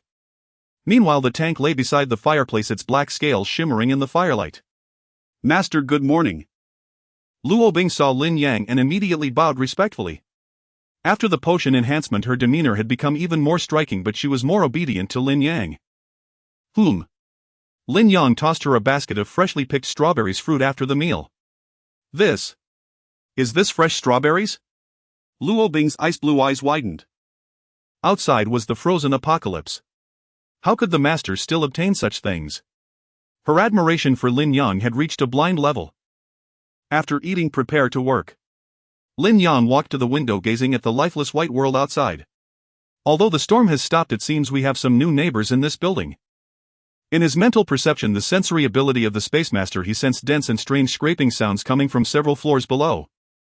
It did not sound like the footsteps of the living, but rather like corpses being dragged. 17th floor stairway entrance. Old Wu, Dr. Chen, and Yi Xiaowan were huddled behind a defensive structure, their faces pale. They had barely endured the extreme cold of the past 3 days thanks to the supplies and winter clothing distributed by Lin Yang. But now they faced a greater terror. Crack! Crack! From the darkness below, a series of bone-scraping sounds that could make one's teeth ache echoed. There were also beast-like low growls. What is that sound? Dr. Chen asked, trembling. Yi Xiaowan tightened her grip on the shotgun, staring fixedly at the shadows below the stairs. It seems someone is coming up. Suddenly, a grayish-blue figure lunged out from the shadows. It was completely naked, its skin exhibiting a strange bluish-purple hue covered by a thin layer of frost. Its eyes were entirely scara, and it had 2 sharp fangs protruding from its mouth with nails several inches long, sharp as blades. It's Aunt Wang! Old Wu exclaimed. Indeed, this monster still retained Aunt Wang's facial features, but at this moment she had lost all humanity and reason. She was an ice corpse. Under the extreme low temperatures of the eternal night storm and the influence of an unknown virus or magnetic field mutation, those who died from freezing had their brains dead, yet their cerebellum and nerve centers mutated, turning them into bloodthirsty monsters. Moreover, due to being frozen and enhanced, their bodies were as hard as iron, immensely powerful. Roar! The mutated Aunt Wang let out a roar, charging at the iron bars with blinding speed. When her claw slammed against the welded bars, bending the reinforced steel as thick as a thumb. Shoot! Quick, shoot! Old Wu shouted in terror. Bang! Yi Xiaowan decisively pulled the trigger. The shotgun shell blasted into Aunt Wang's chest, sending her flying backward. But despairingly, despite her chest being shattered, there was no blood and she did not die. Like nothing had happened, she got back up and began to pound against the bars even more frantically. Behind her, the sound of countless footsteps approached. Zhao Chang, the ice sculpture, was also revived, Lin Yang's uncle and his family. Dozens of ice corpses surged forward like a tide. It's over. We're going to die. Dr. Chen slumped on the ground in despair. These bars could not hold back so many monsters. Just as the bars were about to be smashed open, buzz, a space gate appeared out of thin air above the hallway. Lin Yang, accompanied by the tank, descended upon the group like a deity. Boss! Help! This group of dead people has come back to life. Yi Xiaowan shouted.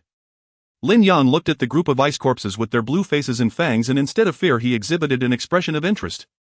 Is this the first stage of the mutated body, ice corpse? Their hardness is considerable, it's hard to kill them without a headshot. However, Lin Yang patted the tank beside him. Tank, try out your new bite. Roar!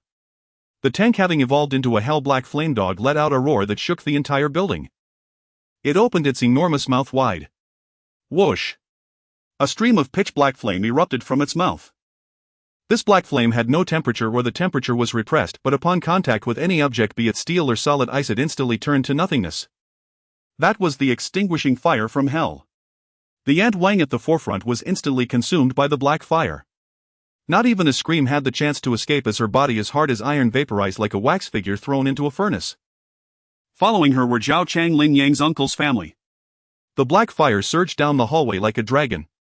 Wherever it passed, dozens of ice corpses were reduced to ashes, leaving no trace behind. Even the concrete floor of the stairs was burned into a glaze-like state. 1 second to clear the area. Old Wu and the others stared in astonishment. Is this a dog? This is a freaking fire-breathing dragon, right? Lin Yang nodded in satisfaction. The tank's black flame breath was even more powerful than he had imagined. Even if they encounter higher-level mutated beasts in the future, this breath will teach them a lesson. Crisis averted. Lin Yang looked at the ashes strewn across the ground and said calmly. Old Wu fixed the bars. Yi Xiaowan, remember to aim for the head if you encounter such things in the future. Shooting the body is useless. Yes. Boss. The looks in the eyes of the three toward Lin Yang were more than just reverence, they were as if they were gazing at a deity. After dealing with these small fry, Lin Yang's gaze turned to the window. The ice corpses in this building were cleaned up, but outside, the dead across the entire city were awakening. This was a brand new, even more dangerous world. It's time to expand my territory a bit. Lin Yang formed a plan in his mind. Just relying on the 18th floor was still too small. He aimed to take over the entire Jiangjing one community and establish a true base for the apocalypse. First, I need to clear out those pesky survivors, or recruit them all as serfs. July 28, 1000 a.m. Jiangjing. One residential compound atop the pristine white snow. Lin Yang stood on the roof of Building 18, overlooking the entire compound. Jiangjing. One comprised 6 high-rise residential buildings arranged in a ring encircling a vast garden now buried under snow. The terrain was easy to defend and hard to attack, a natural fortress in the making. To forge this place into an impregnable iron bastion, relying on just us few won't be enough. Lin Yang toyed with a black metal ring in his hand. This was something he had discovered earlier among the supplies of Lei Hu from the Marauder gang, a remote detonation explosive collar. Originally used in prisons to control violent felons, it would detonate instantly, snapping the neck if one attempted to forcibly remove it or leave the designated area. Now this item had a new purpose. Luo Bing tank, Lin Yang commanded coldly. Bring Old Wu and the others. We're going visiting. Clear out the frozen corpses in the remaining 5 buildings and drive all the living down to the plaza below. Yes, master. The cleansing operation began. It was a slaughter with no suspense. Tank led the charge, a single breath of black flames incinerating an entire floor's worth of zombies. Luo Bing controlled the rear, freezing any stragglers into shattered ice sculptures instantly. Old Wu, Yi Xiaowan and Dr. Chen followed behind, weapons in hand, tasked with finishing off survivors and searching for the living. Building 3. A group of survivors huddled inside their room, trembling in fear at the screams from the hallway. The door was kicked open. Yi Xiaowan, clad in black like a god of death, strode in, her gun aimed at them. Live or die. If you want to live, gather in the plaza downstairs. If you want to die, I'll grant your wish now. Building 5. A few men who tried to resist and seize weapons had their spines bitten through by tank. The rest immediately submitted, crying and kneeling for mercy. In just 2 hours, the entire compound's frozen corpses were cleared.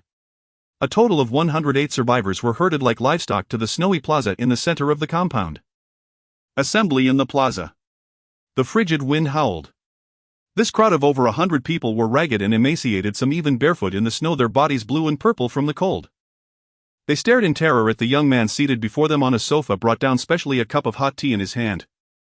Beside the man crouched a terrifying Cerberus, though with only one head. Its aura was even more formidable, and stood a silver-haired goddess radiating an aura of extreme cold. Several armed subordinates also watched them with hawk-like vigilance. "Allow me to introduce myself," Lin Yang said, taking a sip of tea, his voice amplified by a loudspeaker across the venue. "I am Lin Yang, the master here. I know you are hungry. I know you are cold. I can give you food, warmth, and even shelter, so you don't have to fear being eaten by zombies." Hearing this, the crowd stirred instantly. "Really? Boss Lin is a great benefactor. Woo am saved. I want to eat. Boss Lin, I'll work like a dog for you." "Don't thank me yet," Lin Yang sneered, waving his hand. With a clatter, old Wu and Dr. Chen carried out a large crate and dumped its contents onto the snow. Hundreds of black metal collars rolled out, gleaming with a cold luster. "These are slave collars." Lin Yang's voice turned icy like a demon's whisper. "They contain microbombs and trackers. Wear it and you become my private property. I say east, you don't go west. Anyone who betrays runs away or slacks off." Lin Yang picked up the remote and pressed a red button. Boom! A snowman model wearing one of the collars in the distance was instantly blown to pieces. The crowd fell into dead silence. The earlier gratitude turned into sheer terror. This was handing over one's life. Once it was on, life and death were no longer in their own hands. "Of course you can choose not to wear it," Lin Yang gestured towards the compound gate. "The gate is unlocked. You can leave now. See if the snow and zombies outside will show you mercy." Silence. A deathly silence. It was a simple choice, yet a life or death one. Leaving meant certain death. Wearing the collar meant being a dog, but at least a well-fed one. I'll wear it." A man, skin and bones from hunger, was the first to rush out. He grabbed a collar and, trembling, snapped it around his own neck. Deep lock successful. Good. Lin Yang tossed him a pack of compressed biscuits and a bottle of water. The man tore it open like a madman, stuffing his face, choking and rolling his eyes, but refusing to stop. With the first to step forward, the remaining resistance crumbled instantly. "I'll wear it too. Give me food. As long as I can survive, I'll be a dog." Over 100 people scrambled to grab the collars, afraid they would run out. In this apocalypse, dignity was the cheapest commodity. Half an hour later, all 108 survivors had donned the collars, becoming Lin Yang's first serfs. Among them were even a few acquaintances from Lin Yang's past. For instance, the once high and mighty property manager was now on his knees licking up biscuit crumbs. Or the perpetually showy rich second-generation neighbor, now being trampled underfoot, fighting for half a bottle of water. "Now the first task," Lin Yang announced, standing up and pointing at the compound walls. "Except for the elderly, weak, sick and disabled who will cook and handle logistics, all able-bodied men and women get moving immediately.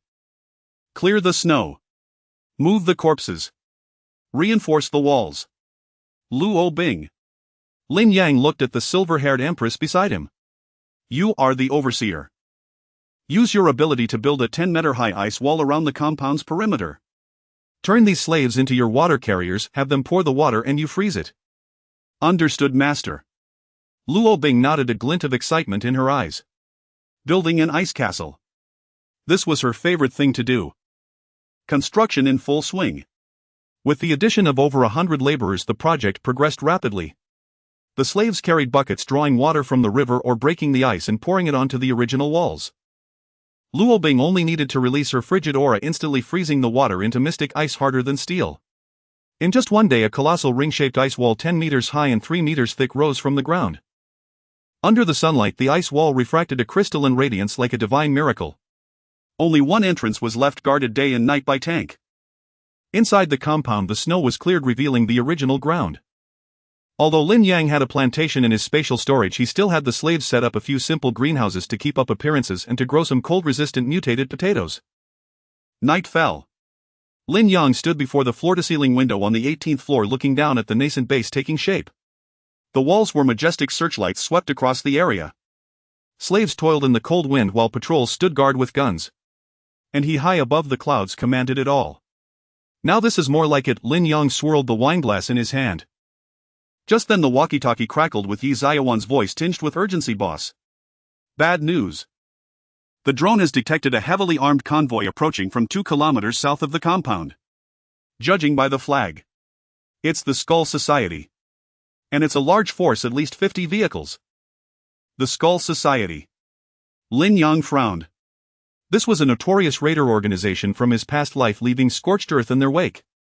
It seemed his activities here had finally attracted the wolves. 50 vehicles. Instead of panicking, a hunter's smile curled on Lin Yang's lips. Perfect timing. My base is still short on transport vehicles and fuel. Since you're here, don't bother leaving. July 28th, deep at 1130 p.m. On the ice field 2 kilometers outside Zhongjing-no.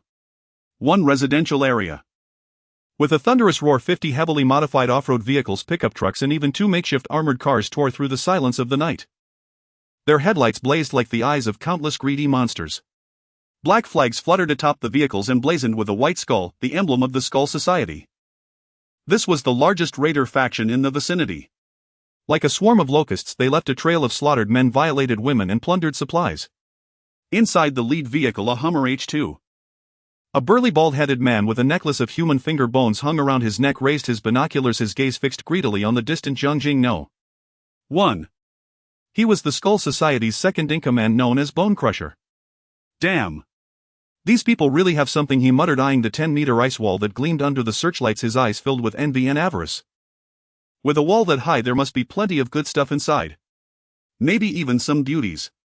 Second boss, that wall looks pretty tough. How do we breach it? A subordinate asked. Tough my ass. Bone Crusher spat. It's just a pile of ice. Give the order, get those 2 makeshift tanks, heavy trucks fitted with plows and steel plates up front. Smash the gate down. Tell the boys once we're in 3 days of no restrictions. Do whatever you want. A chorus of bestial howls erupted from the walkie-talkies. The convoy accelerated, charging with murderous intent towards the seemingly isolated residential area. On the ice wall, the wind was biting cold. Lin Yang stood with his hands behind his back, his gaze indifferent as he watched the approaching convoy as if observing a swarm of crawling ants. Behind him stood over 100 newly acquired slaves, their faces pale with terror, trembling uncontrollably. That's the Skull Society. Merciless demons. We're done for, we're all going to be slaughtered. Silence, Lin Yang commanded coldly. The slaves instantly fell silent, not daring to make a sound. Tank Luo Bing, Lin Yang stated calmly. I have use for these 50 vehicles. Don't damage them too much. As for the people, kill all except the drivers. As you wish, Master Luobing replied, a cruel smile curving her lips.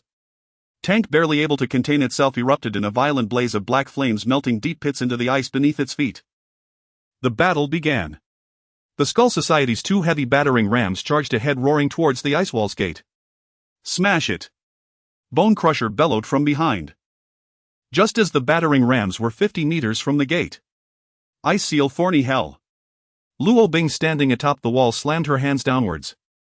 With a series of sharp cracks, the snow-covered ground erupted. Countless tumderlong spear-sharp giant ice spikes burst forth from below without warning. The 2 leading heavy trucks were instantly impaled from their chassis by dozens of ice spikes. The thick steel plates were as fragile as paper against the shrankability. The drivers in the cabs were skewered like meat on a stick, blood streaming down the ice spikes and freezing into crimson ice before it could hit the ground. What? Bone Crusher was startled from behind. An ability user. Fire. Blow that woman away with the RPGs. Several rockets streaked towards the wall, trailing flames. Black flame explosion. Before the rockets could get close, Tank, who had been crouching on the wall, leaped down. Madara opened its massive maw and spewed a colossal black fireball. The black fireball intercepted the rockets in the air, triggering a violent chain of explosions. Tank then crashed heavily into the center of the Skull Society's convoy. The oppressive aura of the 3-headed hellhound was fully unleashed. It was like a meat grinder from hell, its body wreathed in annihilating black flames as it rampaged. Any vehicle it touched was instantly ignited by the black fire, melting into molten iron within seconds. The thugs who tried to jump out and fight back were crushed into pulp by tanks' claws before they could even pull the trigger. A monster. Help! This fire can't be put out. The Skull Society's formation instantly collapsed, screams echoing through the night sky. The slaves on the wall watched in stunned disbelief. Was this their master's power? This wasn't a battle, it was a one-sided massacre. Damn it! Retreat! Fall back! Bone Crusher, though brutal, wasn't a fool. Seeing this, he knew they had bitten off more than they could chew. He wrenched the steering wheel, trying to turn the Hummer around and flee. Come and go as you please. Lin Yang stood high above, watching the fleeing Hummer H2, a hint of mockery flashing in his eyes. Perfect, I'll try a new move on you. Lin Yang slowly raised his right hand and made a chopping motion through the air towards the Hummer hundreds of meters away. Dimensional slash. There was no explosion, no flashy light effects. Only an invisible ripple of spatial energy that streaked across the night sky in an instant. The next second, the speeding Hummer H2 was cleaved cleanly in two. The cut was as smooth as a mirror, as if sliced through tofu with a laser. Not just the vehicle, but the second-in-command Bone Crusher sitting inside was also split perfectly in half from head to groin by that single strike. Inertia carried the two halves of the vehicle for several dozen more meters before they collapsed, spilling entrails and mechanical parts across the ground. A dead silence fell over the scene. The remaining Skull Society members, witnessing their leader's vehicle sundered by what seemed like divine judgment, were utterly broken. I surrender. Don't kill me. I'm a mechanic. I can fix cars. Spare me. The surviving thugs threw down their weapons and knelt in the snow, kowtowing frantically. Lin Yang lowered his hand, his expression as calm as if he had just swatted a mosquito. He turned to look at the slaves behind him, who were already kneeling in fear. Do you see now? Lin Yang's voice was not loud, but it thundered in everyone's ears. In this apocalypse, only I can grant you a path to survival. And only I can grant you death. Old Wu, take some men down to clean up the battlefield. Bring all the vehicles back. As for those who surrendered, Lin Yang glanced at the dozens of kneeling thugs below. Strip them naked and give each one a collar. Our plantation is still short of some mining labor, isn't it? The next morning, news of the Skull Society's second-in-command and his entire force being wiped out spread like wildfire among the surrounding survivor factions.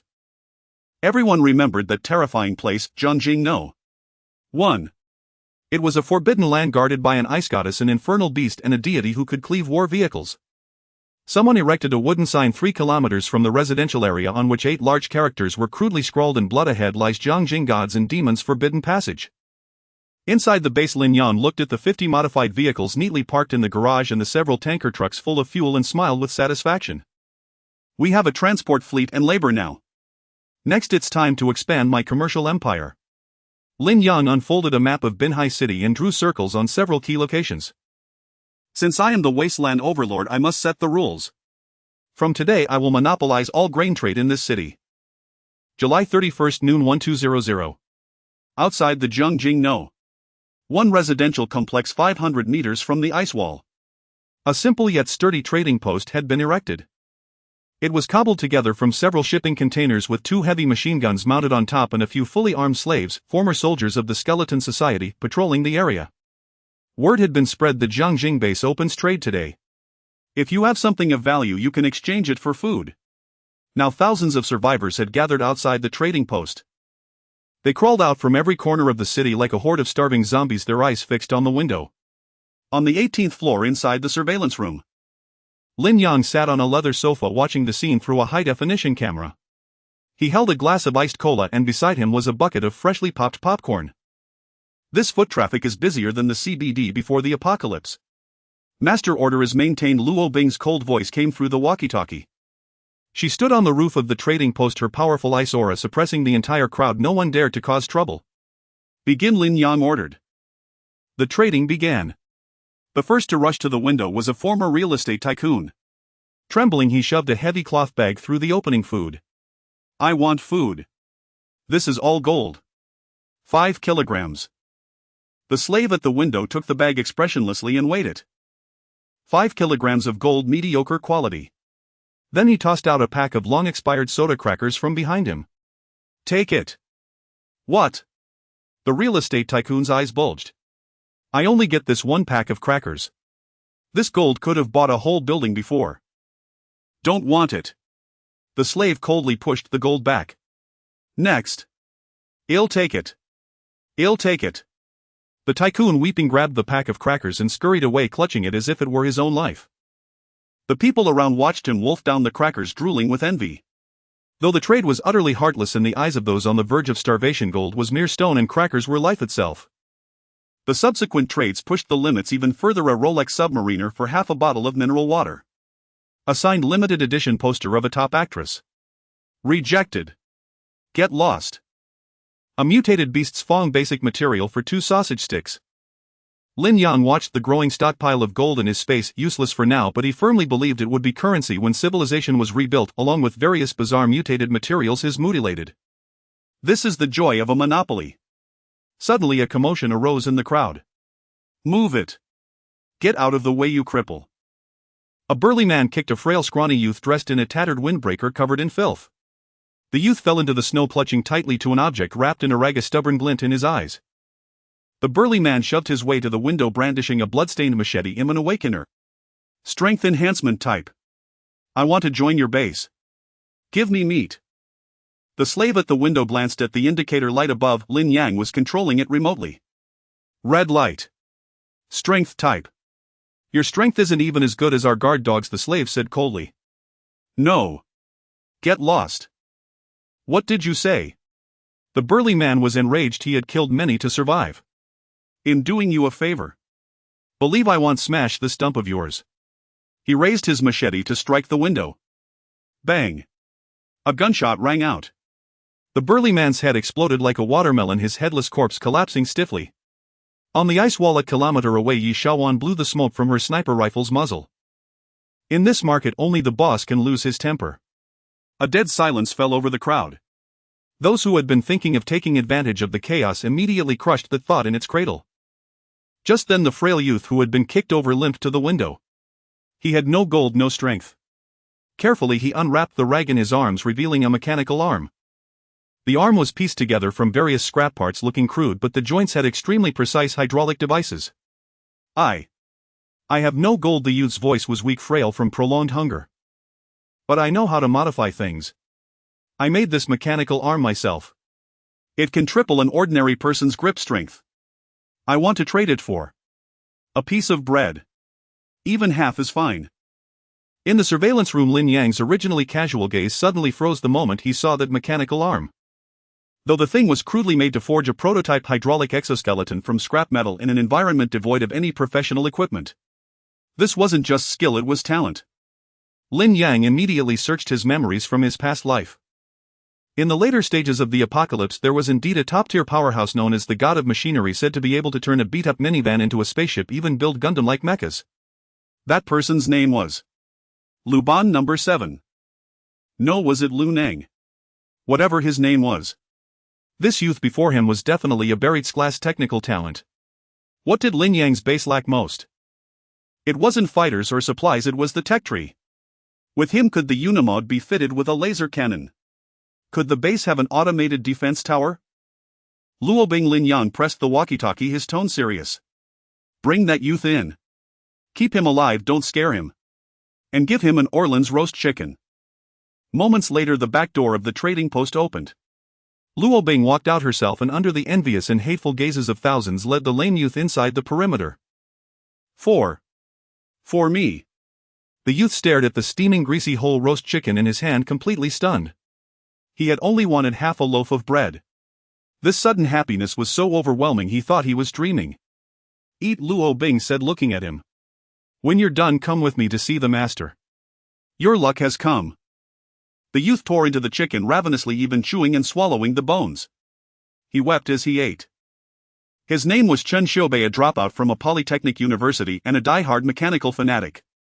After the apocalypse, due to his frail health, he had been constantly bullied.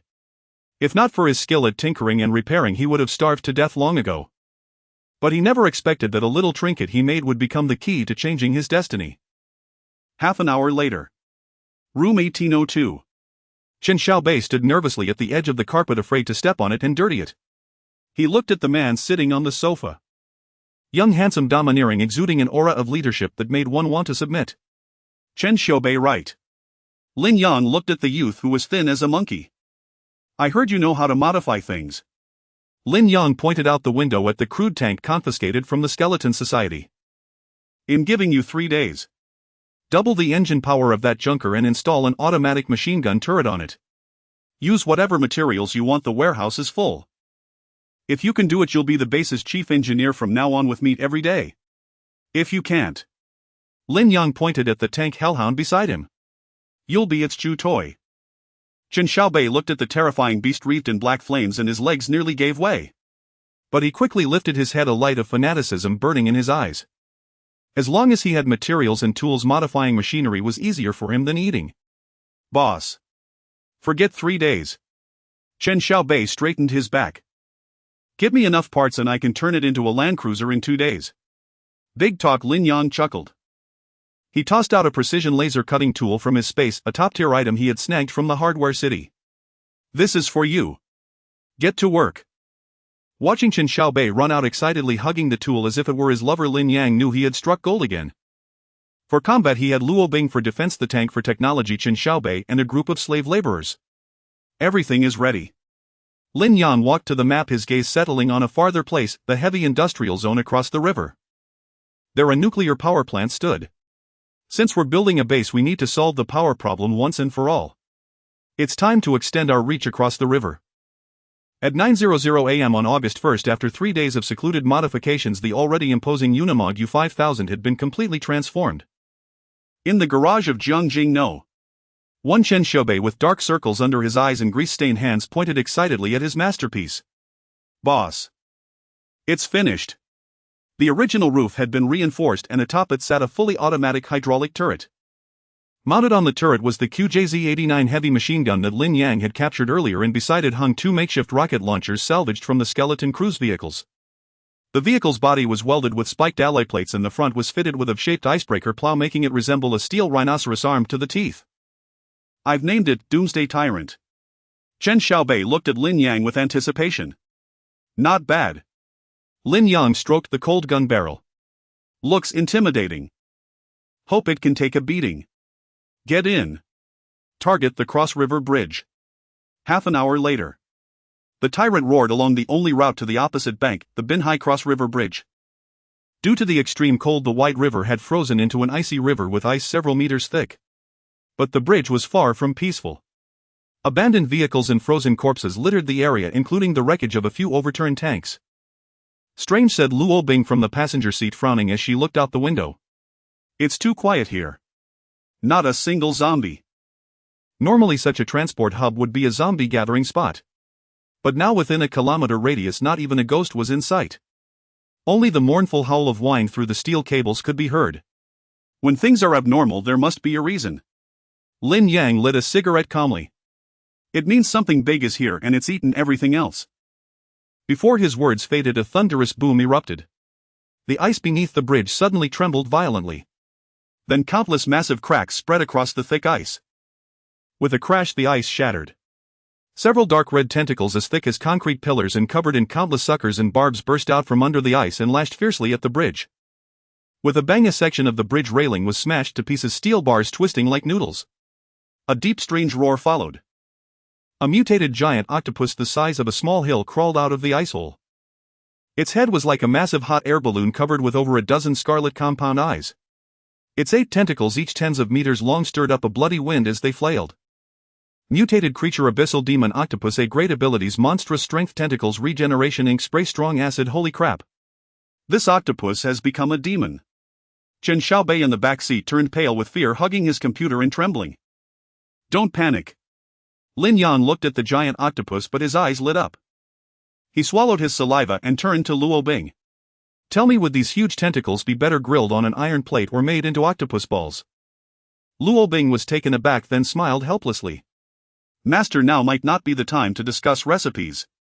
Since it's ingredients, we must get them while they're fresh. Lin Yang slammed on the brakes. Chen Xiaobei. Fire. Test your turret. Luo Bing. Freeze its feet. No tentacles. Don't let it escape. Tank. bite its eyes. Combat orders were issued. Yes. Though frightened, Chen Xiaobei instinctively began typing frantically on his keyboard upon hearing the command. Auto fire control system locked. Open fire. Rat-a-tat-tat. The heavy machine gun turret on the roof instantly spat out a half-meter-long tongue of flame. 12. 7mm armor-piercing bullets rained down on the octopus' massive head. Though the creature was thick-skinned, under such intensive fire, green blood splattered and flesh flew. Enraged by the pain, the giant octopus lashed out with two tentacles, slamming them toward the tyrant. If they hit, the roof would be flattened. Icy Seal 1000-layer lock. Luo Bing pushed open the door and grabbed at the air with both hands. Crack, crack, crack. Moisture in the air condensed into massive ice chains, precisely wrapping around the two descending tentacles and freezing them midair. At the same time, a black shadow shot out of the window. Tank activated Shadowstock, running up one of the octopus tentacles as if on flat ground, charging toward its head. Upon reaching close range, Tank unleashed a point-blank black flame breath. With a boom, black fire instantly ignited the octopus' massive head. The searing pain drove the colossal beast into a frenzy. Its remaining 6 tentacles flailed indiscriminately, pummeling the bridge into a wreck. Quite tenacious. Lin Yang watched the struggling beast and stepped out of the vehicle. Instead of using a gun, he pulled out his tang sword, which he usually used for cutting fruit from his spatial storage. Though the blade was ordinary, under the enhancement of his S-grade spatial ability, it became a divine weapon. Lin Yang's figure flickered. Teleportation. The next second, he appeared directly above the octopus head. He swung the tang sword and ripples of spatial energy swirled. Dimensional/Sashimi edition. Swish, swish, swish. Several invisible blade strokes flashed. The giant octopus movements instantly froze. Then its 8 massive tentacles, flailing in the air, were severed cleanly at the base. The cuts were so smooth and the speed so great that blood hadn't even had time to flow. The octopus, now a limbless ball of flesh, crashed heavily onto the ice, barely alive. Lin Yang landed and sheathed his sword with a flourish. Luo Bing, freeze all these tentacles. This is premium seafood, it'll last us months. Lin Yang pointed at the massive tentacles littering the ground, his eyes filled with the joy of a bountiful harvest. As for the head, he glanced at the octopus head, already half-cooked by the black flames. Too old, won't taste good. Tank, it's yours. Woof. Tank pounced on it excitedly and began to feast. Inside the car, Chen Xiaobei watched the scene in stunned silence. That was an A-grade mutated beast. A single lash from its tentacle could send a tank flying. Yet in front of this team, it hadn't lasted even a minute before becoming. Ingredients. Boss. Is too strong. Chen Xiaobei swallowed hard, his reverence for Lin Yang rising to a new level. Lin Yang walked back to the car and patted Chen Xiaobei on the shoulder. The turret's good, no jams.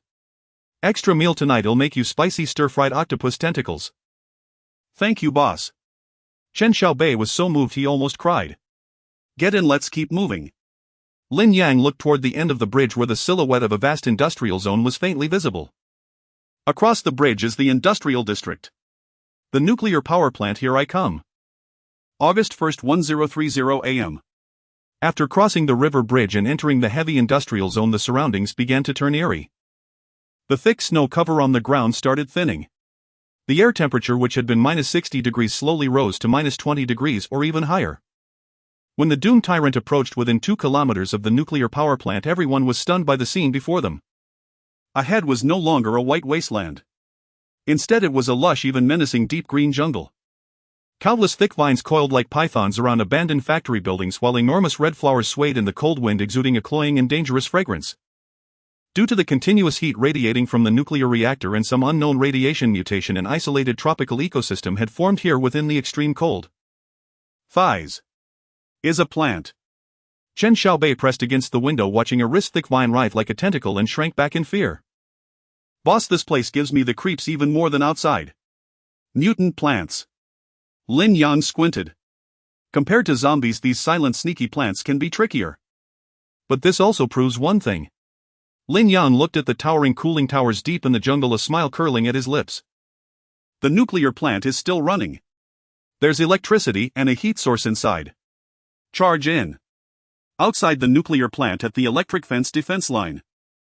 At that moment, inside the plant's office building, a group of survivors in blue work uniforms, their faces smudged with grime, were sinking into despair.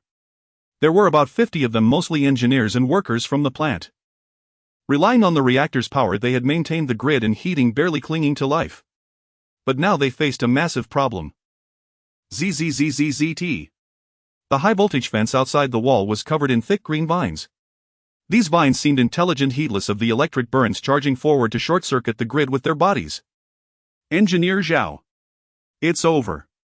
The grid in Zone 3 has burned out from overload. A young worker shouted in panic. The man called Engineer Zhao was an old man with graying hair, the chief engineer Zhao Jiangwo.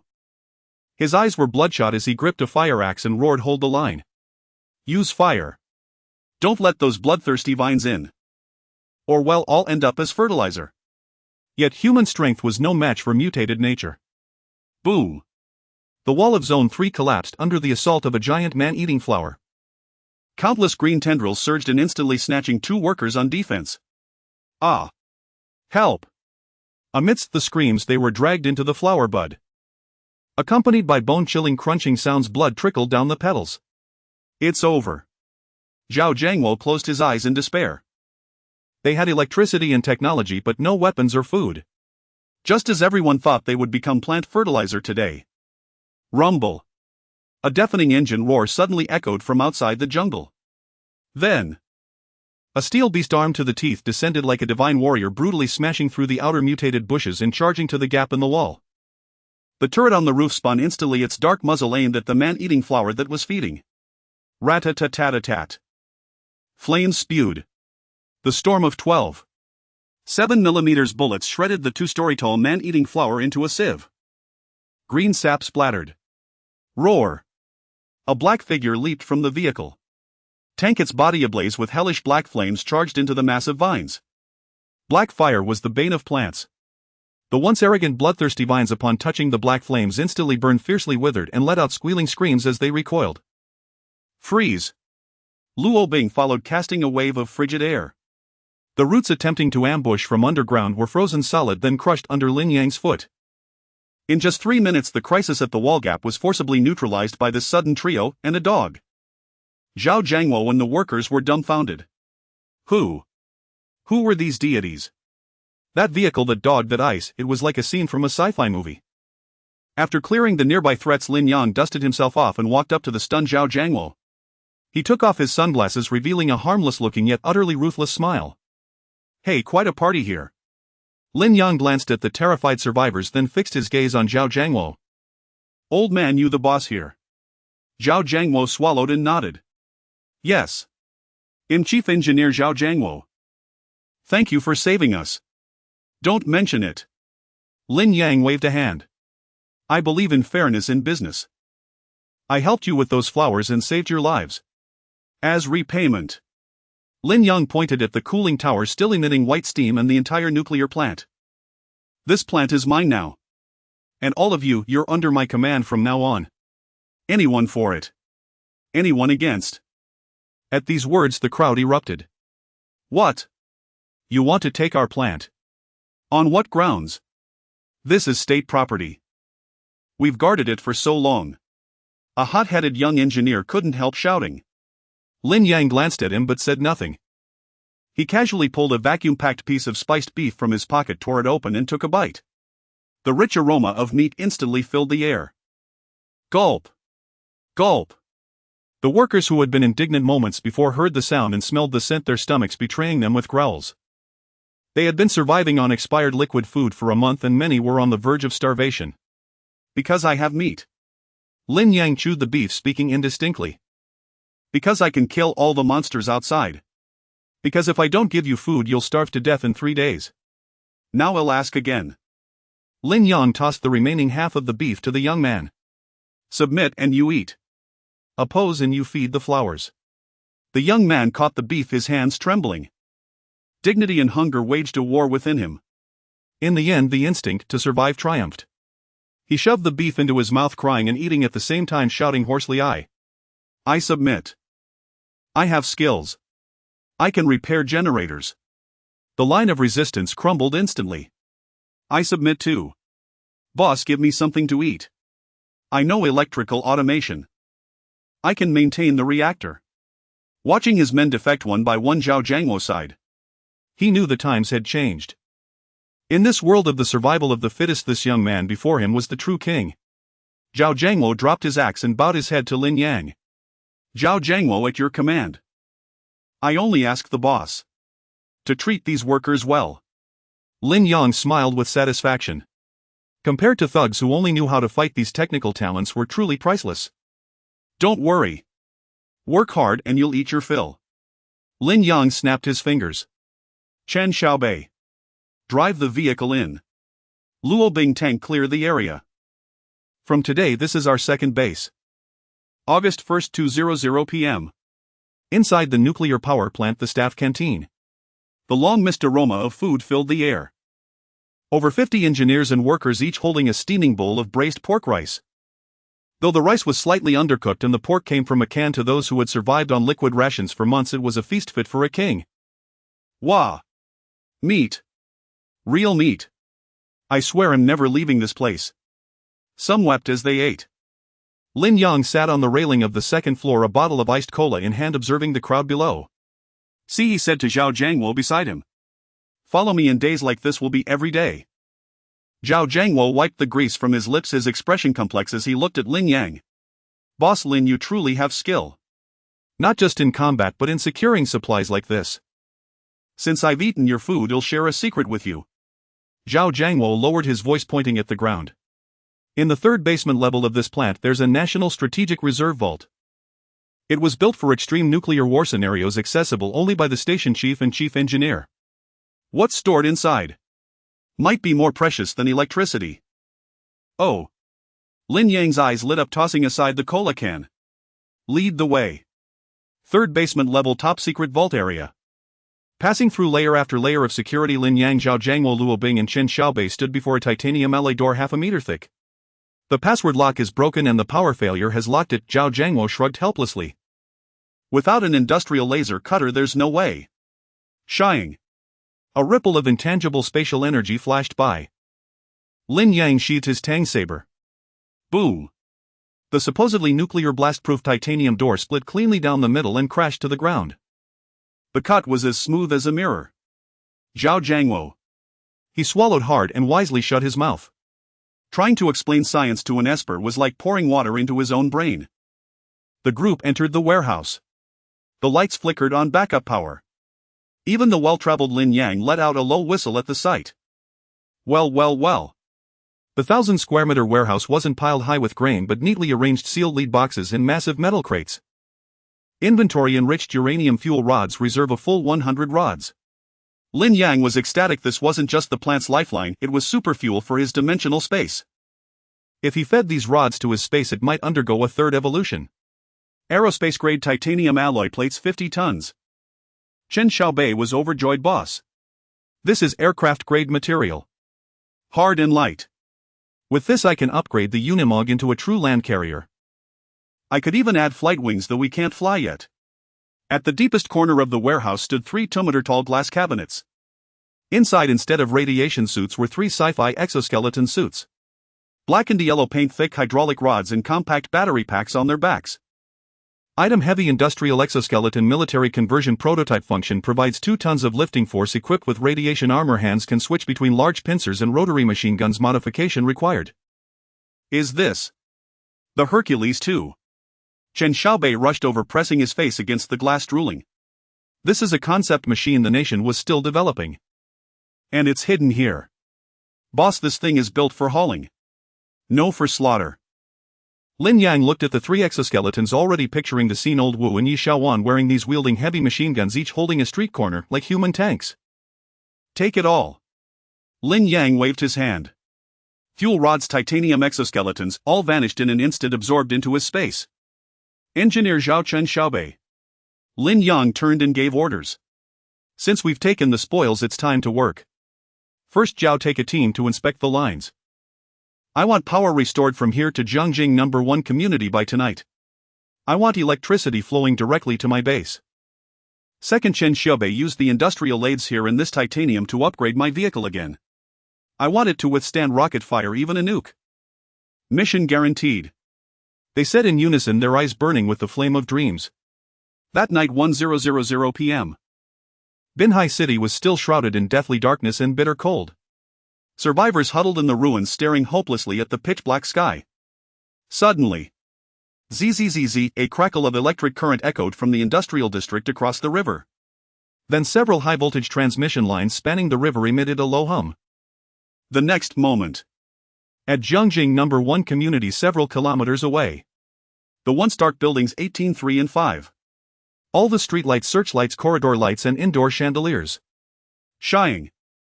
They blazed to life. The brilliant light instantly pierced the darkness, illuminating the entire community as bright as day. The 10-meter-high ice wall refracted by the searchlight shimmered with a dreamlike crystalline luster like a crystal palace from myth. On the wall huge neon characters flickered Lin's base stunning. Unparalleled shock. At that moment all survivors and faction leaders within dozens of kilometers looked up in awe and envy at the island of light shining alone in the darkness. Oh my god. Is that electricity? They have power. And for the whole community. A miracle. This is a miracle. That must be heaven. I'm going there. Room 1802, floor-to-ceiling window. Lin Yang swirled a glass of red wine, gazing at the brightly lit base outside and the dark city beyond. This stark contrast, I have it you don't, made every pore on his body tingle with satisfaction. Master, it's beautiful, Luo Bing said, standing beside him, eyes glazed as she looked at the only light in the apocalypse. Beautiful. Lin Yang downed the wine in one gulp, a cold smirk curling on his lips. Light isn't just hope, it's bait. Just watch. Once this light shines, every demon and monster in this city will swarm toward it like moths to a flame. Tell the tank and the guards. Load your guns. Our hunting feast has only just begun. At 11:00 p.m. on August 1st, the Jiangjing No. 1 base was ablaze with light. Its brilliant glow amidst the pitch-black wasteland seemed like a colossal lure. Roars and guttural cries echoed from the darkness as countless pairs of scarlet eyes flickered to life. Drawn by the light, heat and the scent of the living, the ice corpses that had been wandering the city began to converge on this location. Initially there were only a few hundred. Then thousands. Finally it evolved into a black tide of corpses that stretched across the land, boundless to the eye. The number was at least 50,000. They roared, trampling over their own kind, and like a black tsunami they slammed violently against the 10-meter-high ice wall. Boo! Boo! Boo! The crashing sounds were deafening. Though the ice wall was sturdy, faced with such a terrifying horde it began to tremble, sending shards of ice falling. Upon the ice wall Lin Yang sat in a chair placed at the very center, a cup of hot coffee in his hand. At his feet were crates of 12.7 mm heavy machine gun rounds and rockets. It seems our guests are quite enthusiastic. Lin Yang looked down at the dense horde, which was even beginning to climb over itself in a human ladder, a bloodthirsty smile curling at the corner of his mouth. Everyone listen to my command. Fire every last bullet. Tonight I'm going to throw a bloody party here. Open fire. Rat-a-tat-tat-tat. At Lin Yang's command 10 preset firing points on the ice wall roared to life simultaneously. The modified automachine gun turrets from Chen Xiaobei were the first to unleash their fury. A metal storm composed of 4 Gatling guns tore through the air in an instant. The ice corpses at the forefront fell like mowed wheat, their bodies shredded into pulp by the large caliber bullets. But this was not enough. Old Wu. Yi Xiaowan. Show them the big toys. With a click and a whir the hydraulic engines started. 2 steel warriors clad in Hercules 2 exoskeleton armor stepped up to the parapet. Old Wu wore heavy black and yellow armor. His right arm was modified into a 6-barreled rotary cannon, while his left arm held a massive alloy tower shield. Yi Xiaowan's armor was lighter and more agile. She wielded 2 modified flamethrowers. Die! You monsters! Old Wu roared as the rotary cannon spun wildly. Rat-a-tat-a-tat-tat. A tongue of flame 2 meters long erupted. Supported by the exoskeleton, even the cannon's immense recoil was steady in his hands. Bullets swept through the corpse tide like lasers, instantly clearing a massive fan-shaped area. Burn to death. Yi Xiaowan pressed the trigger. 2 streams of fiery dragons dozens of meters long surged forth. Although the ice corpses were immune to cold, they feared fire, especially this high-temperature flame mixed with special fuel. Arg! Countless ice corpses writhed and charred in the sea of fire, the air thick with the nauseating stench of burning flesh. This was the power of technology. Old Wu, once just an ordinary plumber, and Yi Xiaowan, a delicate college girl, had transformed into warriors capable of holding back 1,000. However, the number of corpses was simply too vast. As the front fell, those behind climbed over the bodies, the pile growing ever higher, nearly reaching the 10-meter wall top. Tank! Kick them down! Lin Yang kicked over an ammo crate, pulling 10 more crates of bullets from his spatial storage to autoload the turrets. Roar! Tank, who had been waiting on the sidelines, leaped from the wall. It didn't land on the ground but instead ran across the climbing horde as if on flat ground. Hell Stampede! Its foreclaws blazed with pitch-black flames. With each stomp, several ice corpses were crushed to ashes.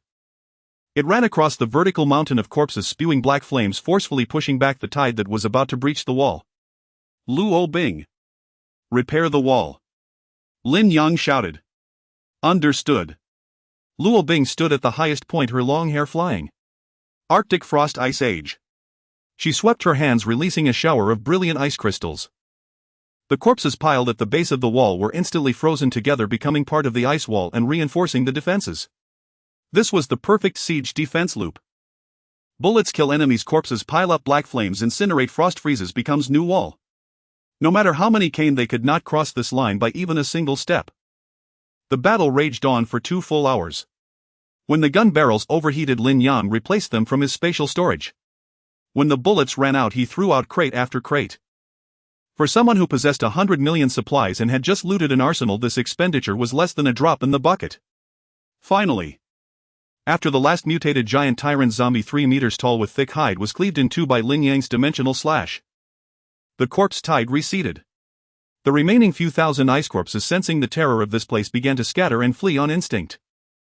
As the first rays of dawn filtered down, the once flat snowfield outside the base had vanished.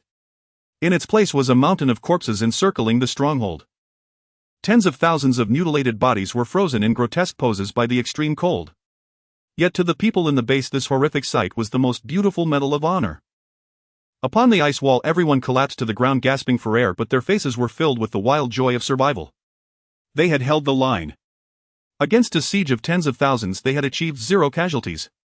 Lin Yang stood amidst the sea of spent casings and lit a cigarette, his gaze fixed on the distance. From a few abandoned high-rises several kilometers away, faint glints of reflected light could be seen, the reflection of binoculars. Lin Yang knew that not only the zombies had been watching tonight but also all the survivor factions in the city. He slowly raised his middle finger towards that direction. Then, picking up a loudspeaker, his voice was cold and arrogant. Seen enough. If you haven't, you're welcome to come and die tonight as well. Whether it's zombies or humans. Meanwhile, inside a certain high-rise building, a middle-aged man in a military coat with a sinister look in his eyes lowered his binoculars. His hands were trembling slightly. He was the leader of the Salvation Army who had planned to swoop in and reap the benefits after the corpse tide breached the base. But now he had completely abandoned that thought. Exoskeleton mecha. Unlimited ammo. Shrank ability user. Is this a survivor base? This is a goddamn war fortress. Issue the order. The leader took a deep breath. From now on, if we encounter anyone from that base, we go the other way. Also prepare a generous gift. No, prepare 10 young beautiful women and 2 tons of gold. Send them over tomorrow. 2.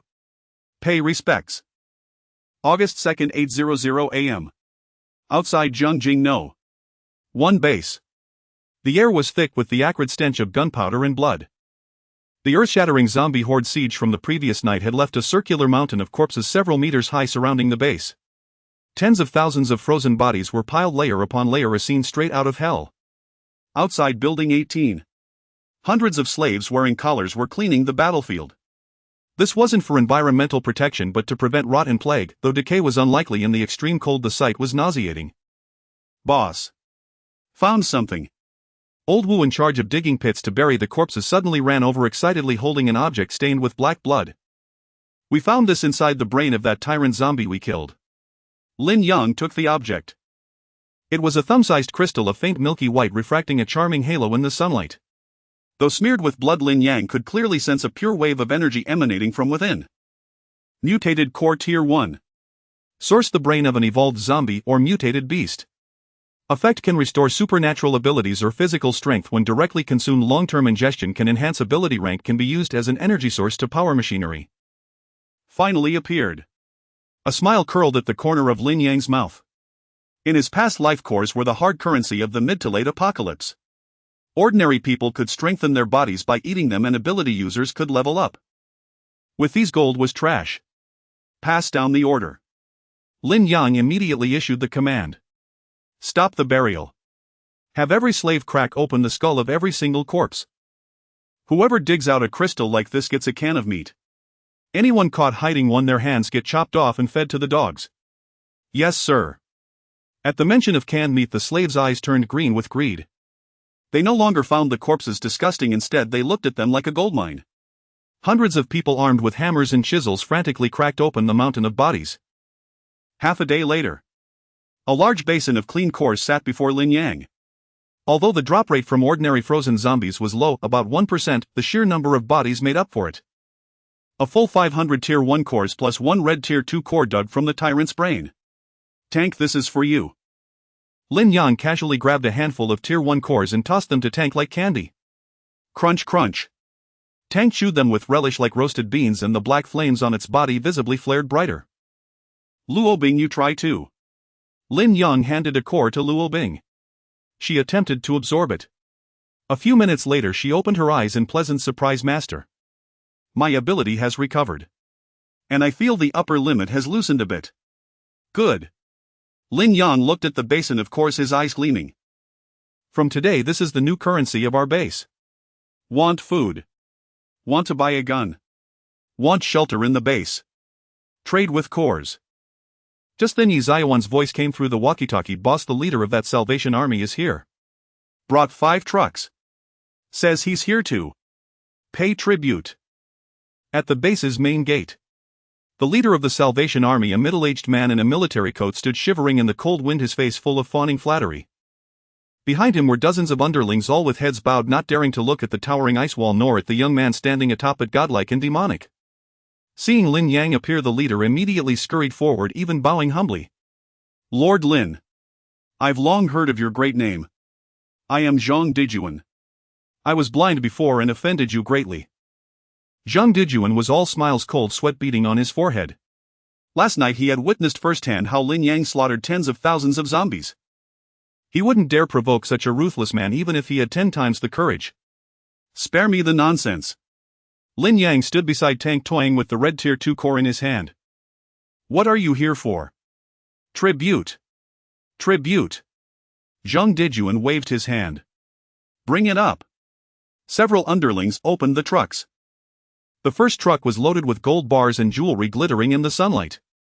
The second truck held dozens of crates of cigarettes, alcohol, sugar, and tea, all luxury goods. The third truck. The door opened and 10 young women descended, dressed in thin clothes and shivering from the cold. Each was fairly attractive, clearly carefully selected. Lord Lin, this is 2 tons of gold along with some humble gifts. Zhang Dijuan rubbed his hands together, gesturing at the women. These are all untouched virgins, specially sent to attend to Lord Lin's daily needs. Lin Yang glanced at them indifferently. Gold. Accepted. Could melt it down to make a golden toilet later. Cigarettes and alcohol. Accepted. Even if he didn't use them, he could reward his subordinates. Women. Lin Yang glanced at the breathtakingly cold and beautiful Ice Queen Luo Bing beside him. Then he looked at the ordinary women. Keep the gold and supplies. Lin Yang said coldly, as for these women, too ugly. Take them back. The 10 women were struck by lightning, their faces turning pale. They knew well their fate. If sent back, they would surely be given to the rough soldiers under Zhang Dijuan. Lord Lin, please let us stay. We can do laundry. We can cook. We eat very little. Several women knelt in the snow, crying and pleading. Lin Yang remained unmoved. My base doesn't keep freeloaders. However, Lin Yang changed his tone. If you can do heavy labor like carrying manure in the plantations or working the sewing machines in the factory, I don't mind having a few more mouths to feed. We will. We will. The women nodded desperately. Carrying manure was better than being passed around and abused. Take them down. Hand them over to the logistics department. Lin Yang waved for them to be taken away, then looked at Zhang Dijuan. Chief Shang, I have received your sincerity. As a token of thanks, I'll show you a clear path. Lin Yang took a Tier 1 core from his pocket and tossed it to Zhang Dijuan. From now on, don't bother me with that junk gold. Want my weapons. Want my food. Or even the right to live in this safe house. Trade with this. Zhang Dejuan caught the core looking confused. This is a stone from a zombie's brain. It's called a core. Lin Yang pointed at the mountain of corpses beneath his feet. And it's the future currency. 1 core for a caddy of rice. 10 cores for a box of antibiotics. 100 cores for a pistol. If you want to live, go kill zombies and dig these out for me. I'll buy them all unlimited. Zhang Dejuan's eyes lit up instantly. As a faction leader, he immediately grasped the significance of this rule. Zombies were everywhere. As long as you dared to risk your life, you could kill them. And Lin Yang had food and weapons. It was a perfect closed loop. Understood. Lord Lin is brilliant. Zhang Dejuan trembled with excitement. I'll send my men to hunt zombies as soon as I get back. From now on, I'll follow Lord Lin's lead. Watching Zhang Dejuan leave with profuse thanks, a cold smirk curled on Lin Yang's lips. Salvation Army. From today, you're nothing but my free laborers. The course you risk your lives to dig will eventually become the nourishment for my growth. Is this the joy of being a capitalist? Master, another convoy is coming. Yi Xiaowan reported. This time it's the Black River Gang and the Brotherhood. Lin Yang stretched lazily and turned to walk back. Let old Wu receive them. Same rules, take all the gold and tell them about the core system. If anyone dares to disobey. Lin Yang pointed at the mountain of corpses. Let them become a part of it. At 2:00 a.m. on August 5, 3 days had passed since the last zombie tide. During these 3 days, Zhongjing Base No. 1 had been operating at full throttle. Survivors outside, desperate for a morsel of food, frantically hunted down lone zombies, and a ceaseless stream of crystal cores flowed into Lin Yang's hands. Everything seemed to be taking a turn for the better. Yet the apocalypse never grants a moment's respite. Room 1802, the laboratory, formerly the study. Chen Xiaobei, wearing safety goggles, was meticulously testing the second-tier red crystal core he had dug out from the brain of the tyrant. On the instrument screen connected to the crystal core, data danced wildly. Boss. Unbelievable. Chen Xiaobei excitedly said to Lin Yang beside him. The energy density in this red crystal core is 100 times that of a first-tier one. Moreover, its energy is extremely violent, as if it carries an emotion of rage. If we can make it into an energy core, our tyrant might even be able to briefly activate an energy shield. Lin Yang nodded. Then get to work. What I want is... Before he could finish, Lin Yang's brow furrowed. He sensed a peculiar spatial fluctuation. It wasn't coming from underground but from the sky. He strode to the floor-to-ceiling window and looked up. The pitch-black night sky was now ablaze with a magnificent aurora. Ribbons of green, purple, and pink light interwove and danced across the sky, breathtakingly beautiful. But such an aurora in an apocalyptic ice age was an ominous sign. It was a precursor to a violent disturbance in the geomagnetic field. Beep. Beep. Beep. The base's radar alarm suddenly emitted a sharp, piercing sound. Alert! Alert! A red window instantly popped up on Chun Xiaobia's tablet. Boss. Radar detects a massive object in the high altitude diving towards us. Extremely fast. The count. The count is incalculable. The radar screen is all red. Is it a meteorite? Asked Luo Bing. No. Lin Yang activated spatial perception and his face instantly darkened. It's birds. A swarm of mutated birds was attacking. In this frozen world, most birds had frozen to death. Those that survived had undergone even more terrifying mutations. To adapt to the cold, they had grown feathers as hard as steel to hunt. Their beaks had become sharp hooks and their claws could easily crush skulls. Now, under the cover of the aurora, tens of thousands of mutated crows and corpse-eating vultures like black raindrops swooped down on the only source of light and heat on the ground, Zhongjing Base No. 1. All personnel battle stations. Lin Yang's voice boomed through the base's intercom. Kill the lights. Shut down all searchlights. Activate the air defense system. With a series of clicks, the base's lights went out instantly. But it was too late. The flock had already locked onto the location. Caw! The piercing screech was deafening. The first wave of mutated crows slammed into the bulletproof glass of the 18th floor, producing a dense thumping sound. Though the glass didn't shatter, the frenzied impact was terrifying to behold. Outside, the slaves living in the low-rise sheds and temporary shanties suffered the worst. Ah! Help! A mutated vulture with a 2-meter wingspan tore through the roof of a shed. Its iron hook-like claws seized a slave by the shoulder and lifted him into the air. Then it released its grip from dozens of meters up. Splat! The slave hit the ice and turned into a bloody pulp. Immediately a flock of crows swarmed in, devouring him in an instant. Counterattack! Shoot them down! Lin Yang stood behind a parapet on the rooftop and ordered coldly. ZZZZZT boom! The 4 phalanx Closian weapon systems, their motors salvaged from a nuclear power plant that Chen Xiaobei had modified, opened fire simultaneously. The 6-barreled Gatling guns had a rate of fire of 6,000 rounds per minute. For dragons of fire wove an impenetrable net of metal in the night sky. Under this terrifying rate of fire, the diving flock crashed into an invisible wall. Countless crows were shredded into bloody pulp and feathers raining down with a crackling sound like a storm of blood. Yi Xiaowan. Use fire. Bird feathers fear fire. Roger. Yi Xiaowan, clad in an exoskeleton suit, stood atop an ice wall and opened fire with her flamethrowers at full power. 2 pillars of fire dozens of meters long shot into the sky. Though the mutated crows had tough hides, their feathers ignited on contact. Caw! Caw! Caw! Countless firebirds screamed and flailed in the air before plummeting like meteors, igniting even more of their kind. The sky above the base instantly became a blazing battlefield. However, the flock was overwhelming in number. Among them were several massive second-tier mutated golden eagles. They were incredibly fast and had learned to dodge the machine gun's trajectory. Whoosh! A golden eagle with a 5-meter wingspan dove like a fighter jet its target, the flamethrower-wielding Yi Xiaowan. Its claws shimmered with a metallic gleam. If they struck true, even with her exoskeleton, Yi Xiaowan's head would be torn off. Watch out! Old Wu bellowed, trying to block with his shield, but he was too slow. Just as the golden eagle's claws were a meter from Yi Xiaowan. Still. A calm voice rang out. The high-speed diving golden eagle suddenly froze in midair. As if an invisible giant hand had clenched the space around it. Spatial imprisonment. Lin Yang's figure materialized beside Yi Xiaowan. He looked at the golden eagle, struggling desperately with terror in its eyes, and slowly raised the Tang saber in his hand. Flying high, aren't you? Come down. Gravitational crush.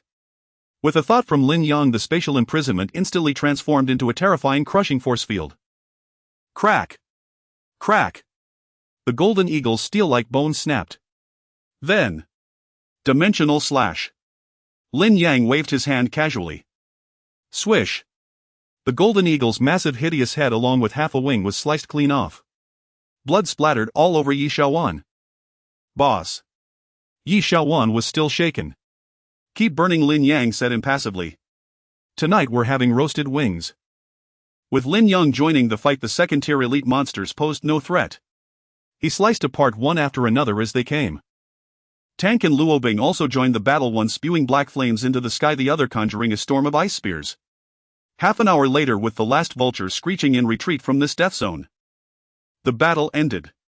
The base was littered with bird carcasses and charred feathers. Over a dozen slaves had died, mostly in the initial surprise attack, but in return there were mountains of poultry meat. Clean up the battlefield, Lin Yang said, sheathing his saber and surveying the corpses. Collect all the bird carcasses.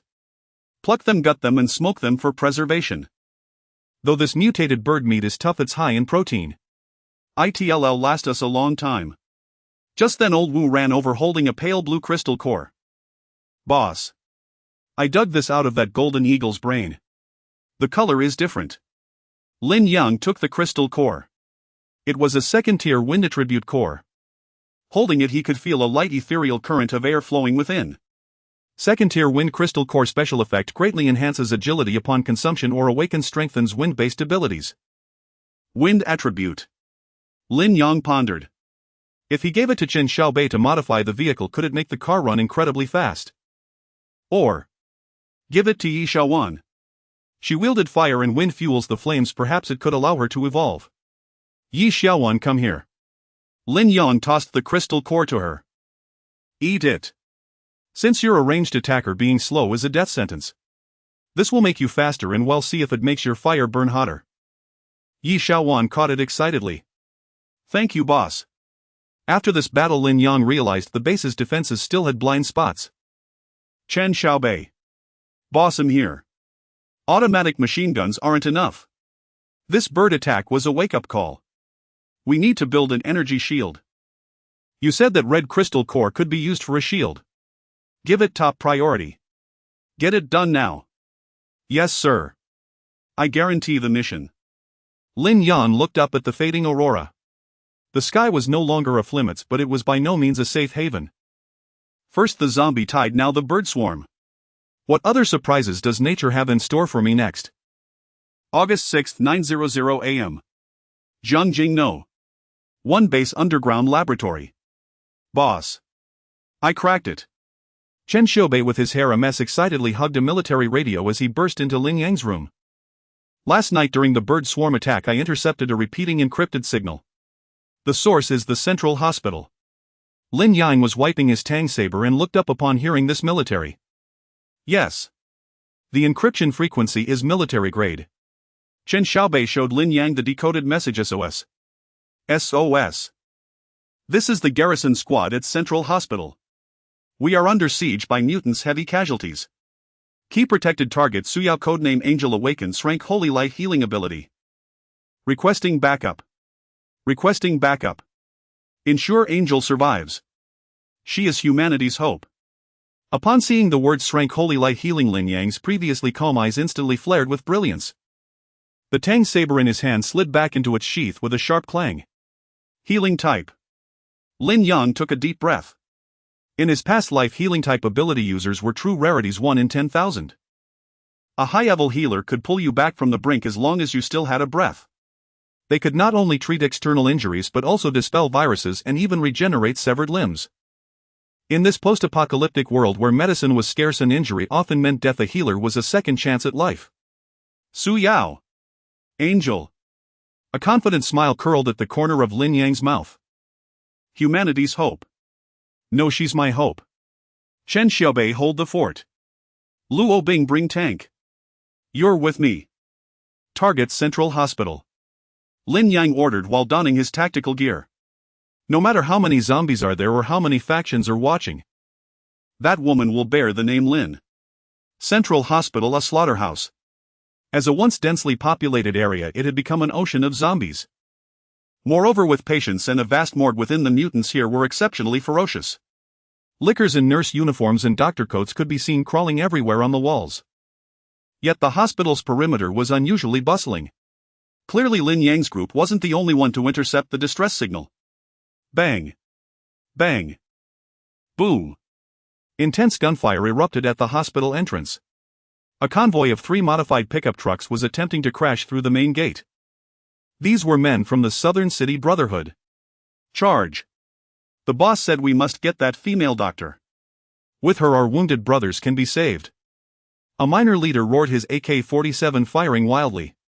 But they had clearly underestimated the danger here. A second-stage mutant licker lurking atop the outpatient building shot out its 10-meter-long scarlet tongue. The tongue pierced through the pickup's windshield, wrapped around the driver's neck, and ripped his head clean off. The vehicle swerved and crashed into a flower bed. Surrounding zombies swarmed instantly, overwhelming those inside. A bunch of fools.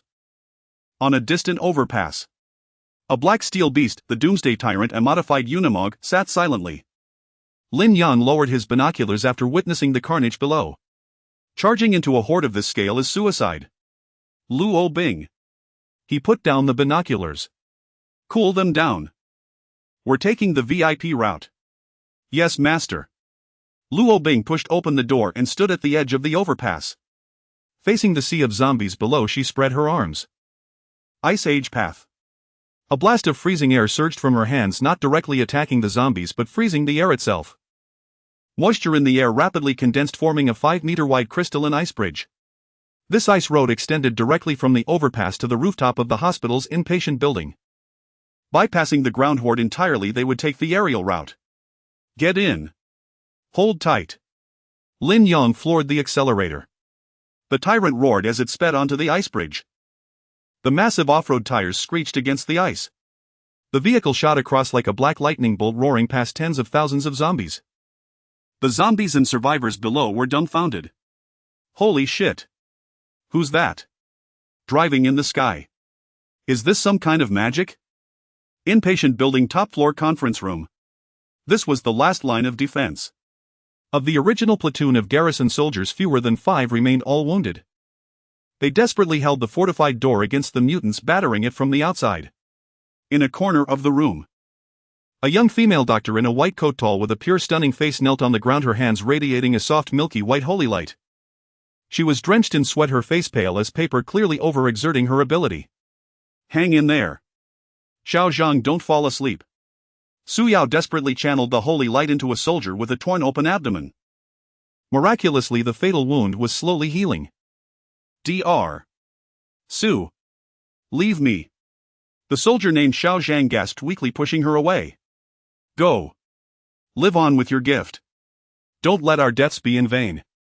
"No. I'm a doctor. I can't abandon my patients." Su Yao shook her head stubbornly, tears in her eyes. This damnable saintly nature kept her from fleeing even in dire straits. The blast door was breached, a gaping hole appearing. A hideous second-stage mutant zombie forced its head through, opening its gaping maw.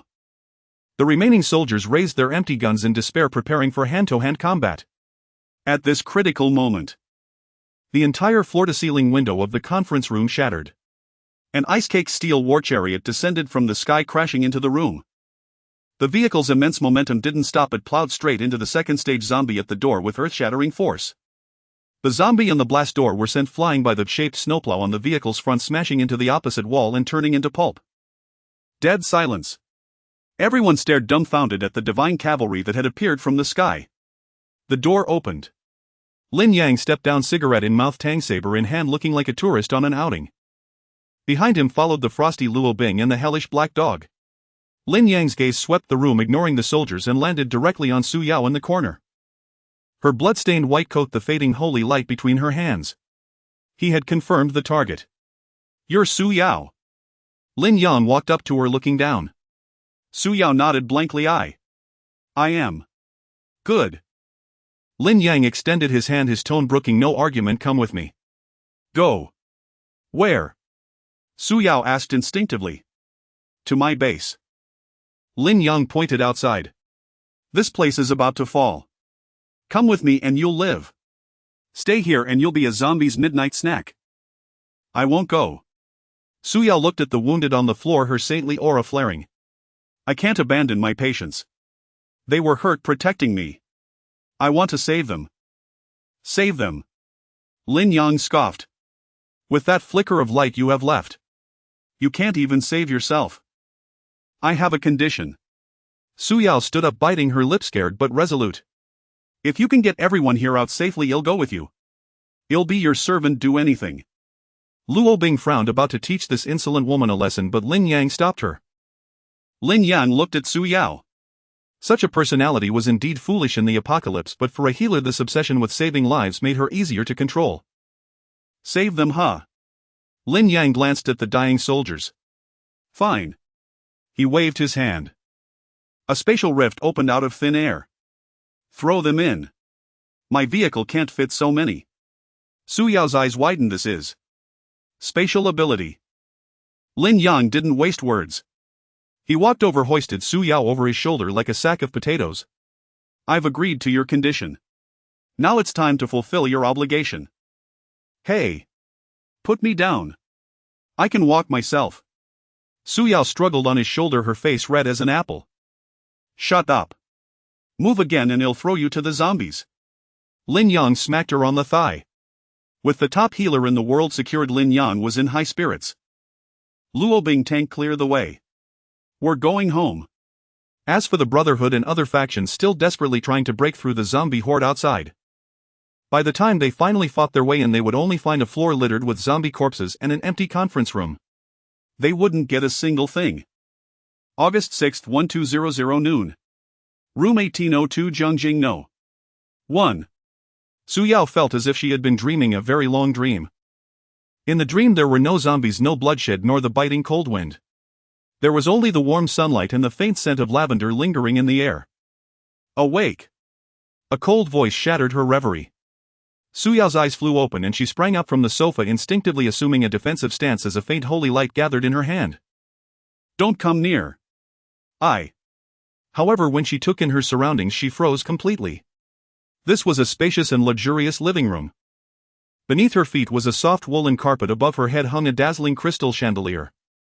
The fireplace crackled with a vigorous blaze, making the entire room as warm as spring. Beyond the floor-to-ceiling windows lay the pitch-black frozen world, yet inside there was even an unknown large black dog lying on the carpet, gnawing on a bone. This. Where is this? Su Yao stammered. She remembered being carried away by that domineering man, expecting to be taken to a dark, damp dungeon or a foul-smelling refugee camp. But here, it was even more luxurious than her pre-apocalyptic home. The bathroom is over there. Lin Yang sat on the opposite sofa, a magazine in hand, pointing without lifting his head. It'll give you 10 minutes to clean yourself up. I don't like the smell of blood in the house. The water heater is already on, the shower gel and shampoo are new. There are clean clothes in the cabinet. Hot water. Su Yao's eyes widened. In this era, when even drinking water required melting snow, could she still take a hot shower? Half doubting, she entered the bathroom. When the scalding hot water gushed from the shower head, cascading over her long frozen blood-caked body, Su Yao couldn't help it. She covered her mouth and wept. So extravagant. So blissful. She washed for a full half-hour, scrubbing every inch of her skin until it was red, washing away all her fear and exhaustion. Half an hour later, Su Yao emerged wearing a slightly oversized white loungewear set, her hair still damp. Cleansed of grime and bloodstains, her skin was fairer than snow, her features pure and moving. She truly deserved the codename Angel. But at that moment her gaze was fixed on the dining table.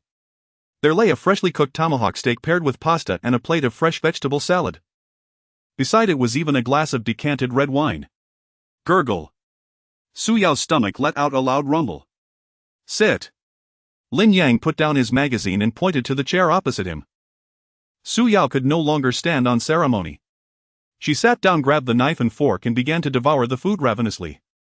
The beef was tender and juicy, the pasta springy and smooth, but what shocked her most was the salad, fresh lettuce and tomatoes. Woo-woo. Delicious. Su Yao ate while tears streamed down her face, her dignity completely abandoned. Lin Yang silently watched her finish. For the hungry, a full meal was more potent than any brainwashing. Are you full? Lin Yang swirled his wineglass. Full. Su Yao let out a burp, 2 red clouds blooming on her cheeks, and she lowered her head sheepishly. Thank you for the meal. You promised my comrades. Don't worry, they won't die. Lin Yang waved his hand. Whoosh, a spatial portal opened. The severely wounded soldiers were spat out onto the carpet. Though still alive, their breaths were faint. Heal them, Lin Yang said coolly. This is your rent for staying here. From now on you are the base's chief physician. I provide you with the life you just experienced, and you ensure the survival of those I wish to keep alive. Is that fair? Su Yao looked at her comrades on the floor, then at the cold but trustworthy man. She recalled the hot shower and the steak. Fair. Taking a deep breath, Su Yao's gaze turned resolute. Her hands emanated a soft holy light as she pressed them onto a soldier's wound. Holy light, heal. Visibly the wound began to close and the soldier's breathing steadied. Lin Yang nodded in satisfaction. With this super healer, as long as they weren't instantly killed, his team was immortal. At the same time, 5 kilometers from Zhongjing No. One in an abandoned underground shopping mall.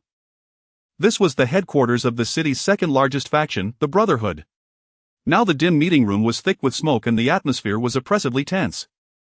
Around the long table sat 7 or 8 men with grim expressions. They were the leaders of major factions, including the Brotherhood, the Black River Gang, and the Wild Wolf Regiment. Even Zhang Dejuan, the leader of the Salvation Army who had previously paid tribute to Lin Yang, was among them. This is too much. Absolutely too much. Lei Bao, the leader of the Brotherhood, slammed the table, making the cups jump. That Lin Yang took our supplies, and now he's even taken the only healing type Esper. And he's set up checkpoints on the bridge. He's even monopolized the crystal core trade. He's driving us to the wall. Exactly. I can't take it anymore either, the one-eyed leader of the Black River Gang growled through gritted teeth. Yesterday one of my men went to trade for food, and because he was 1 crystal core short, his head was blown off by that female sniper of his. How the hell can anyone tolerate that? The crowd's eyes turned to the silent Zhang Dejuan. Old Zhang, you've paid tribute. What do you say? Zhang Dejuan's face was grim. He indeed feared Lin Yang, but he also hated him. That so-called crystal core for grain system gave them a lifeline, but it was also draining their labor like a vampire. They risked their lives killing zombies only for Lin Yang to take the lion's share. If this continued, they would all become Lin Yang's vassals. That base's defenses are indeed strong. Zhang Dijuan said darkly, a 10-meter ice wall and that monstrous dog that spews black fire. A direct assault would be difficult. Humph, even the strongest fortress has weaknesses. Lei Bao sneered, pulling out a map. I've found out. Lin Yang's base has lights, but it needs the nuclear plant for power. If we cut off his transmission lines, he'll be half-blind. Ah! A vicious glint flashed in Lei Bao's eyes. I've already contacted a major force from the neighboring city, the Bloodhand Mercenary Corps. They have mortars and explosives. If we pool our resources and gather a force of 3,000 plus the mercenaries' heavy firepower, even a god, we can drag him off his throne. Let's do it. The one-eyed man was the first to respond. Let's take his base. The supplies there can feed us for 10 years. And those two women. The ice type and the healer, we can take turns with them. Count me in. Me too. Greed overcame fear. Driven by the lure of immense profit, these desperados finally formed the Anti-Lin Alliance. Set time 3 days from now, late at night. Codename Slay the Dragon. The meeting room echoed with sinister laughter. As if they could already see the beautiful scene of carving up Lin Yang's base. However, they were unaware that in the ventilation duct of the meeting room, a mechanical mosquito, Chun Ziobius' new invention, a reconnaissance drone built on bionics, was blinking with a faint red light, transmitting all the images and sounds in real time to the surveillance screen at Jiangjing No. 1. In room 1802. Lin Yang watched the screen as the thugs boasted about taking turns with his women, his face devoid of any anger. Only the calm of one looking at the dead. Anti-Lin Alliance. Slay the dragon. Lin Yang took a sip of red wine and chuckled softly. Very well. Saves me the trouble of hunting them down one by one. Since they all want to die, I'll prepare a grand gift for them. On August 9th at 1:00 a.m. there was no moon and the wind and snow howled. It was a perfect night for murder and arson. Outside Jiangjing No. 1 base amidst the ruins 3 kilometers away. A dense crowd was gathering. 7 or 8 factions along with the infamous Bloodhand mercenary group had assembled a coalition of 3,500 men. They wore various kinds of cold-weather gear, wielding an assortment of weapons, and even dragged along a few 82mm mortars. Boss Lei, the time has come. The leader of the Bloodhand mercenary group was a burly one-armed man with a fierce gaze. My demolitions expert has already made it to their transmission tower. As soon as I give the order, that base will be left blind. Good. Lei Bao rubbed his hands excitedly. As soon as the lights go out, we charge forward. Remember, kill that fire-wielding woman and that sniper first. Leave that ice user alive. Meanwhile, inside the base. Room 1802 Monitoring Center. Lin Yang held a glass of red wine, watching the red dots thermal imaging wriggling in the snow on the screen. 3,500 people. TSK tisk, how big of a pit do we need to bury them all? Boss, their men are already at the base of the tower. Chen Xiaobei pointed at the split screen and reported, should we let the automated machine gun turrets take out those demolitions experts? No. Lin Yang shook his head, a hint of mockery curling his lips. They want to cut off the power, so let's help them out. Only by making them think they have won will they dare to charge in boldly. Lin Yang set down his wineglass and picked up the intercom. Everyone attention, the drill begins. Chen Xiaobei, when they detonate, you cut off the main switch to create a blackout illusion. Luo Bing, prepare your maze.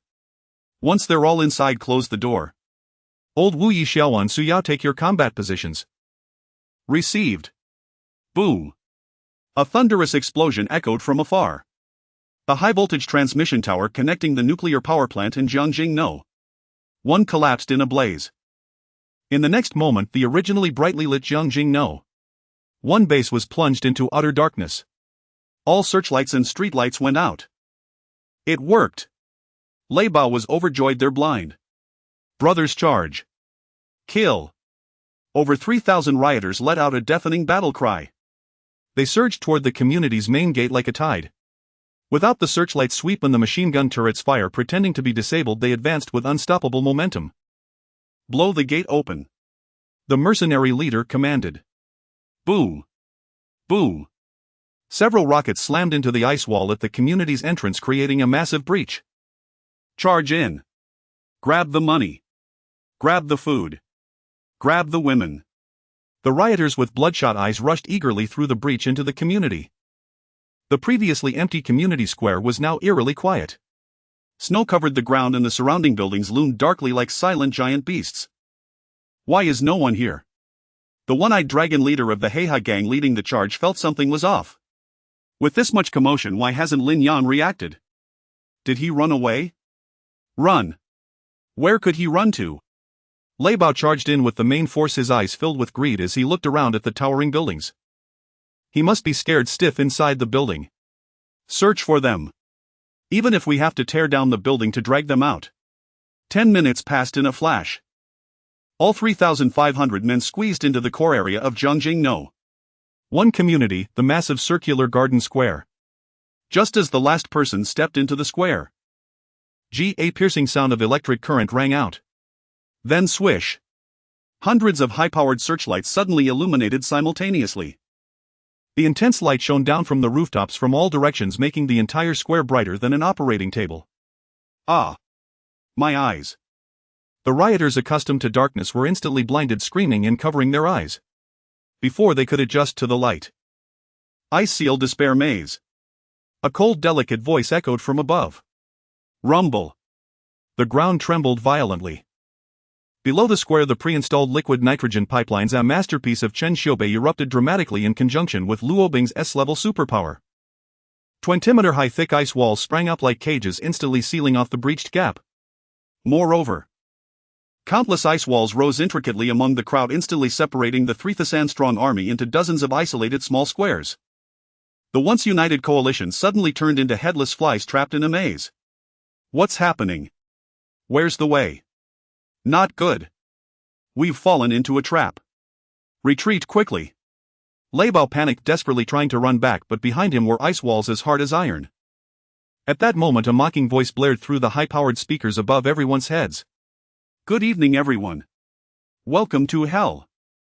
Everyone looked up in terror. On the rooftop of Building 18, directly opposite, Lin Yang sat on a dragon chair, wherever he got it, like a king passing judgment on the masses. He held a glass of red wine, looking down at this swarm of ants. Lin Yang. You despicable villain. Come down for a unknown. Unknown. Lin Yang laughed as if he had heard a joke. You 3,000 against just a few of me, and you talk about unknown. Lin Yang lightly snapped his fingers. Chen Xiaobei set off the fireworks. Click. Countless red indicator lights lit up beneath the ice layer in the square. These were the 500 anti-infantry landmines and interconnected C4 explosives set by Chen Xiaobei. Boom. Boom. Boom. Boom. Boom. The explosions erupted in a continuous cacophony. Flames soared into the sky, mixed with countless severed limbs and shattered bodies flying upward. Those trapped in the narrow ice wall maze had nowhere to hide. The landmines shattered legs and the C4 pulverized internal organs. The screams and cries instantly drowned out everything. But it wasn't over yet. Yi Xiaowan, pour the oil. Whoosh, from the windows of several buildings huge fire hoses extended out. What sprayed out was not water but the acrid scent of gasoline. Tens of tons of gasoline poured down like a waterfall into this massive icy pit. No. Don't ignite it. Grandfather Lin. I was wrong. I surrender. Don't kill me. Those who were fortunate enough to survive the blasts completely broke down the moment they smelled the gasoline. They knelt behind the ice walls, desperately banging their heads, cracking their skulls.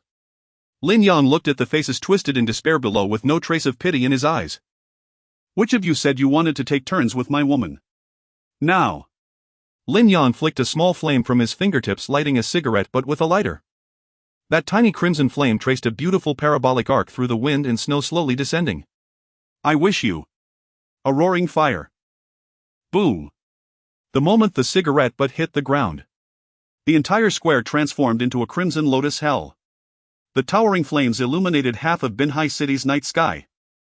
The wails of 3,500 people could be heard even 10 kilometers away. This was the conclusion of the dragon slaying operation. The dragon remained unscathed while the dragon slayers turned to ashes. August 10, 7:00 a.m. Zhongjing Base 1 Central Plaza. The great fire had been extinguished, yet the air still hung heavy with a suffocating stench of scorched debris and an indescribable sense of oppression. The once pristine white snow was now blanketed by a thick layer of dark grayish, the final remnants of 3,500 riders left upon this world. At the foot of Building 18, Lin Yang, clad in a long black trench coat and leather gloves, trod upon the thick layer of bone ash, each step producing a crunching sound beneath his feet. Behind him stood Luo Bing, Suyao, Old Wu Yi, Xiaowan, Chen Shoubei and Tank, all lined up in a row. Every face bore an expression of solemn reverence. Even Suyao, who had only recently joined, could not suppress her trembling at the hellish scene before her, casting fearful glances at Lin Yang. "Boss, the cleanup is done," Old Wu reported in a low voice. "Aside from the wreckage of over a dozen burned-out armored vehicles, there are no survivors." Lin Yang nodded. Suddenly, as if sensing something, his gaze locked onto the very center of the plaza, the spot where the flames had raged most fiercely the night before. Within the thick pile of ash, a sinister crimson glow flickered. Lin Yang approached, crouched down and dug the object out from the embers. It was no ordinary crystal core. It was a fist-sized blood-red heart-shaped crystal that seemed to pulse as if still alive. Held in his hand, it even emitted countless mournful wails from within. Special item: Resentful Spirit Blood Crystal, Fire Spirit, dual attribute, origin formed from the condensation of numerous ability users and humans who perished in extreme hatred in raging flames. Effect: extremely dangerous. Upon devouring, it can greatly enhance mental strength and awaken the Hell's Red Lotus ability. Those with weak willpower will descend directly into madness. A fine treasure. A cold, cruel smile curled at the corner of Lin Yang's mouth. This could be considered the final legacy left to him by those 3,000 men.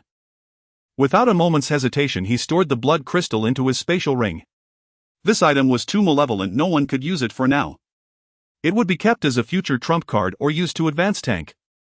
1000 AM full assembly. All survivors within the base, including over 1,000 slaves, primarily former survivors, nuclear plant workers and newly recruited scattered individuals, were gathered around the plaza. Lin Yang stood upon the elevated platform overlooking the masses. The layer of bone ash had yet to be cleared, left spread upon the ground as a constant reminder of the price of betrayal. From this day forward, the name Jiang Jingwan is abolished. Lin Yang's voice, amplified by the broadcast system, echoed across the entire Binhai city. He pointed toward the still somewhat gloomy sky above and the direction where the aurora had appeared the night before. "From now on, this place shall be renamed Aurora City. I am the city lord Lin Yang. Now I proclaim the first code of Aurora City." Lin Yang raised 3 fingers. First, the hierarchy system. Core citizens LV5, myself and my core team. They enjoy the highest resource allocation and absolute authority over life and death. Technical citizens LV34, engineers, doctors, special ability users. They reside in heated rooms, eat meat and receive wages, crystal cores. Ordinary citizens LV2, combat personnel, guard force. They get enough to eat occasional meat and heating. Laborers, slaves LV1, those who perform manual labor. They receive 2 bowls of gruel daily with a chance for promotion based on performance. Second, the monetary system. Gold and paper currency are completely abolished. The only legal tender shall be crystal cores and contribution points. Killing 1 zombie earns 1 point, mining 1 crystal core earns 10 points. Third, the inviolable principle. The city lord's word is law. Any form of rebellion, theft or hoarding shall be punished by collective execution. Do you understand? Lin Yang's voice was cold as iron. Yes, city lord. Long live the city lord. Long live Aurora City. A thunderous roar of cheers erupted from the crowd below. Though the system was harsh in this apocalypse, a place with order, electricity, heating and the promise of food in exchange for labor was nothing short of paradise. Aurora City was operating at full speed. With the establishment of the new order, this colossal machine began to churn at maximum capacity. Agricultural zone, former residential greenbelts and underground garages with dozens of newly discovered Earth ability users and Chen Ziobius designed constant temperature lighting system. The underground garages were transformed into massive hydroponic factories. Potatoes, sweet potatoes and mushrooms began to grow wildly. Though the taste was mediocre, it was enough to feed thousands.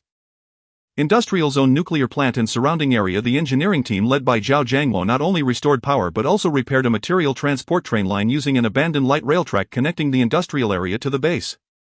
Every day a steady stream of steel and parts was transported back to Aurora City. Medical zone, first floor of Building 18. Su Yao not only treated the wounded but also established an ability user physical examination center. She discovered that those who frequently consumed crystal cores exhibited varying degrees of rejection reactions. She was researching a potion to neutralize the side effects of the cores. This former saint under Lin Yang's guidance had now learned to collect consultation fees crystal cores before treating patients. Research Zone top floor laboratory Chen Xiaobei was a madman. Using the mountains of human bone ash, he extracted a special high-phosphorus composite material. Boss. This ash is a treasure. Chen Xiaobei excitedly waved a black brick. It's harder than steel and extremely fire-resistant. We can use this to build new city walls. Lin Yang stared at the ash brick for 2 seconds. Fine, do as you see fit.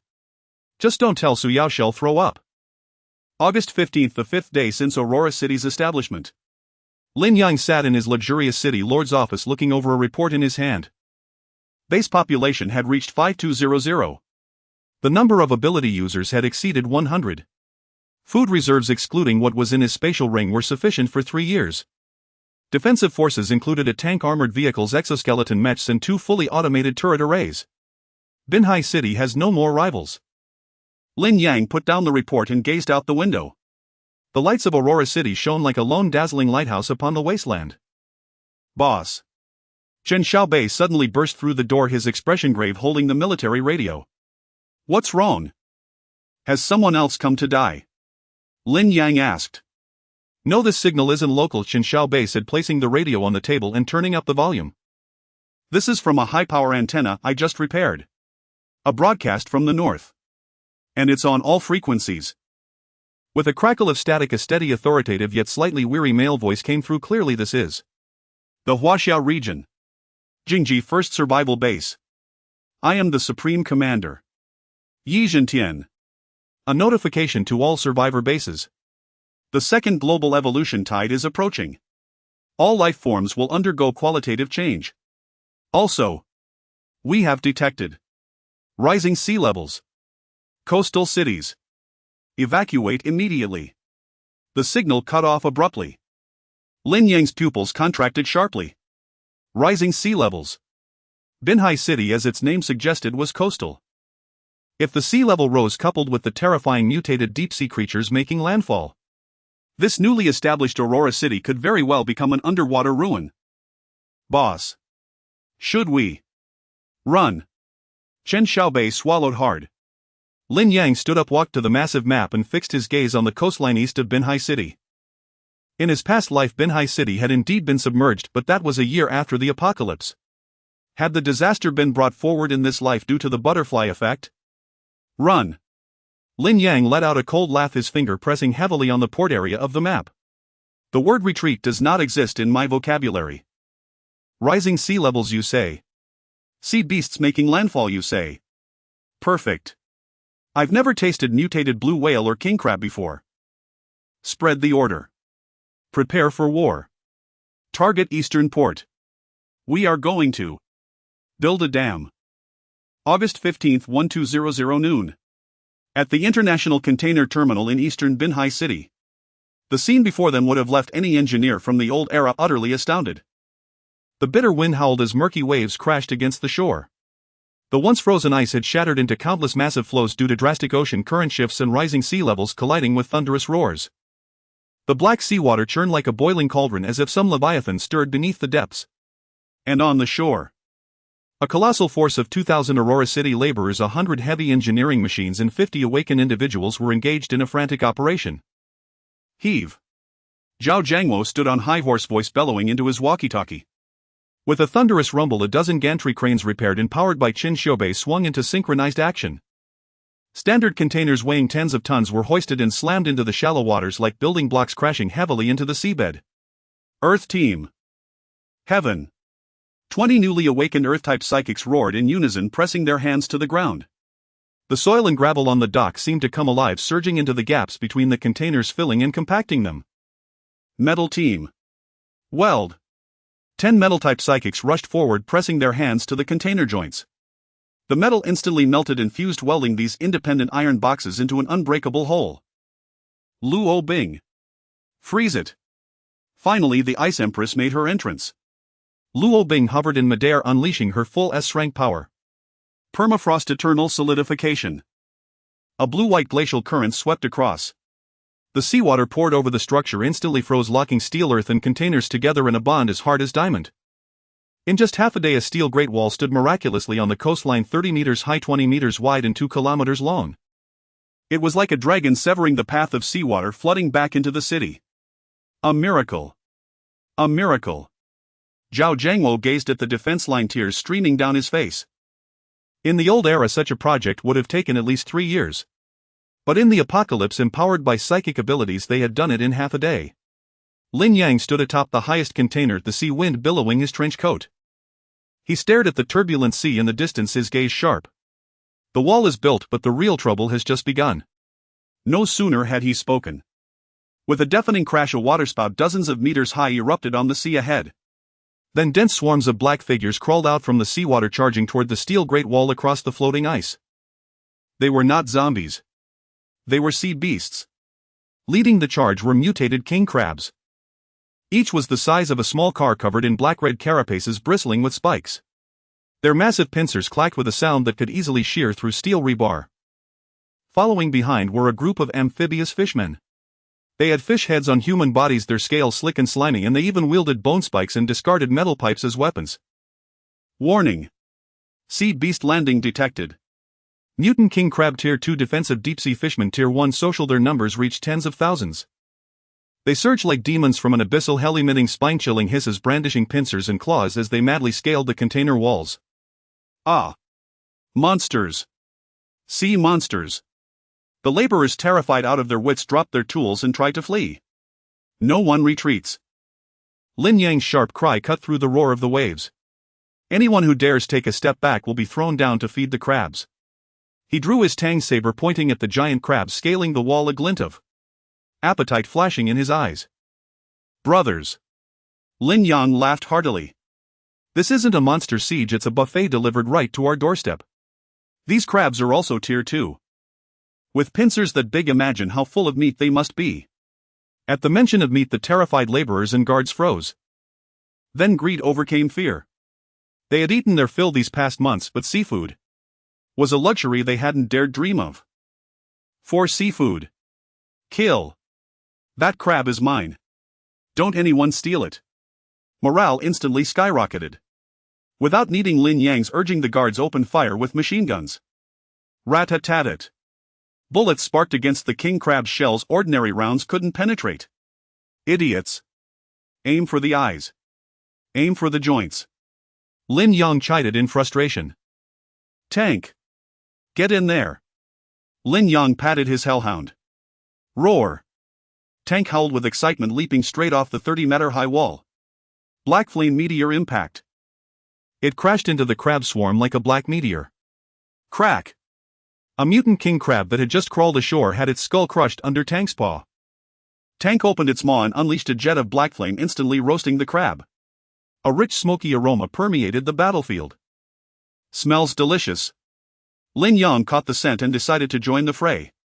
Teleport. In a flash, he appeared on the back of the largest crab king Tier 3. This crab king was the size of a tank, brandishing pincers that could sever a train about to crush a metal-type psychic. It would be a shame to cut off such fine pincers. Lin Yang's tang saber blazed with light. Spatial slash. Swish. The blade flashed. The crab king's 2 massive pincers were severed cleanly at the base. The cuts were smooth, revealing fresh, tender crab meat. Collect. Lin Yang waved his hand and the 2 multi-ton pincers vanished into his spatial storage. Then he stomped on the crab king's head. Gravity crush. Squelch. The crab king's brains burst and it dropped dead on the spot. A deep blue Tier 3 water-type core rolled out. The city lord is mighty.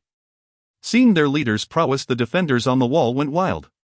Psychic abilities, bullets, and even stones were hurled down.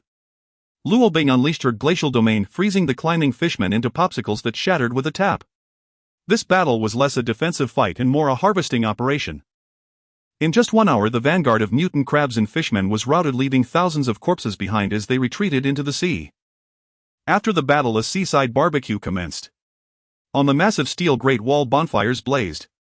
This time there was no stench of corpses, only the mouth-watering aroma of seafood. Hundreds of enormous king crabs were dismembered and grilled over the fire or boiled in huge pots. Even without seasoning, the sweet, succulent flavor was enough to make one swallow their tongue. So delicious. Woo woo. I'd never eaten such big crabs in my life. The laborers wept with joy as they gnawed on crab legs thicker than their thighs. Lin Yang sat atop the highest container with the 2 largest crab king pincers before him. Su Yao used her holy light, which surprisingly could sterilize and preserve, to prepare the crab meat and feed it to Lin Yang. Boss, this crab meat seems to contain energy too. Chen Xiaobei, holding a device, analyzed as he ate. It's not as potent as coarse, but long-term consumption of this mutant seafood can greatly enhance physique and cold resistance. Naturally. Lin Yang took a sip of white wine, gazing at the temporarily calm Black Sea below. The sea is dangerous. But the sea is also an inexhaustible treasure trove. Inform Zhao Jiangwo. Now that the wall is built, install the automatic fish traps. And have Luo Bing freeze this stretch of seawater solid. I want to turn this place into Aurora City's seafood farm. As the celebration continued, deep in the distant ocean, a shadow as vast as an island slowly rose from beneath the surface. 2 enormous crimson eyes like beacons stared fixedly at the insignificant Great Wall on the shore from kilometers away. The true overlord had been awakened by the scent of blood.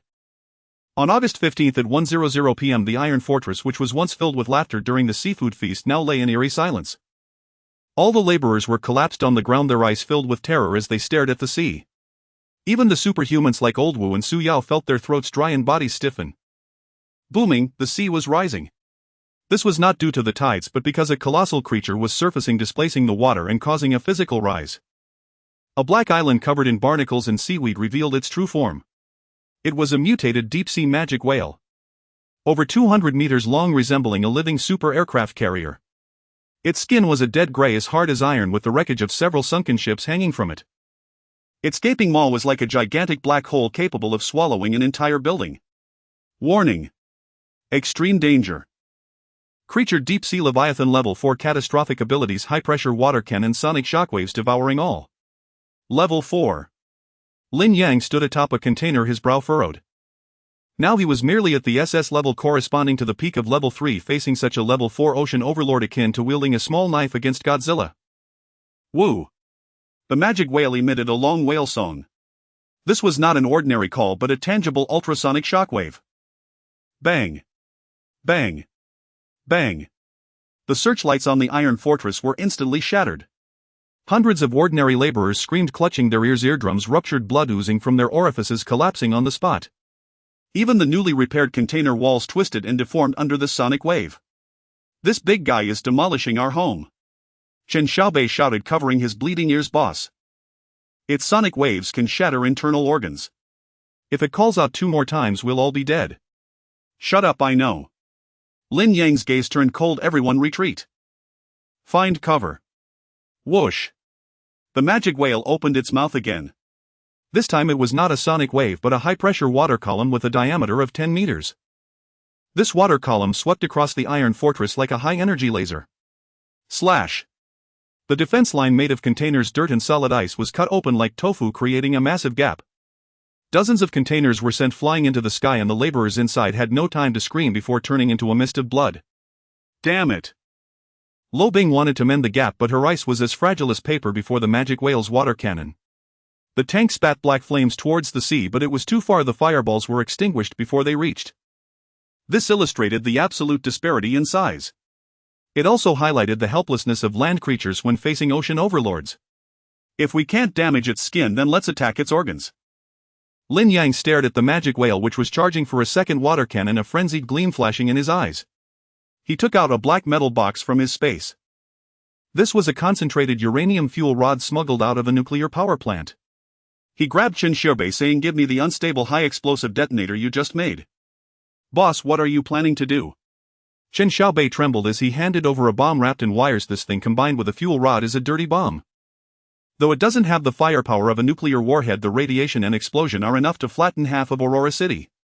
Don't worry, it won't hit us.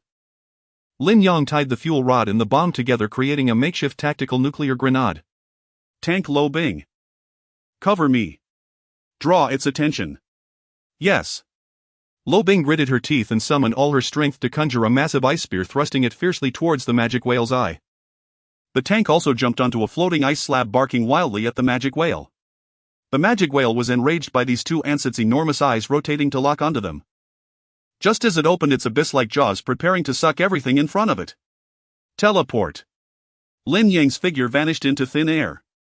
The next second he appeared above the magic whale, more precisely right above its colossal jet hole breathing hole.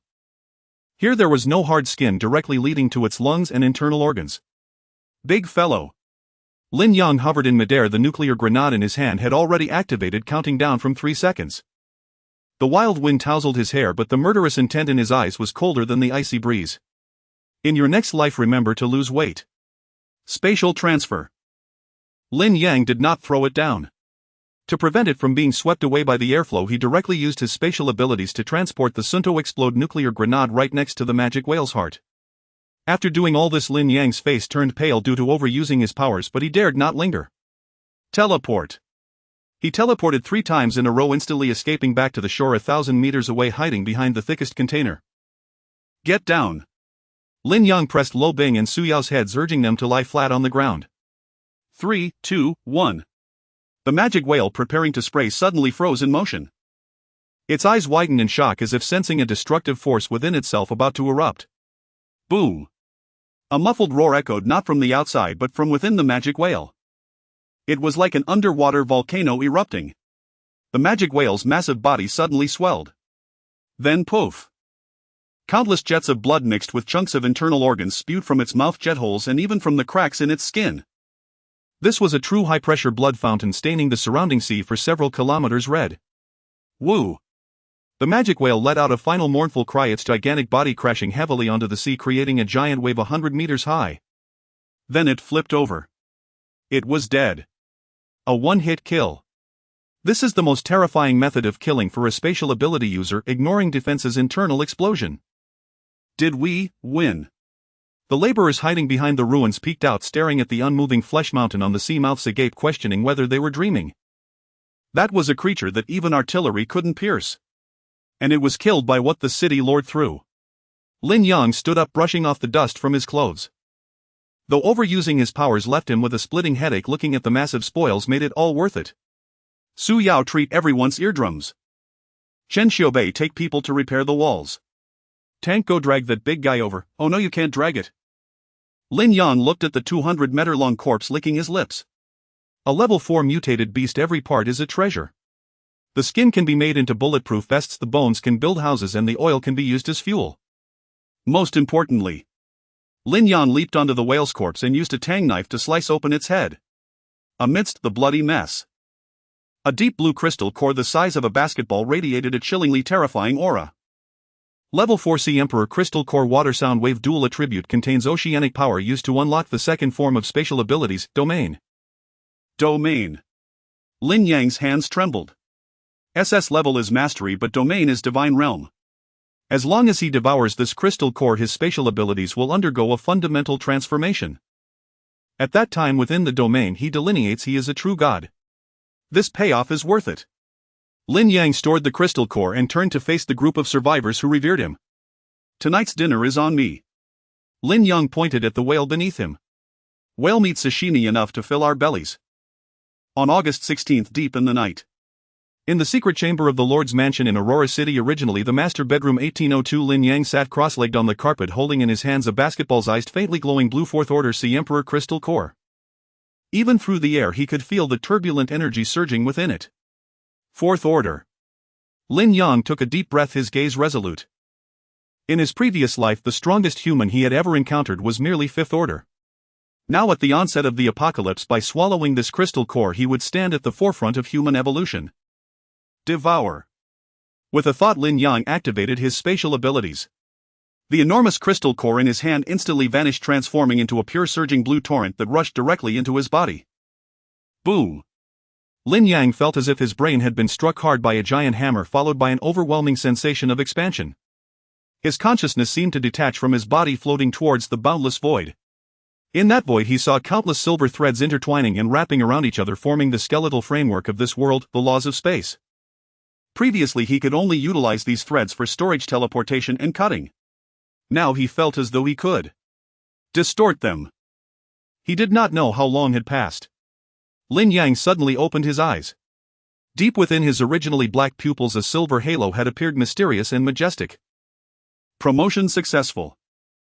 Level 4th Order Space Sovereign Demigod Level Core Ability. Gain absolute spatial domain description within a radius of 100 meters centered on yourself. You possess the authority to modify the rules of space gravity reversal, spatial solidification, distance folding. Absolute domain, huh? Lin Yang stood up, a playful smile curling at the corners of his mouth. He glanced at the solid wood desk in the corner of the room. Gravity reverse. Buzz. No external force acted upon it. The desk, weighing hundreds of pounds along with the lamp and books on it, instantly defied the laws of physics, slowly floating up until it was securely sucked to the ceiling. Space fold. Lin Yang looked towards the doorway. The door that was originally only 5 meters away from him. He took a step forward, yet it felt as if he had traversed a miraculous distance, instantly appearing outside the door. Taking a step back, he returned to his original position. Within this 100 meters I am a god. Lin Yang clenched his fists. With this domain, any close-range assassination attempts against him would be laughable. Bullets that enter the domain would hover, and enemies that step inside would be crushed by gravity. Combined with dimensional slashes, he would be invincible. The next day in the morning. On the eastern coast at the shipyard. The gigantic corpse of the magic whale had been nearly processed. Under Zhao Jiangmo's command, thousands of laborers meticulously stripped the magic whale's armor-like skin and cut it into pieces. These skins would be made into the highest quality deep-sea leather armor, equipped to the elite guards of Aurora City with defensive capabilities sufficient to withstand a volley from standard rifles. At the center of the shipyard, a massive white skeleton over 200 meters long lay quietly, emanating a jade-like sheen. That was the spine and ribs of the magic whale. Chen Xiaobei was accompanied by a group of engineers caressing those bones as if they were lovers. Boss. This bone is simply a divine material. Seeing Lin Yang approach, Chen Xiaobei shouted excitedly. Its hardness is 3 times that of titanium alloys, yet its weight is only half that of steel. Moreover, it possesses a natural water-repellent quality, resulting in minimal resistance when submerged. I've made up my mind. Chen Xiaobei pointed at the design plans, his eyes ablaze with fervor. I'm no longer building ordinary icebreakers.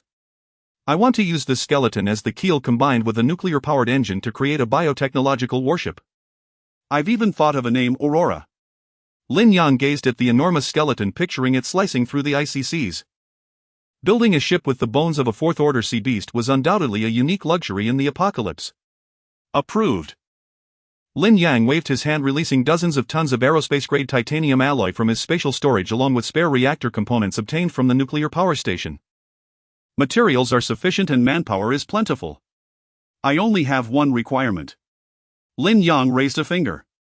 This ship must not only be able to break ice but also crush any sea beasts that stand in our way. I want it to become a mobile fortress at sea. No problem. Chen Xiaobei patted his chest and assured, I will equip the bow with high-frequency impact horns and install the previously developed electromagnetic cannon, which is still under development. Anyone who dares to block the way will be shattered. After arranging the shipbuilding matters, Lin Yang returned to the elevated container command post. Luo Bing and Su Yao were standing there watching the busy construction site. After this period of battles and adjustments, these two women with vastly different personalities, one aloof and regal, the other gentle and nurturing, had become increasingly in sync. Master, you have grown stronger. Luo Bing keenly sensed the change in Lin Yang's aura. Now even when Lin Yang stood still, the surrounding space seemed to subtly warp, giving an extremely dangerous sense of oppression. I suppose so. Lin Yang smiled faintly, gazing at the distant horizon of the eastern sea. It will take time to build the ship. But we cannot afford to be idle these days. Lin Yang produced a world map and spread it across the table. His finger traced several red circles. These were the famous resource depots and mysterious ruins, he recalled. We have already stripped the wool from Binhai City clean. Next we need to look further ahead. Lin Yang's finger finally stopped at a location 300 kilometers from Binhai City, the military restricted zone, the underground Great Wall.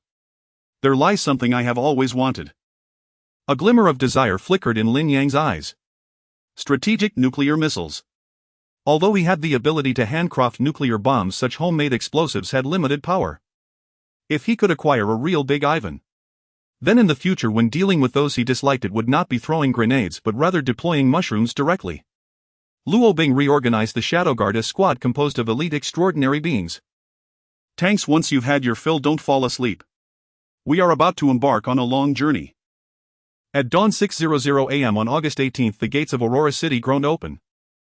A heavily modified Doomsday Tyrant vehicle equipped with a wind-type core booster titanium alloy armor and an automated turret roared into the vast snowy plain like a caged steel beast unleashed. Inside were only 3 people and a dog, Lin Yan, Luo Bing, Chen Xiaobei, who handled locks and technical support and tank. Su Yao and Zhao Jiangwo remained at the base. Let's move.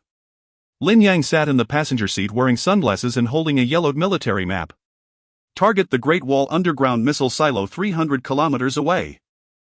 100 kilometers from Aurora City they had left its sphere of influence behind. This was a true lawless land. On the national highway, cars buried in snow stretched in endless lines. In sheltered tunnels and gas stations, Lin Yang witnessed a sight that made Chen Xiaobei retch. It was a small survivor camp. There was no heating and dozens of half-naked men huddled around a large cauldron.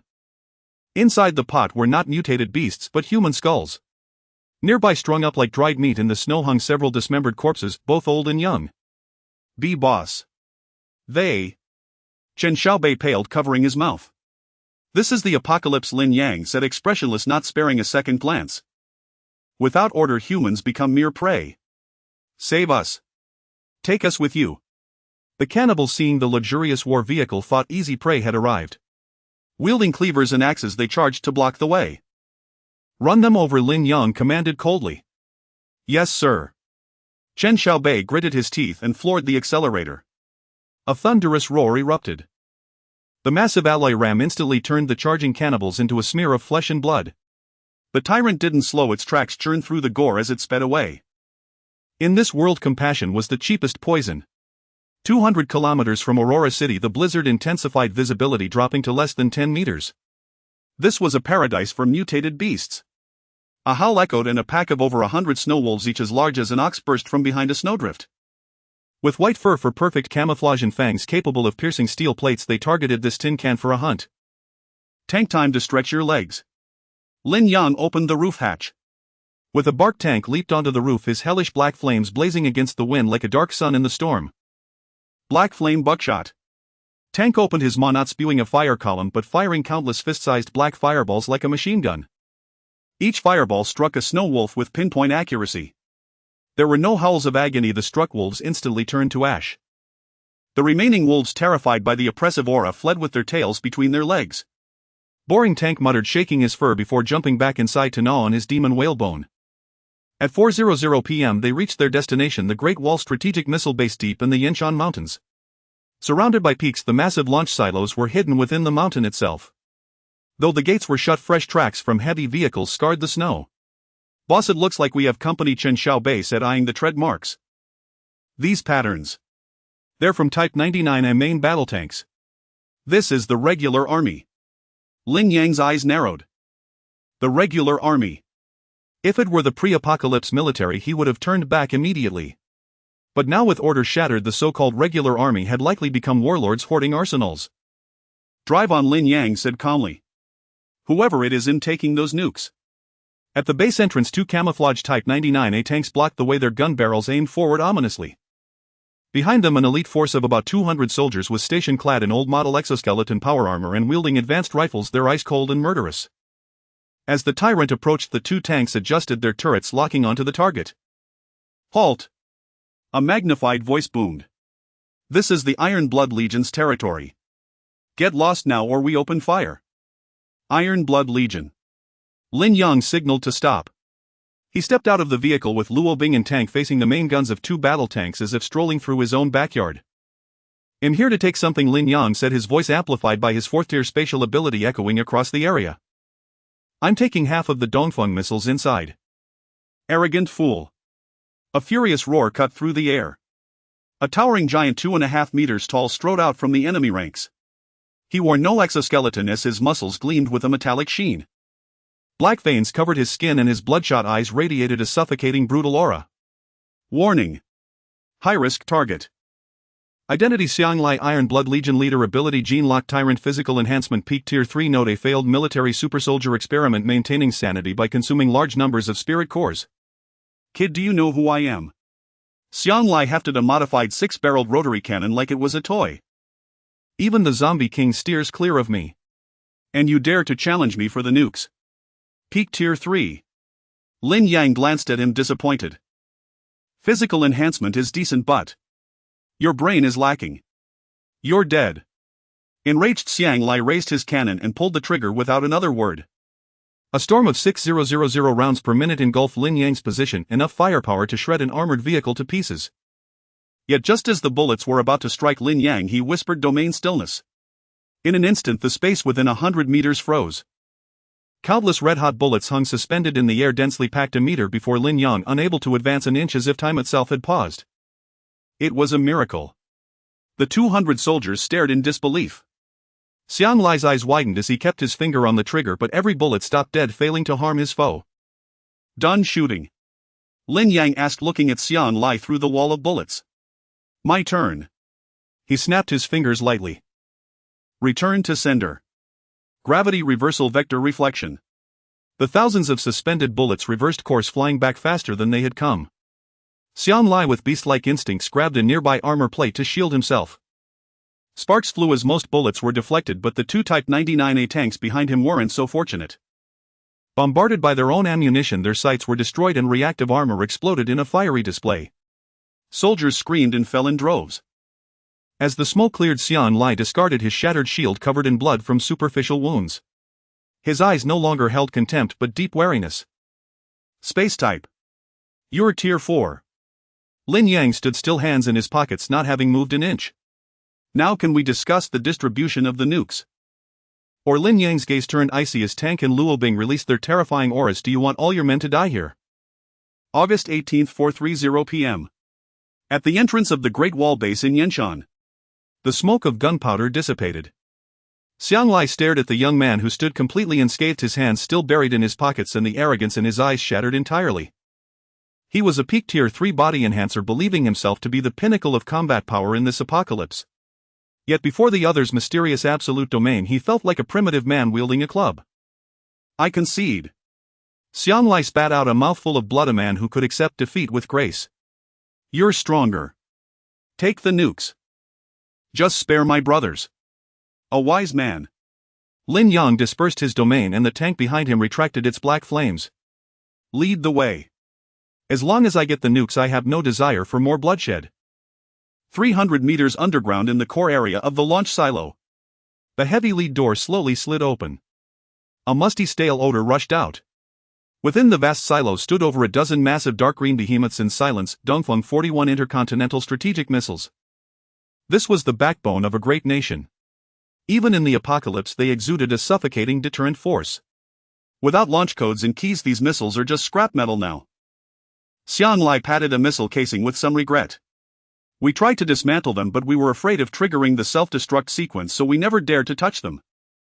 You wouldn't dare, but that doesn't mean I want. Lin Yang approached a missile and pressed his palm against its cold metal shell. Spatial perception infiltration. Within his mind, the missile's internal structure unfolded like a 3D blueprint. He didn't need to dismantle the entire missile, he only needed the warheads. Spatial cutting, precision stripping. A crisp sound echoed. The missile's nose cone detached into thin air, revealing the neatly arranged multiple independently targetable re-entry vehicle nuclear warheads inside. Each warhead had a yield of over 500 kilotons of TNT. A single one could level a base the size of Polaris City 10 times over. Collect. With a thought from Lin Yang, 3 tactical nuclear warheads with independent detonation devices vanished instantly, entering his alternate dimension to rest silently in that corner of frozen time. 3, that's enough. Lin Yang dusted off his hands. With these 3 trump cards, if he ever encountered some unspeakable Tier 5 or Tier 6 monster, he could just shove one into its mouth and send it to heaven. All right, the deal is done. Let's go. Lin Yang turned to leave. At that moment, the lights in the base began to flicker violently. A bone-chilling low-frequency hum emanated from deeper within the base, from the direction of the heavily sealed biological laboratory. Ah! Several soldiers behind Xiang Lai suddenly clutched their heads, letting out harrowing screams. Get out! Get out of my head! Help! Something's biting my brain. Bang! Bang! 2 soldiers, their minds broken, raised their guns and pulled the triggers against their own temples. Blood splattered. What's going on? Xiang Lai was horrified. He also felt as if countless needles were stabbing into his brain, causing him to break out in a cold sweat. Brother Lin. What the hell is this? Lin Yang furrowed his brow, his gaze turning sharp. He could sense a vast cold mental wave sweeping through the entire base like a tidal wave. Psychic attack. Lin Yang sneered. As a reincarnator, his soul's strength far exceeded ordinary people. Coupled with his absorption of numerous high-grade crystals, this mental onslaught was merely a slight sting to him. Luo Bing, guard your mind. Don't listen to that voice. Lin Yang shouted, erecting a spatial barrier to envelop them. It's below. Lin Yang looked at the floor beneath his feet, his gaze seeming to pierce through the reinforced concrete. There's a big one locked up down there. Underground level for the biological containment zone. This was originally a top-secret military area for biochemical weapon research. Now through a massive blasted open breach, a bizarre creature slowly floated out. It had no limbs, only a colossal semi-transparent brain beneath which hung countless tentacle-like nerve bundles floating through the air like a jellyfish. At the core of its brain, a crystal nucleus blackish-purple in hue pulsed with energy. Warning. Extreme danger. Entity 0 subject brainworm peak tier 4 pseudo tier 5 abilities mind control brainwave blast psychic storm. Description: it is one of the progenitor hosts of the zombie virus, possessing terrifying intelligence. Humans. Delicious. Brains. A fragmented voice echoed directly in everyone's minds. Roar. Xiang Lai let out a bestial howl. His eyes instantly became clouded and vacant, clearly under control. Kill. Kill you all. Xiang Lai raised his Vulcan cannon, aiming it straight at Lin Yang. Damn it. It can even control a peak tier 3. Lin Yang's gaze turned icy. Tank. Hold him down. Don't let him cause trouble. Woof. Tank pounced, grappling with Xiang Lai using its size advantage. Lin Yang meanwhile focused directly on the big brain in the air. You like playing with minds, huh? Teleport. He vanished, reappearing right before Zero. The Tang sword in his hand, carrying the edge to rend space itself, slashed down fiercely. The blade halted half a meter from Zero. An invisible psionic shield blocked the physical attack. Foolish. Insect. Zero let out a mocking thought. Immediately after, a visible psychic storm blasted towards Lin Yang's mind. For an ordinary Esper, this would have meant instant brain death. But a cruel smile curled at the corner of Lin Yang's mouth. Comparing mental strength with me. I've lived 2 lifetimes, died once, in the least scared of intimidation. Lin Yang abruptly pulled out the wraith blood crystal refined from the ashes of 3,000 people from his space. Taste this. Instead of absorbing it, he directly detonated the resentment within the crystal, channeling the torrent of despair and rage from 3,000 dying souls into Zero's brain through spatial folding. Zero let out an agonizing shriek. Its psychic power was strong, but it was pure control force. Faced with this flood of corrupting resentment, its fragile brain was like being doused with acid. Strike while the iron is hot. Domain spatial collapse. Lin Yang clenched his right hand. The space around Zero instantly imploded. The psionic shield shattered like glass under the crushing force of spatial law. With a squelch, the massive brain was crushed by an invisible spatial hand. Green fluid splattered everywhere. A crystal nucleus brilliant as amethyst fell and was caught by Lin Yang. Special loot tier 4 psychic crystal nucleus supreme grade effect unlocks psychic perception or enhances telekinesis, can be used to craft a psychic shielding device. With Zero's death, the oppressive mental control vanished instantly. Xiang Lai went limp, collapsing to the ground, gasping for air as clarity returned to his eyes. He looked at the green slime everywhere, then at Lin Yang holding the purple crystal nucleus like a god of slaughter. This time he was completely and utterly convinced. Outmatched in combat and utterly dominated on the mental plane. Lord Lin. Xiang Lai struggled to his feet and gave a wry smile. You've taken the nukes and killed the monster. Can my Iron Blood Legion follow you from now on? I can't stand another day in this broken base. Lin Yang toyed with the purple crystal nucleus in his hand and glanced back at him. An extra peak tier 3 meat shield and fighter plus 200 elite soldiers with exoskeletons and 2 tanks. This deal was worth it. Fine. Lin Yang put away the crystal nucleus and turned towards the exit. Pack your things. Bring your tanks. Polaris City needs a gatekeeper. On the highway back at 1700 on August 20th, an iron torrent capable of crushing any minor or medium force was racing at full speed. Leading the way was the Tyrant, further reinforced its roof radar spinning rapidly and wind-type crystal core boosters ejecting cyan flames. Close behind were 2 Type 99 main battle tanks, their cannons raised high, tracks crushing the ice on the road. Bringing up the rear were over a dozen military armored personnel carriers packed with elite soldiers of the Iron Legion. Boss, the sky. Something's wrong, said Xian Lai, now the designated driver and bodyguard, frowning as he looked out the window. Though it was dusk, the sky wasn't orangered but an eerie deep purple. A faint purple mist hung in the air, severely limiting visibility. Stranger still, on the barren ice field, glowing mushrooms several meters tall and dark red vines had sprouted. These plants grew wildly in the -40-degree cold, some even piercing through abandoned cars, wrapping around lampposts like blood vessels. Warning. The second global evolution has begun. Environmental mutation, arcane awakening. Plant life as awakening danger level has risen sharply. Stop the car, Lin Yang suddenly ordered. Ahead on the highway, a massive thicket of eerie purple thorns blocked the way. Each thorn was as thick as a thigh, bearing huge flower buds like Venus flytraps with half-digested zombie corpses protruding from them. These are man-eating thorns, second-tier mutated plants, Lin Yang said, glancing at them. Xian Lai, clear the path. Let me see what you can do. You got it. Xian Lai snarled, pushing open the door and jumping out. He didn't use a gun but directly activated his gene-locked tyrant form. Roar. His muscles instantly bulged, tearing his combat suit. His skin turned iron black and he grew to 3 meters tall. He charged into the thorn thicket like a human bulldozer. Open up. Rip. Rip. The vines, tough as steel cables, were torn apart with his bare hands. A giant man-eating flower bud clamped onto his shoulder but couldn't even break his skin. He shattered its core with a single punch. Meanwhile, Tank leaped down, spewing black flames, cooperating with Xian Lai to burn a path through the mutant forest, blocking their way. Not bad, Lin Yang nodded, observing the scene. Having a peak third-tier tank as a thug certainly made things easier. At 2300 late at night, the convoy finally reached the outskirts of Aurora City. When Xiang Lai and the newly joined soldiers saw Aurora City brightly lit in the darkness, encircled by 10-meter ice walls with independent heating and plantations, everyone's breath caught. Damn. This isn't a base, it's a palace. Compared to this, that bunker we lived in before was a pigsty. The soldiers gazed at the neon-lit Aurora City sign, their eyes filled with awe and longing. However, before they could enter the city, the walkie-talkie suddenly crackled with Zhao Jiangwo's anxious voice. City Lord, you're finally back. Something's happened. At the eastern coast defense line, a bunch of strange things have shown up. They're not beasts. They can talk. And they call themselves envoys of the Deep Sea Naga clan. They've wounded several of our brothers and demand to see the highest leader here. They can talk. Lin Yang's eyes turned cold. Sea beasts have evolved intelligence. Let's go. To the coast. The convoy didn't enter the city but detoured straight toward the steel Great Wall on the eastern coast.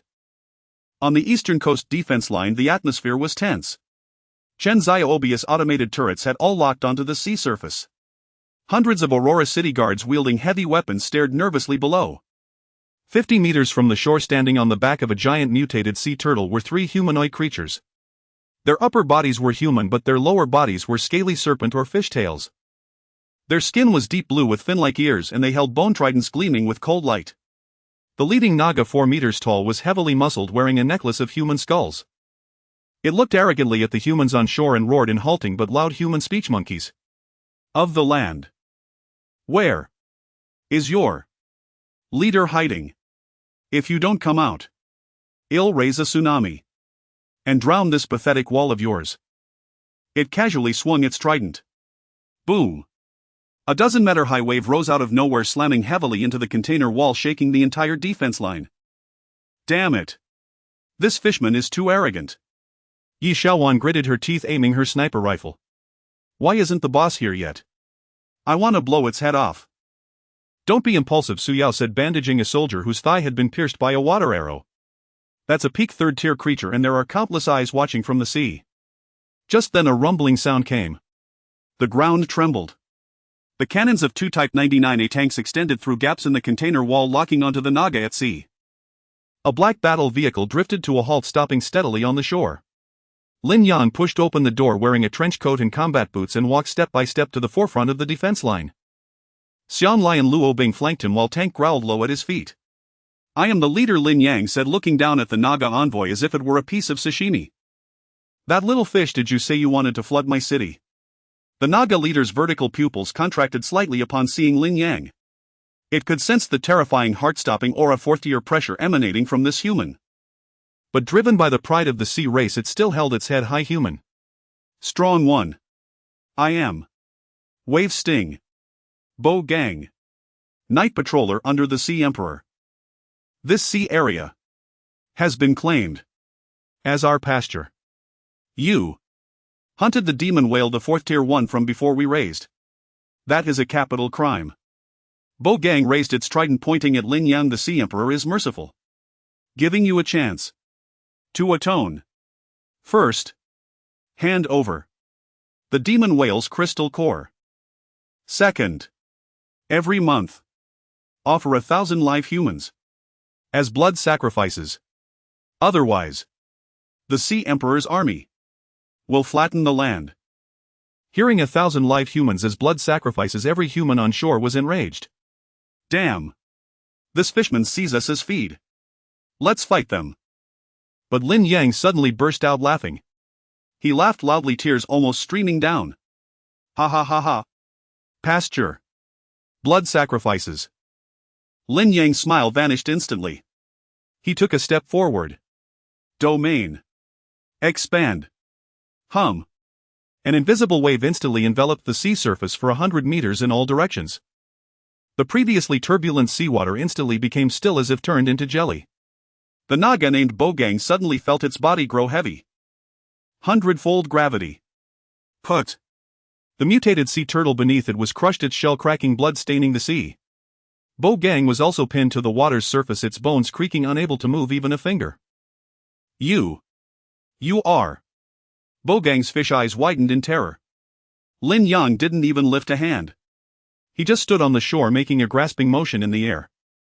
Go back and tell your so-called Sea Emperor. Want to eat humans? Tell him to wash his neck and crawl over here. I happen to need a few salted fish to guard the door. Get lost. Lin Yang waved his hand. Spatial projection. The 3 Naga envoys were blasted hundreds of meters away like cannonballs, screaming as they crashed into the deep sea. Full alert. Lin Yang turned his voice cold and sharp. Get the nukes ready. Since the sea race wants war, well, give this ocean a good boiling. August 21st, 6:00 a.m. Eastern coastline. The sun that should have risen was shrouded by thick dark clouds, plunging the world into gloom. The air was stifling, making it hard to breathe, and the sea breeze carried a strong foul stench. A bizarre scene unfolded. The seawater near the coast began to recede wildly, exposing a seabed several kilometers wide, littered with mud and debris. It was the precursor to a massive tsunami. Here it comes. Lin Yang stood atop the highest shipping container, his trenchcoat whipping violently in the gale. Holding a cup of hot coffee, he gazed calmly at the dark line swelling on the distant horizon. That dark line grew thicker and higher. It was a tsunami.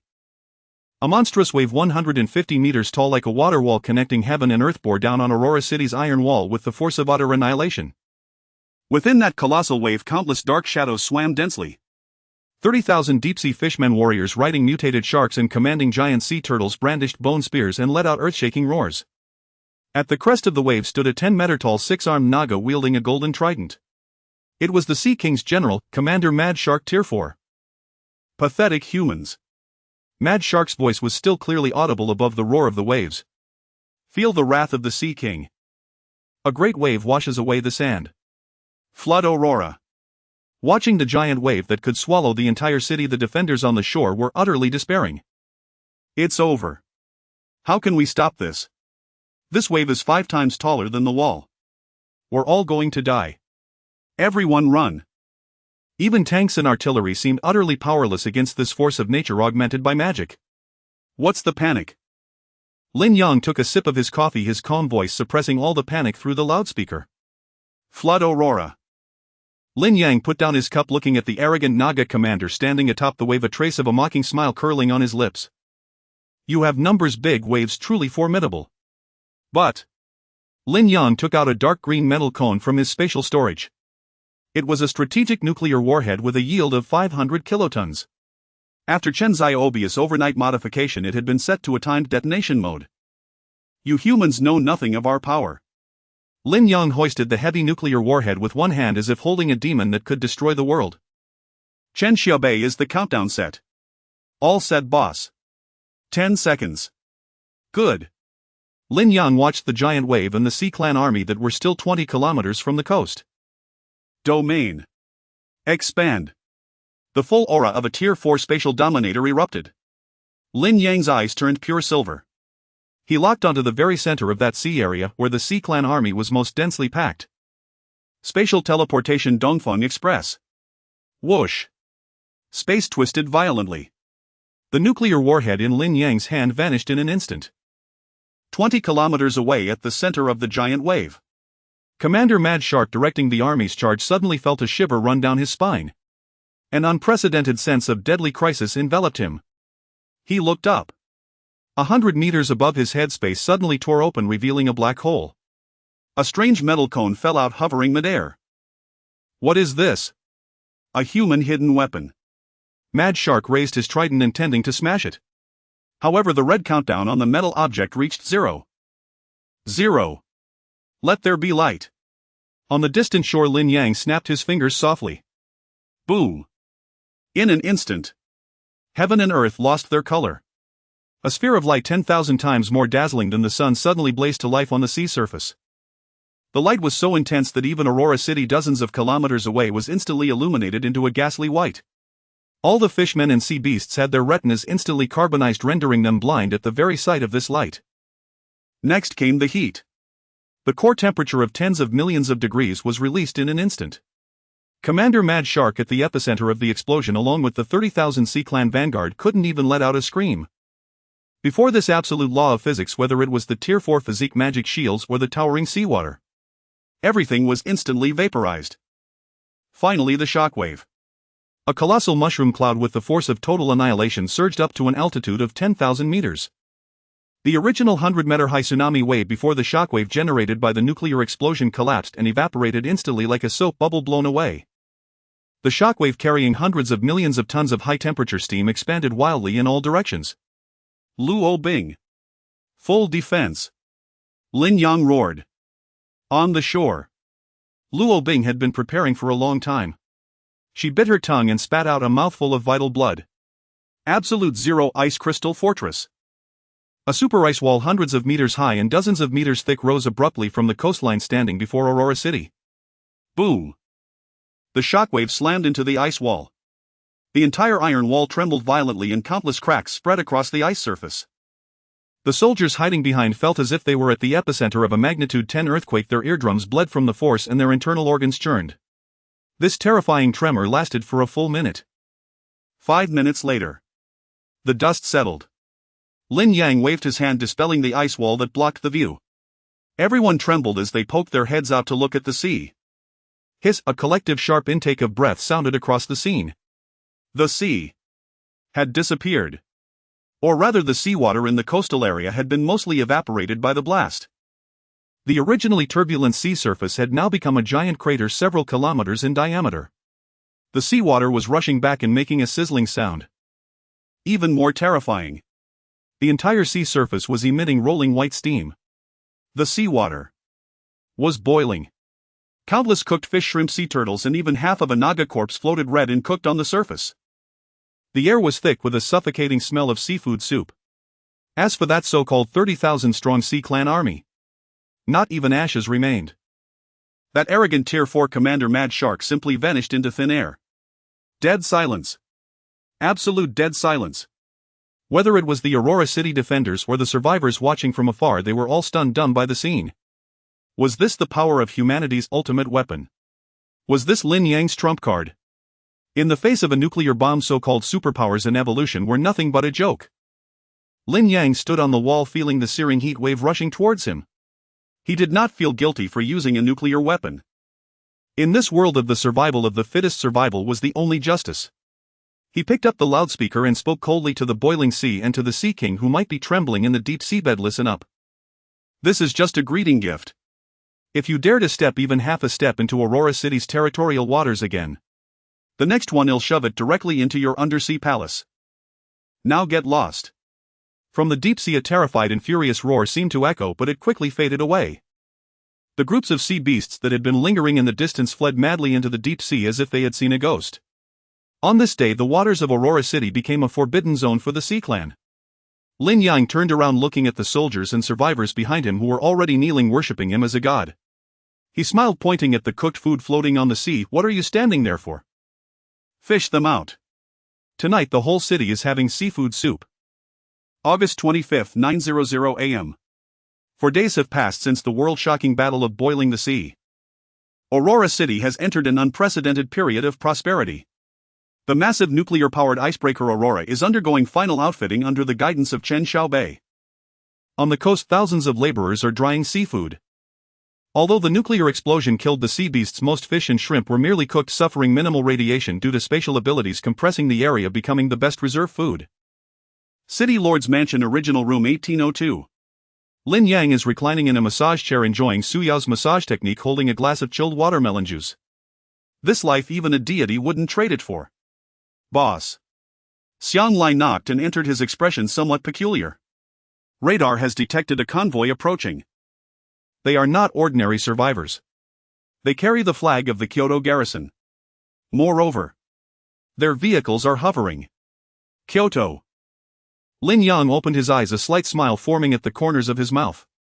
Have they finally come? He had anticipated this would attract attention from above when he detonated the nuclear bomb to fish. After all, that was a strategic nuclear weapon. The commotion was too great. As long as the satellites weren't completely blind, they would see it. Let them in, Lin Yang said casually. Bring them directly to the reception room. Don't let them see our core laboratory. Half an hour later, a convoy consisting of 3 silver-gray sci-fi-style magnetic levitation armored vehicles slowly entered Aurora City. These vehicles are manufactured using anti-gravity technology derived from the abilities of certain awakened individuals, combined with technology ignoring terrain and moving at high speeds. The doors opened. A group clad in black special operations uniforms adorned with golden stars on their chests descended. At the forefront was a woman in her 30s. She had a sharp short haircut, her gaze as keen as a knife, and a traditional long sword strapped to her back. Despite lacking firearms, the aura she emanated reached the early stage of the 4th tier. Target detected. Yi Xiao, Kyoto Envoy, ability Ancient Martial Arts Sword, Chi Metal Type, variant level early 4th tier. Is this Aurora City?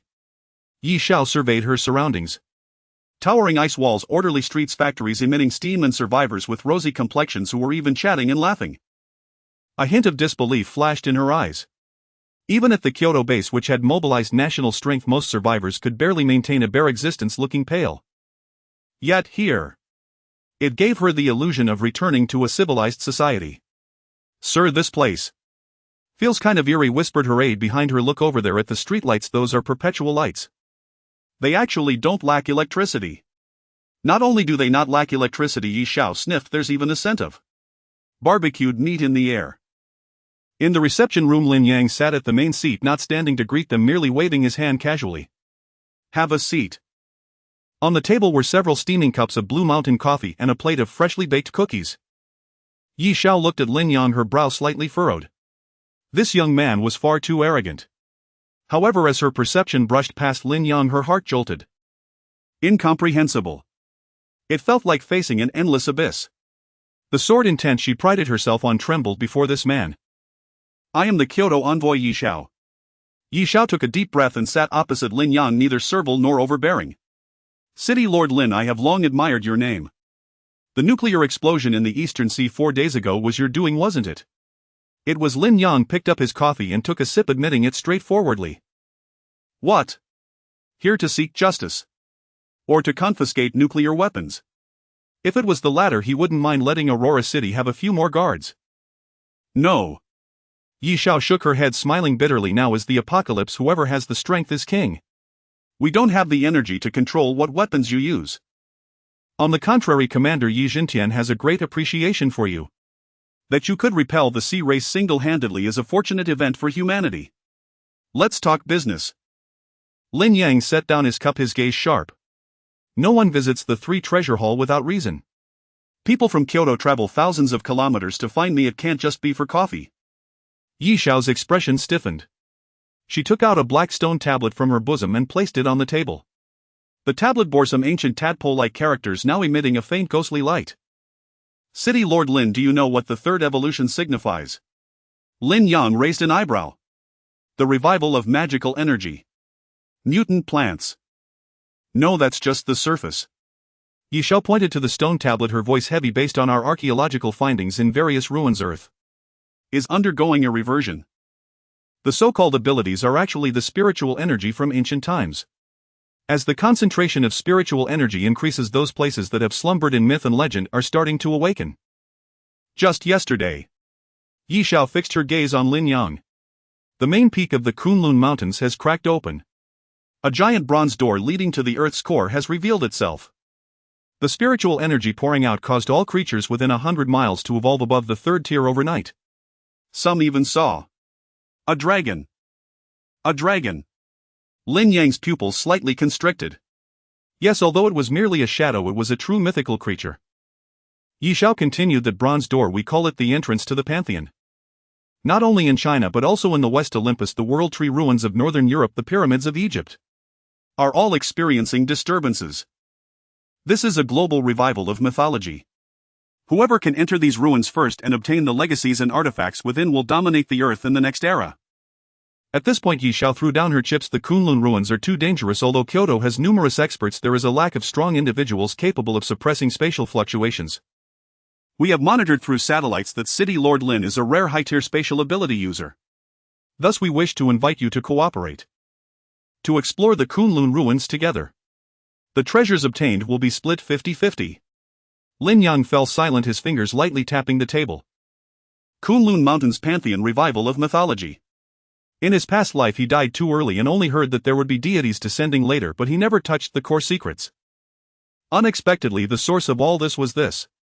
If there really is a mythological legacy, then the nuclear bomb in his hand might truly become a firecracker.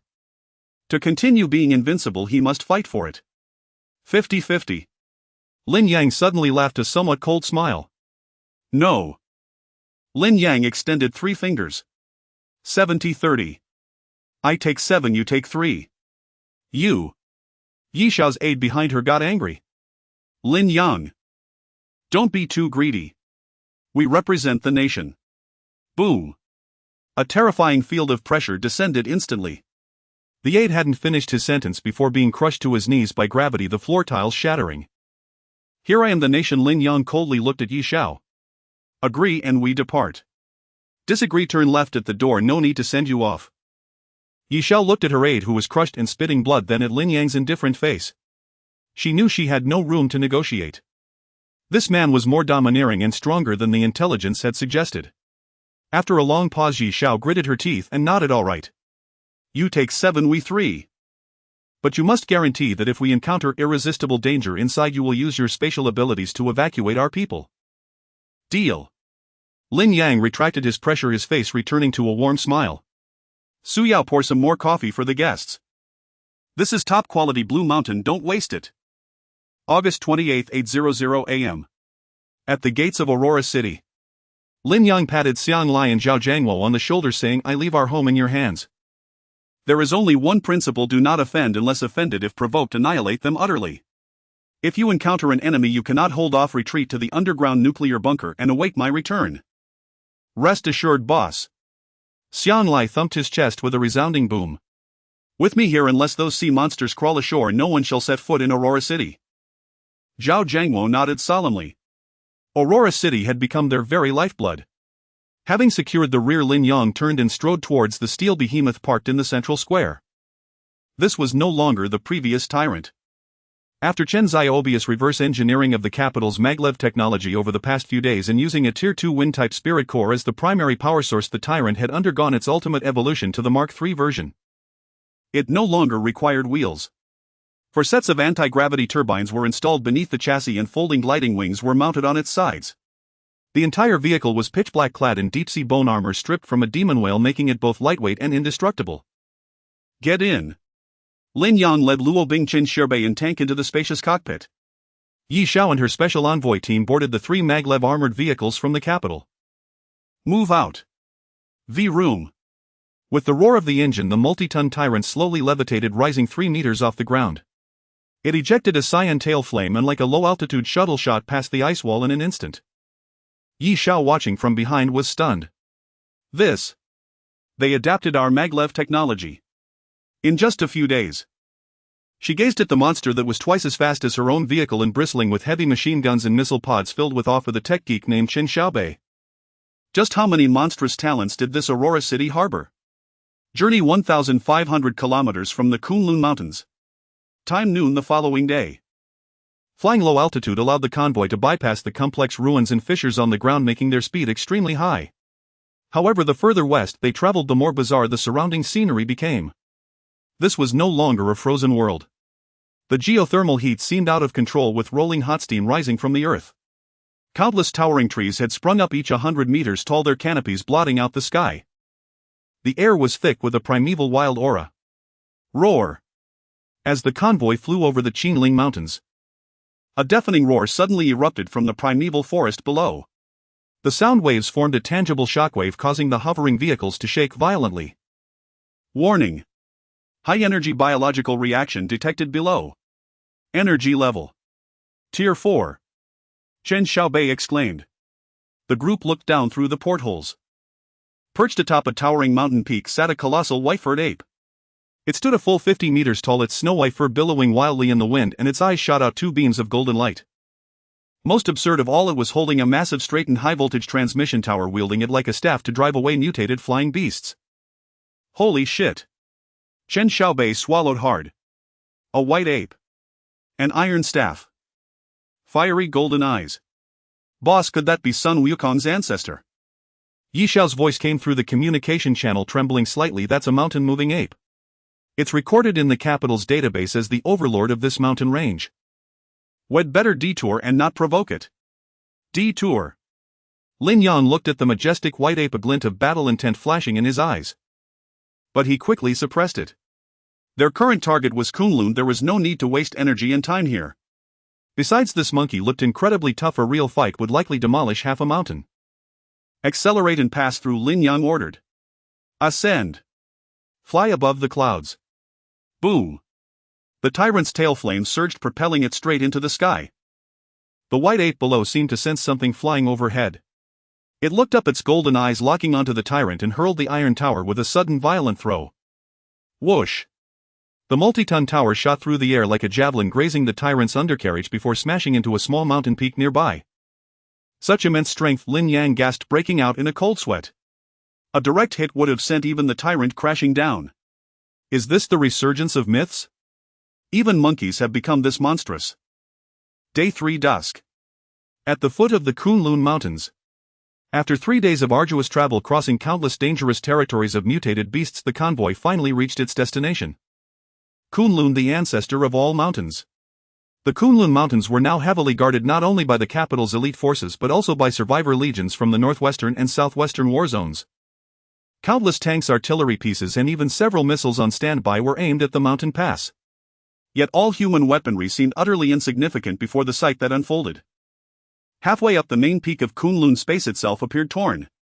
Two colossal bronze doors 1,000 meters high and covered in ancient patina hovered silently in the void. The doors were intricately carved with cloud patterns and beast heads, radiating an ancient, terrifying pressure that compelled one to kneel. Through the crack in the doors, a visible waterfall of spiritual energy cascaded down, nourishing everything below. So this is the entrance to the Pantheon. Lin Yang stepped out of the vehicle cabin, gazing up at the colossal doors. The Tier 4 spirit core within him began to pulse wildly, emitting a resonant hum of desire. Yes, Yi Xiao said, walking to his side with a solemn expression.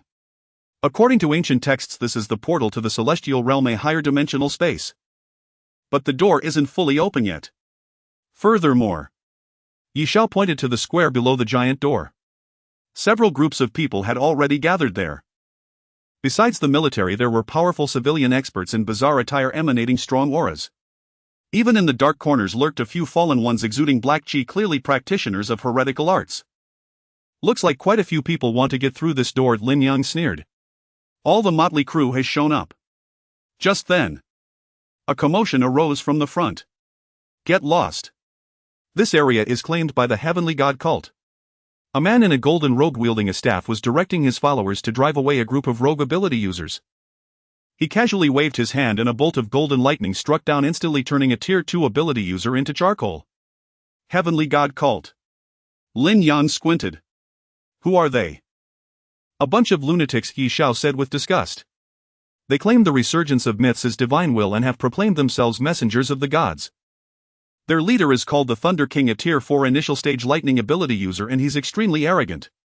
Tier 4 initial stage, and he dares to call himself a king. Lin Yang straightened his collar and strode forward. If they were to cooperate, he needed to establish his authority first. Here only those with the biggest fists have the right to stand at the front. Let's go. Lin Yang beckoned to Luo Bing and Tank behind him. Let's go tell that Thunder King. That spot is mine. On August 28 at dusk 1830. At the foot of Kunlun Mountain under the Bronze Giant Gate, the atmosphere was oppressive to the extreme. More than 100 followers of the heavenly god sect dressed in uniform white robes with golden edges and wielding enchanted cold weapons formed a human wall occupying the best position closest to the giant gate. In their midst, a man surrounded by blue arcs of electricity floated 3 meters above the ground. His long hair danced wildly, his eyes rolled back showing only the whites, a sign of mutation, and he held a lightning strike wooden staff resembling a descending thunder god. High-risk target Thunder King, early stage 4th rank lightning element identity leader of the heavenly god sect abilities Thunder Strike, electromagnetic absorption, lightning teleportation. Personality extremely arrogant, suffering from severe divine delusion. At this moment Lin Yang walked straight towards the circle with Luo Bing and Tank as if taking a stroll. Yi Xiao and the special envoy group from Kyoto followed closely behind, intentionally keeping a distance, obviously wanting to see how Lin Yang would handle this hard nut to crack. Stop. Mortal. A protector of the heavenly god sect 3rd rank fire element jumped out, pointing his finger at Lin Yang with rage. Ahead is the domain of the gods. No one can approach without the permission of Lord Thunder King. Noisy. Lin Yang didn't even glance at him. Tank suddenly dashed out swift as a bolt of black lightning. Crack. Before the protector could react, his entire arm was bitten off by Tank, who then swatted him away with a paw, causing his chest bone to cave in and he fainted on the spot. Bold. The Thunder King in midair suddenly opened his eyes and 2 beams of electric light shot out from his white pupils. Dare to harm my follower. Blasphemy against the divine. He raised his staff high and the sky was instantly filled with dark clouds, though it was already foggy with a thick bolt of lightning writhing in the clouds. Kneel. Repent. Otherwise I shall bestow upon you divine punishment. Lin Yang stopped looking up at the one pretending to be divine. He dug in his ears with an impatient expression. I say, did too many batteries fry your brain? If you want to fight, come down. Floating up there like a lightning rod. The crowd gasped in astonishment. The various forces surrounding them were dumbfounded. Who is this young man? How dare he speak to the Thunder King like that? He is a lightning ability user with destructive power. Seeking death. The Thunder King was utterly furious. As a 4th rank powerhouse, who had he encountered on his path that did not worship him? Divine punishment. Lightning dragon descends. Boom. With the point of his staff, the long accumulated lightning in the sky instantly transformed into a roaring blue lightning dragon, striking down directly towards Lin Yang's crown with the power to annihilate everything. The power of this strike was enough to instantly melt a tank into molten iron. It's over. The officer behind Yi Xiao closed his eyes. This power cannot be blocked. Yet in the center of the lightning strike, Lin Yang didn't even dodge. He merely slowly raised his right hand palm up towards the descending lightning dragon, casually saying 2 words, go away. Buzz. Just as the lightning dragon was about to touch Lin Yang's hair, a pitch-black circular wormhole suddenly tore open in the space above his head. Without any sound, the wildly raging lightning dragon was instantly swallowed clean by the black hole like a loach slipping into a drain. Wah! What? The Thunder King in midair was stunned. The surrounding spectators were dumbfounded. Where did the lightning go? Such a huge lightning dragon, how did it disappear? It would be rude not to reciprocate. Lin Yang's lips curled into a playful cold smile. Since you enjoy playing with electricity, you'll return it to you. Lin Yang's left hand pointed behind the Thunder King and suddenly clenched. Space folding exit open. Suddenly, without warning, another pitch-black space wormhole opened behind the Thunder King. The lightning dragon that had just vanished roared out from this hole with its original speed and power. This is called a righteous backstab. The distance was too close. Moreover, the Thunder King was in a rigid state of old power waning and new power not yet born, unable to dodge in time, not even able to activate his electromagnetic shield. Boom, boom, boom. Ah! A shrill scream echoed through the skies. The Thunder King was struck solidly in the back by his own full-force attack. He fell from the air like a kite, with its string cut his body, emitting black smoke, even accompanied by the smell of roasted meat as he crashed heavily to the ground. The thunder god who had just been imposing was now reduced to a charred lump. His hair was frizzed like a chicken's nest, his robe torn to shreds, twitching all over and foaming at the mouth. With one move, Lin Yang didn't even truly strike, he merely redirected the attack. The entire place fell into silence. Whether it was the followers of the Heavenly God sect or the envoys from Kyoto, they looked at Lin Yang as if he were a monster. The space element can be played like this. Lin Yang walked up to the still twitching Thunder King and stepped on his chest. Cough cough. You are a devil. Although heavily injured, the life force of a fourth-rank powerhouse kept him from dying, his eyes filled with fear. Devil. Lin Yang crouched down, patting his blackened face. Remember, in this world only strength is the true god. As for you. Lin Yang looked at the group of followers who had already dropped their weapons and knelt in fear. What use is a god who can't even withstand his own attack? Put. Lin Yang's Tang Dao flashed. The Thunder King's head rolled aside. A blue-purple fourth-rank lightning crystal core was extracted. Good stuff, this will make a nice battery for Chen Xiaobei. Lin Yang pocketed the crystal core, stood up and scanned the surroundings. His silver-glowing eyes swept over the leaders of each force. Now. Lin Yang pointed to the best spot under the bronze giant gate. This land now belongs to the Lin family. Who agrees? Who opposes? Silence reigned. It was a joke. Even the Thunder King had been taken down in an instant. Who would dare to oppose? Lord Lin is mighty. Someone in the crowd shouted, followed by a chorus of agreement. Strength rules supreme. This is the iron rule of the end times. Lin Yang led everyone, striding confidently to occupy the center of the square. Yi Xiao approached with the envoy group, his expression complex. Lin Yang, your mastery of space is even more terrifying than I imagined. Just average third in the world. Lin Yang casually brushed off the compliment. At that moment, a buzzing sound erupted.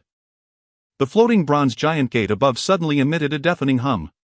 As if sensing the energy fluctuations from the fall of the fourth-rank powerhouse, or perhaps it was time to open. The gap in the middle of the giant gate began to slowly widen. A beam of spiritual energy shot out, becoming extremely blinding. Vaguely, people heard an ancient and desolate horn sound coming from the world behind the gate. The gate has opened. Someone shouted excitedly. Lin Yang looked up at the slowly opening mysterious gate, tightening his grip on the Tang Dao. The space crystal core within him trembled wildly, as if telling him inside there lies a great opportunity that belongs to him. Everyone prepare. Lin Yang took a deep breath, his eyes ablaze. Follow me into the myth.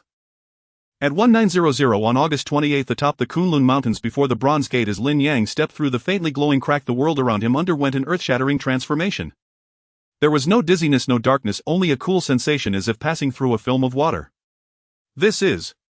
Lin Yang opened his eyes, deeply shaken by the sight before him. This was no longer Earth. Above his head, instead of a sky, there was a resplendent and profound nebula, as if he were adrift in the depths of the cosmos. Beneath his feet was not solid ground, but countless floating islands of varying sizes suspended in the void. Some islands were covered in ancient towering trees, while others had waterfalls cascading down, but the water in these falls flowed upward. Weightlessness. No, it was gravity gone awry. The laws of physics here were utterly twisted. Ugh! A violent retching sound came from behind. Yi Xiao and the members of the special envoy team who had followed him in were all pale-faced, kneeling on the ground or floating in midair as they dry-heaved uncontrollably. The disorienting sensation of upside-down and chaotic space had completely overwhelmed their vestibular systems. Ah! My hand! Not far away, a few rogue ability users who had sneaked in were worse off. As soon as they stepped onto a floating rock, the space around their bodies suddenly distorted. With a tearing sound, one person's upper body remained in place while his lower half inexplicably appeared 10 meters away. He was cleaved in two, blood spraying into the void and forming crimson beads. Warning! Entering a high-dimensional folded space. Spatial stability extremely low. Environmental hazard levels class.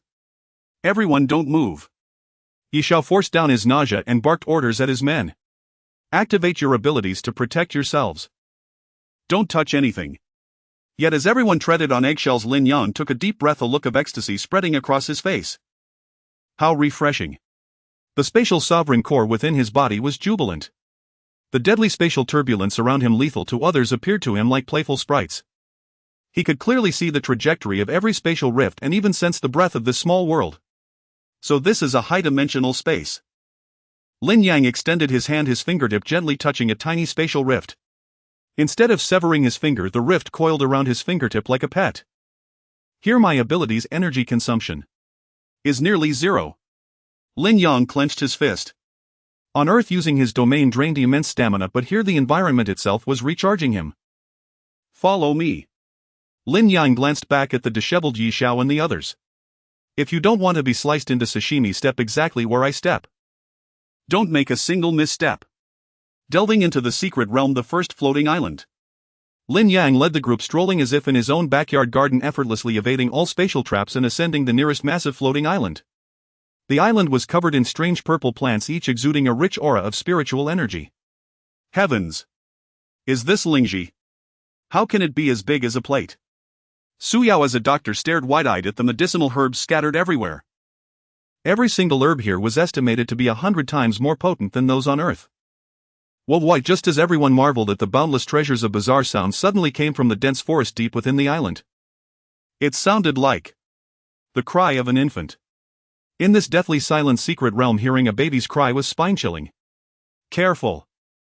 Xiang Lai shielded. Lin Yang muscles tensed. Something's coming. It's fast. Whoosh.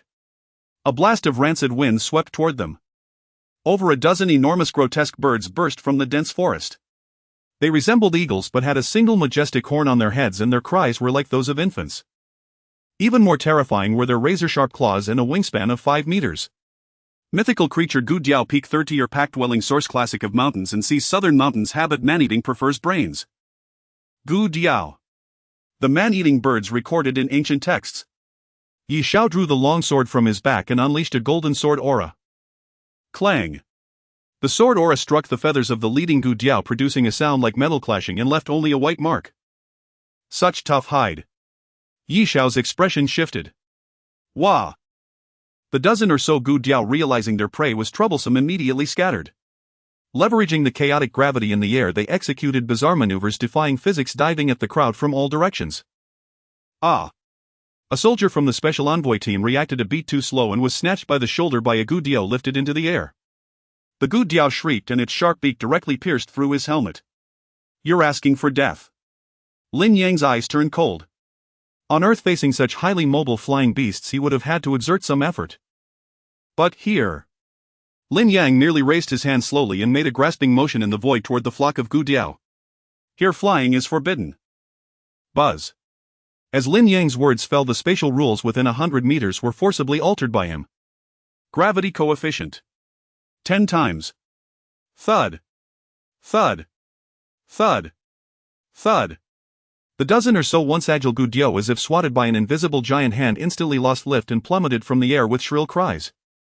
They crashed heavily onto the rocky ground, bones broken and blood gushing. Wah! Wah! The leading Gu Diao struggled to rise. Lin Yang walked up to it. His Tang sword, enhanced tenfold in sharpness by spatial power, gleamed. Spatial severance. Swish. The blade's light didn't even touch its body. A black line of spatial energy sliced through. The Gu Diao, with its tank-like defense along with its hard horn, was neatly cleaved in two. Instant kill. Yi Xiao and the special envoy team were dumbfounded. Was this the power of a spatial ability user on their home turf? Was this the power of speaking laws into being? Lin Yang expertly dug out a pale green crystal core, sensing the pure wind element energy within. Not bad, peak 3rd-tier quality, much better than the ones outside. He tossed the core to Chen Xiaobei. Catch. Use it as a backup battery for that broken boat of yours. Then Lin Yang stood at the edge of the floating island, gazing into the depths of the secret realm. Through layers of mist and fragmented void, he vaguely saw far in the distance, at the very center, a magnificent, indescribable suspended palace.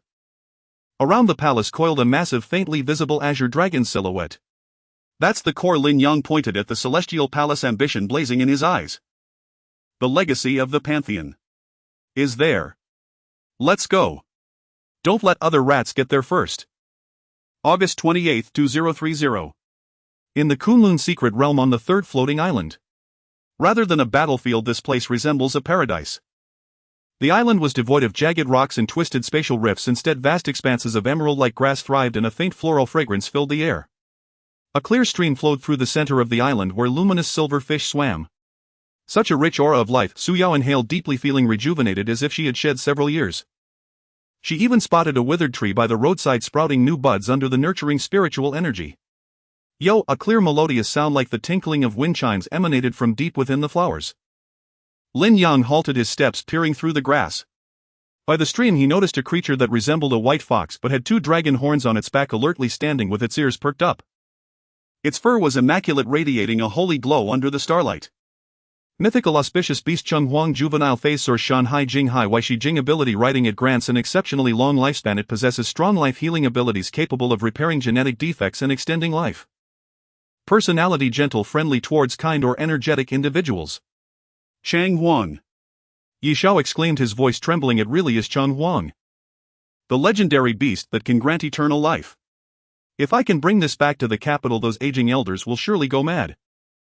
However, before anyone could approach, a thunderous boom erupted. A blood-red lightning bolt suddenly struck the ground beside the small beast. Soil flew and the beautiful flowers were instantly reduced to charred earth. Yo! The little Cheng Huang was startled, its fur bristling, trying to flee but found itself surrounded by blood-red barriers. Ha ha ha! We got it! Don't let it escape! The master said to use its blood to refine the longevity pill.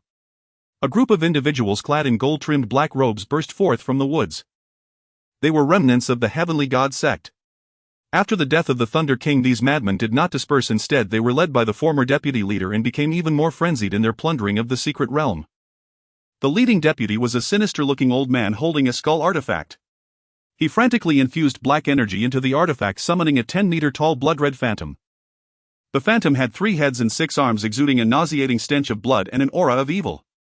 Summon entity Azura Evil God projection mid-stage 4th rank, requires a large sacrifice of living blood to summon. Extremely brutal. Is that the projection of an evil god? Lin Yang observed the blood-red phantom with a frown. The Heavenly God sect truly engages in sinister acts. They can conjure such wicked entities. At that moment, the blood-red phantom extended its massive claws towards the trembling little Cheng Huang in the cage. The little creature curled up in despair, eyes glistening with tears. Stop! Yi Xiao drew his sword, intending to charge forward, but the deputy leader sneered, people from the capital. Get lost. Otherwise I'll kill you all. Evil God, kill them. The blood-red phantom turned its head and 2 streams of blood fire erupted from its hollow eye sockets, the terrifying pressure making even Yi Xiao, a beginner of the 4th rank, struggle to breathe. What a bold statement. Lin Yang stepped out from behind the tree, hands in pockets, wearing a lazy expression. You are. The deputy leader's expression transformed from arrogance to horror upon seeing Lin Yang, as if he had seen a ghost. Lin Yang. The god of death, Lin Yang. The image of the Thunder King being swiftly killed still lingered in his mind. Since you recognize me, why don't you get lost? Lin Yang said lightly. No. It doesn't matter if you have a nuclear bomb. You can't use it here. The deputy leader clung to a desperate hope, shouting frantically, and I have the evil god. It's a mid-stage 4th rank deity. Stronger than you in this secret realm. Evil god. Eat him. His flesh and blood are also a great supplement. Roar. The blood-red phantom let out a roar, abandoning the Cheng Huang and lunging towards Lin Yang. Its massive claws tore through the air, accompanied by corrosive blood mist, quickly approaching Lin Yang's head. Lin Yang sighed. I told you this is my domain. Facing the overwhelming blood claws, he merely raised his head, his gaze sharpening. Domain spatial strangulation. Buzz. No flamboyant actions. The space around the evil god's projection instantly twisted, misaligned, and shredded like a Rubik's Cube. Crack, crack, crack, the seemingly invincible Azura evil god froze in an instant. Immediately after, its arms, head, and body disintegrated as if thrown into a shredder, instantly breaking apart into countless shards of red energy. What? The deputy leader's eyes nearly popped out. The evil god he had summoned with the sacrifice of dozens of followers was simply shattered. As for you all, Lin Yang turned to the group of Heavenly God sect followers. Polluting the environment is a capital offense. Gravitational crush. Lin Yang pressed his palm downward. Bang. Bang. Bang. Dozens of followers didn't even have time to scream before being crushed into meat patties by 100-fold gravity deeply embedded in the earth, instantly killing the entire group. Lin Yang clapped his hands as if he had just swatted a few flies with ease. He walked straight towards the blood-red cage. As the caster died, the barrier automatically dissipated. Yo! The little Chang Huang huddled in a corner, warily eyeing this murderous human. Though he saved it, the sight of him killing was terrifying. Don't be afraid. Lin Yang crouched down, retracting his entire aura, and revealed a smile he deemed friendly, though others saw it as that of a big bad wolf. He pulled out a top-quality sausage from his spatial pouch and unwrapped it. Want some? It's made of meat and tastes great. The little Chang Huang sniffed curiously. So delicious. This aroma is far more enticing than those herbal scents. As a divine beast raised on a vegetarian diet, occasionally eating spirit fruits, how could it resist the temptation of modern industrial flavoring combined with meat? It cautiously approached, extending its tiny pink tongue to lick it. Its eyes instantly lit up. So tasty. Yo yo. The little one was no longer afraid and directly pounced, devouring the sausage in 2 bites before eagerly looking at Lin Yang's hand nuzzling against his palm with its fluffy head. Ding. Affection level with Divine Beast 100. Lin Yang smiled as he patted the dragon horns on its back. At that moment, a wave of warm golden energy surged through Lin Yang's body through their contact. This energy was non-aggressive, nourishing his limbs like a gentle spring rain. Lin Yang felt his body lighten. Since his rebirth due to overusing his abilities and the lingering soul injuries from his previous life, all of it healed at this moment. Moreover, he felt a significant enhancement in his cellular vitality, even his skin gaining a more lustrous sheen. Gained the blessing of the Divine Beast Chang Huang's longevity effect, full state recovery, enhancement of life essence, extended lifespan, exact value unknown, immune to all diseases. Goodness, this is simply an infinite health potion combined with a resurrection armor. Lin Yang was overjoyed. He scooped up the little Chang Huang and placed it on his shoulder. From now on, you will follow me. There will be plenty of sausages for you. Let's call you Huang Do. Yo. Though the name is quite plain, it put up with it for the sake of the sausage. In the distance, Yi Shao watched this scene, envy making his eyes red. That was Chang Huang. How could it be deceived by just one sausage? What kind of fortune does Lin Yang possess? Lord Lin. Yi Shao approached, his tone dripping with envy. Congratulations, you've acquired a divine beast. Luck, just luck. Lin Yang waved his hand dismissively, casually feeding Huang Do a high-grade crystal core as a snack. Let's go. Lin Yang gazed towards the increasingly visible floating celestial palace deep within the secret realm. With this nurse beast, he felt more confident about the upcoming exploration. I have a premonition. The treasures hidden within that celestial palace may be 100 times more valuable than Chang Huang. August 29, 1000 AM. At the core of the Kunlun secret realm. After traversing layers of floating islands, Lin Yang and his team finally arrived at the foot of the majestic myriad deity's celestial palace. Up close, this celestial palace was even more breathtaking than when viewed from afar. It was constructed entirely from an unknown white jade suspended high in the heavens, surrounded by purple auspicious clouds. Before the palace gates lay a long white jade staircase that seemed to connect heaven and earth. The staircase consisted of 999 steps. Each step was inscribed with complex golden runes exuding a suffocating pressure. Seen the heavenly stairway trial of the gods. Rule with each step ascended gravity doubles and mental pressure doubles. Only those strong in both body and soul can reach the summit. Penalty for failure: fall into the abyss, body and soul destroyed. At this moment, several hundred people had gathered at the foot of the staircase.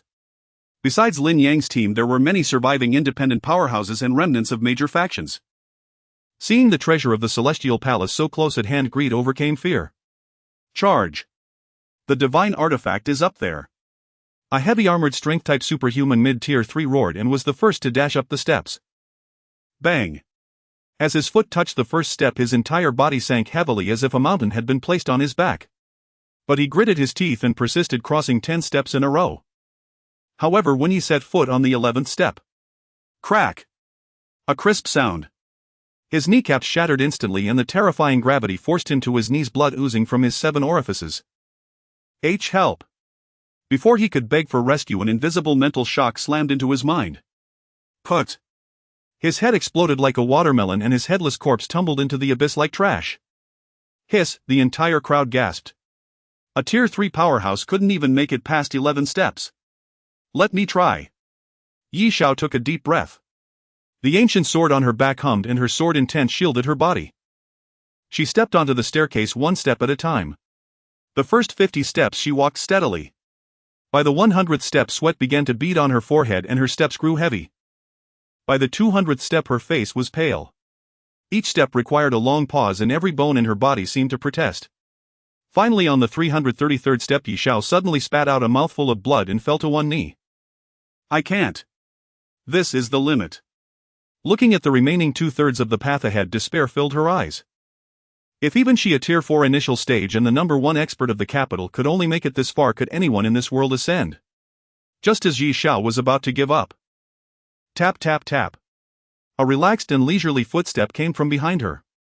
Yi Xiao turned her head with difficulty. She saw Lin Yang with his hands in his pockets, even sucking on a lollipop taken from his spatial storage, strolling up step by step with a carefree pace. On his shoulder, the little Shunlei named Huangdo was dozing off completely unaffected. As for Luo Bing and Tank, though somewhat strained, they followed steadily behind. Lin Yang. Yi Xiao was stunned. Don't you feel the weight? Lin Yang stopped and looked down at Yi Xiao kneeling on the ground, looking puzzled. Heavy. Oh, I forgot to mention. Lin Yang snapped his fingers. Domain gravity nullification. Within a meter radius around him, the violent laws of gravity were perfectly neutralized by his spatial domain. As for the mental pressure, ridiculous. As a reincarnator who had lived 2 lifetimes, his soul strength was comparable to tier 5. This pressure was nothing more than a gentle breeze against his face. For mortals, this is a heavenly staircase. Lin Yang stepped past Yi Xiao and continued upward, his voice drifting lightly. But for a god, this is merely the path home. 500th step. 800th step. Lin Yang's pace quickened, eventually turning into a light jog. The crowd below looked up, watching that divine silhouette, their jealousy completely extinguished, leaving only reverence. The gap was too vast. So vast it was despairing. Finally, the 999th step. Lin Yang stood before the gates of the celestial palace. Here clouds and mist swirled as if one could reach out and pluck the stars. Looking back, the floating islands below were like chess pieces and the masses like ants. I've arrived. Lin Yang spat out the lollipop stick. He gazed at the 100-meter white jade gate before him but did not rush to push it open. His eyes fell upon a wordless stone stele at the very center of the gate. In his past life, rumors claimed this was the dwelling of deities. But now, standing here, Lin Yang sensed a familiar aura, a perfect fusion of technology and cultivation. He reached out and pressed his hand against the stele. The spatial crystal core within his body vibrated wildly as if a key had been inserted into a lock. Hum. The stele lit up. Lines of golden text emerged. They were not oracle bone script nor any earthly language. It was a segment of a holographic projection of an interstellar log. Recorder Firefly Project Executive No. 001. Time Galactic Year 3024 5000 years before Earth's calendar. Content: Homeworld invaded by Void Devourers, civilization collapsed. We fled with the final gene bank, the Pantheon, to this place. We modified the natives, humans of this planet, implanting spiritual roots, superhuman genes, attempting to cultivate warriors capable of resisting the void. Experiment failed. Spiritual energy depleted, we entered slumber. Alert! When the seal is broken, the void shall descend once more. After reading this information, Lin Yang's pupils contracted sharply. The truth. This was the truth of the world. So-called global evolution and mythic revival were not gifts of nature. They were a weapon-breeding plan spanning 10,000 years. Humanity was merely a biological weapon cultivated by an alien civilization. And that so-called void devourer was likely the true monster that descended from the heavens in the late stages of his past life, impossible to kill. So that's how it is. Lin Yang took a deep breath, the shock in his eyes gradually transforming into icy battle intent. Treating us like lab rats. And making us cannon fodder. Lin Yang pushed with force, opening the white jade gate. Rumble, the gate swung open, revealing a mountain of divine inheritance's alien technology cultivation manuals piled within. Lin Yang stepped inside. His voice echoed through the empty hall, carrying an unparalleled arrogance. No matter what you are. Since you've given me power. Then in this game I'll be the one making the moves now. I'll take all the treasures. August 29th, 1200 noon. In the main hall of the 10,000 Divine Palace, as Lin Yang crossed the white jade threshold, the sight before him confirmed his suspicions. This place was no celestial cave abode but the central command chamber of an ancient super civilization. The walls were adorned not with murals but with countless holographic screens, dark yet polished like mirrors. At the center of the grand hall, instead of a deity statue, stood 3 massive anti-gravity display platforms. On each platform hovered a divine artifact radiating terrifying energy fluctuations. Let me see what these so-called ancient artifacts really are. Lin Yang approached the first platform. The Xianyuan sword appeared as an ancient golden longsword, its blade etched with the sun, moon and stars on one side and mountains, rivers and vegetation on the other. But through his spatial analysis perception, its true nature was laid bare. Item: high-frequency vibrating particle cutter, infantry melee type. Grade: planetary level weapon. Principle: the blade is composed of billions of high-energy particles vibrating trillions of times per second, capable of severing all known matter at the molecular level. Note: this is the legendary slicing iron like mud. A fine piece. Lin Yang reached out and grasped it. The Xianyuan sword seemed to resist with a will of its own, but under Lin Yang's peak 4th stage spatial suppression it instantly submitted. No need to use my tang blade for cutting fruit anymore. Lin Yang casually twirled the sword and the surrounding air was sliced open, leaving a black void crack in its wake. Claimed. Lin Yang moved to the second platform. The Shinong cauldron was a massive bronze tripod with 2 handles engraved with strange beast faces emitting a dense fragrance of herbs and life force. Item: universal biological gene fusion chamber, medical enhancement type. Grade: civilization level treasure. Function: by inputting raw materials, herbs, crystal cores, flesh and blood, it can automatically extract essences, synthesize enhancement potions, pills and even perform gene editing to create new species. This thing would drive Su Yao crazy with joy. Lin Yang stroked his chin. With this, the medical capabilities of Aurora City would leap forward by millennia. Even if someone were on the brink of death, tossing them into stew would have them bouncing back in no time. Claimed. The third platform. The Pangu axe was a colossal 3-meter-long battle axe, pitch black with a blade that shimmered with an ominous dark matter radiance. Item: antimatter mountain breaking cannon, heavy engineering war weapon. Grade: stellar level weapon, damaged version. Function: upon contact with an object, the axe blade releases trace amounts of antimatter, triggering an annihilation reaction. One strike can shatter mountains. Brutal aesthetics. Lin Yang was captivated. This would be a perfect tool for Xiang Lai or for mounting a mechanical arm on a tank later, a true map-clearing artifact. Claimed. In just 3 minutes, the 3 supreme treasures of Chinese legend were swept into Lin Yang's space like a shopping spree. As for whether the latecomers like Yi Xiao would get any scraps, that depended on his mood. Equipment's taken care of. Next is myself. Lin Yang's gaze shifted to the deepest part of the hall. There stood a throne. Above it hovered a golden crystal, fist-sized and brilliant as a miniature sun. It was the energy core of the entire divine palace, the source of the spark left by that alien civilization. Star Core origin 5th stage, divine spark prototype 5th stage. Lin Yang's heart pounded violently. In his past life, the 5th stage was a legendary realm known as demigod. Stepping into it meant a complete metamorphosis of life form, no longer bound by lifespan or physical constraints. Chen Xiaobei Luo Bingard me. Kill anyone who dares to intrude. Lin Yang ascended the throne step by step, turned and sat down. A feeling of ruling the world surged within him. He reached out and grasped the golden star core. Devour. Rumble. A torrent of energy 1,000 or 10,000 times more immense than the 4th stage crystal core instantly shattered Lin Yang's meridian defenses. Any ordinary person would have exploded. But Lin Yang had the protection of the Chenghuang's longevity, infinite repair and his spatial domain to share the pressure. Gritting his teeth, he guided the violent energy to assault the seemingly indestructible genetic lock within him. Crack! The first lock shattered. His body was reforged into a crystalline golden form. Crack! The second lock shattered. His spiritual power liquefied into an ocean of divine sense. Crack! The third lock. Rule mastery. Lin Yang felt his consciousness soar out of the divine palace, out of Kunlun and even out of the atmosphere. From a god's perspective, he overlooked the azure planet. He saw the lights of Aurora City, the trembling sea emperor in the deep and the zombies and survivors still struggling in the wastelands. With a mere thought he could erase a city 1,000 miles away or infinitely stretch the distance between 2 points. Advancement successful. Level 5th stage, God of Space primary. Acquired divine spark, void throne. New ability, spatial annihilation, erasure, ultra-long distance teleportation, global subspace creation, divine domain. Lin Yang opened his eyes. His pupils had turned pure silver, containing swirling galaxies. His aura had vanished, returning to simplicity. He now appeared as an ordinary man, yet the very space around him automatically submitted and warped in his presence. At that moment the sound of chaotic footsteps came from the hall's entrance.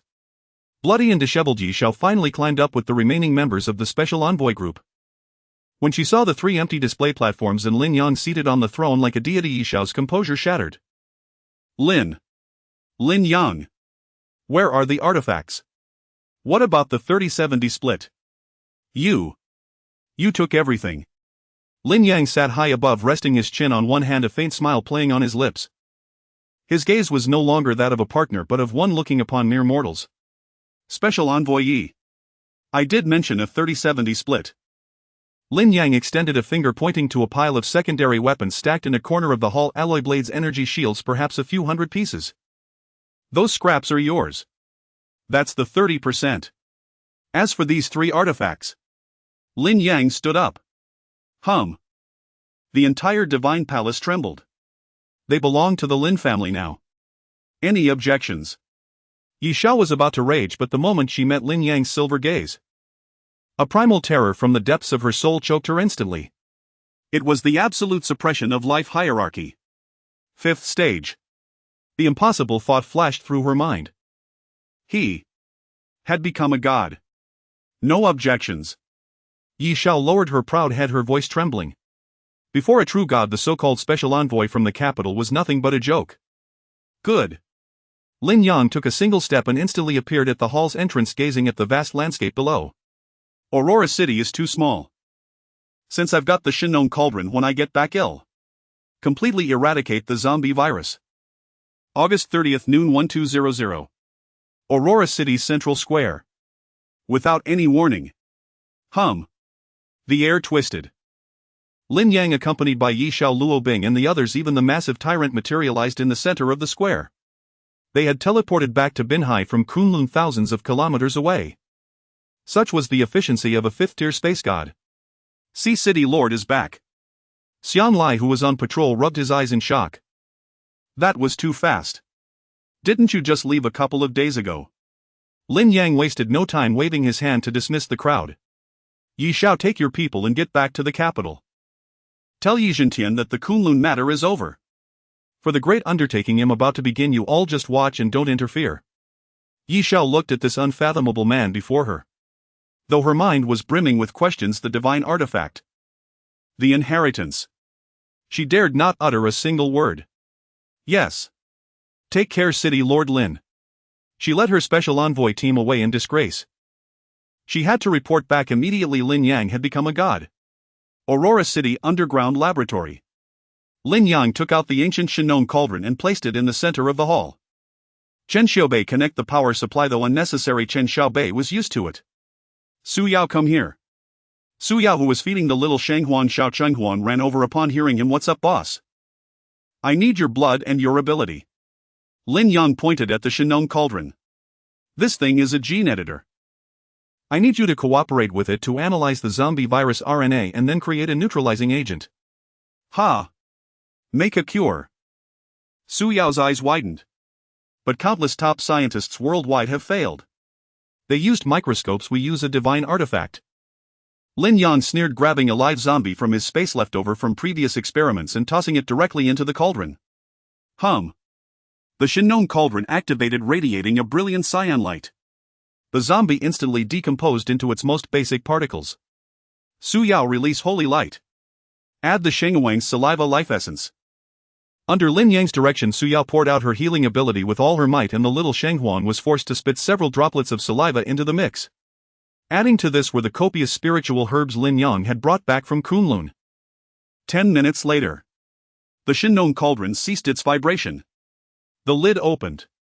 There were no pills, only a pool of azure liquid emitting a refreshing and soothing fragrance. Just one whiff dispelled all fatigue from the body. Item: life purification liquid concentrate. Function: completely destroys the molecular structure of the virus zombie virus, rendering it inert. Note: cannot revive the dead but can turn zombies back into corpses and restore the sanity of mutated beasts partially. It's done. Lin Yang gazed at the blue liquid, a gleam of fervor in his eyes. This amount is of course insufficient. But if I add enough water and combine it with my spatial laws, Chen Xiaobei. Bring me every water tank in the base. I'm going to dilute this and create a global rain. August 31st, early morning. This day was destined to be recorded in human history. It was called the New Era Purification Day. Survivors worldwide, whether hiding in the sewers of New York, eking out an existence on the Siberian tundra, or amidst the European ruins where it was still deep night due to the time difference, all were astonished to find the sky had changed. The once gray sky, thick with radioactive dust, suddenly split open with countless massive spatial rifts, like so many celestial eyes looking down upon the mortal world. Above the stratosphere, Lin Yang hovered tens of thousands of meters high with the vast sea of clouds beneath his feet. In his hand he held the Shinnon cauldron, having diluted the purification liquid billions of times into endless vapor. His silver eyes reflected the outline of the entire earth. Let it rain. Lin Yang suddenly spread his arms wide. Divine art, global rainfall.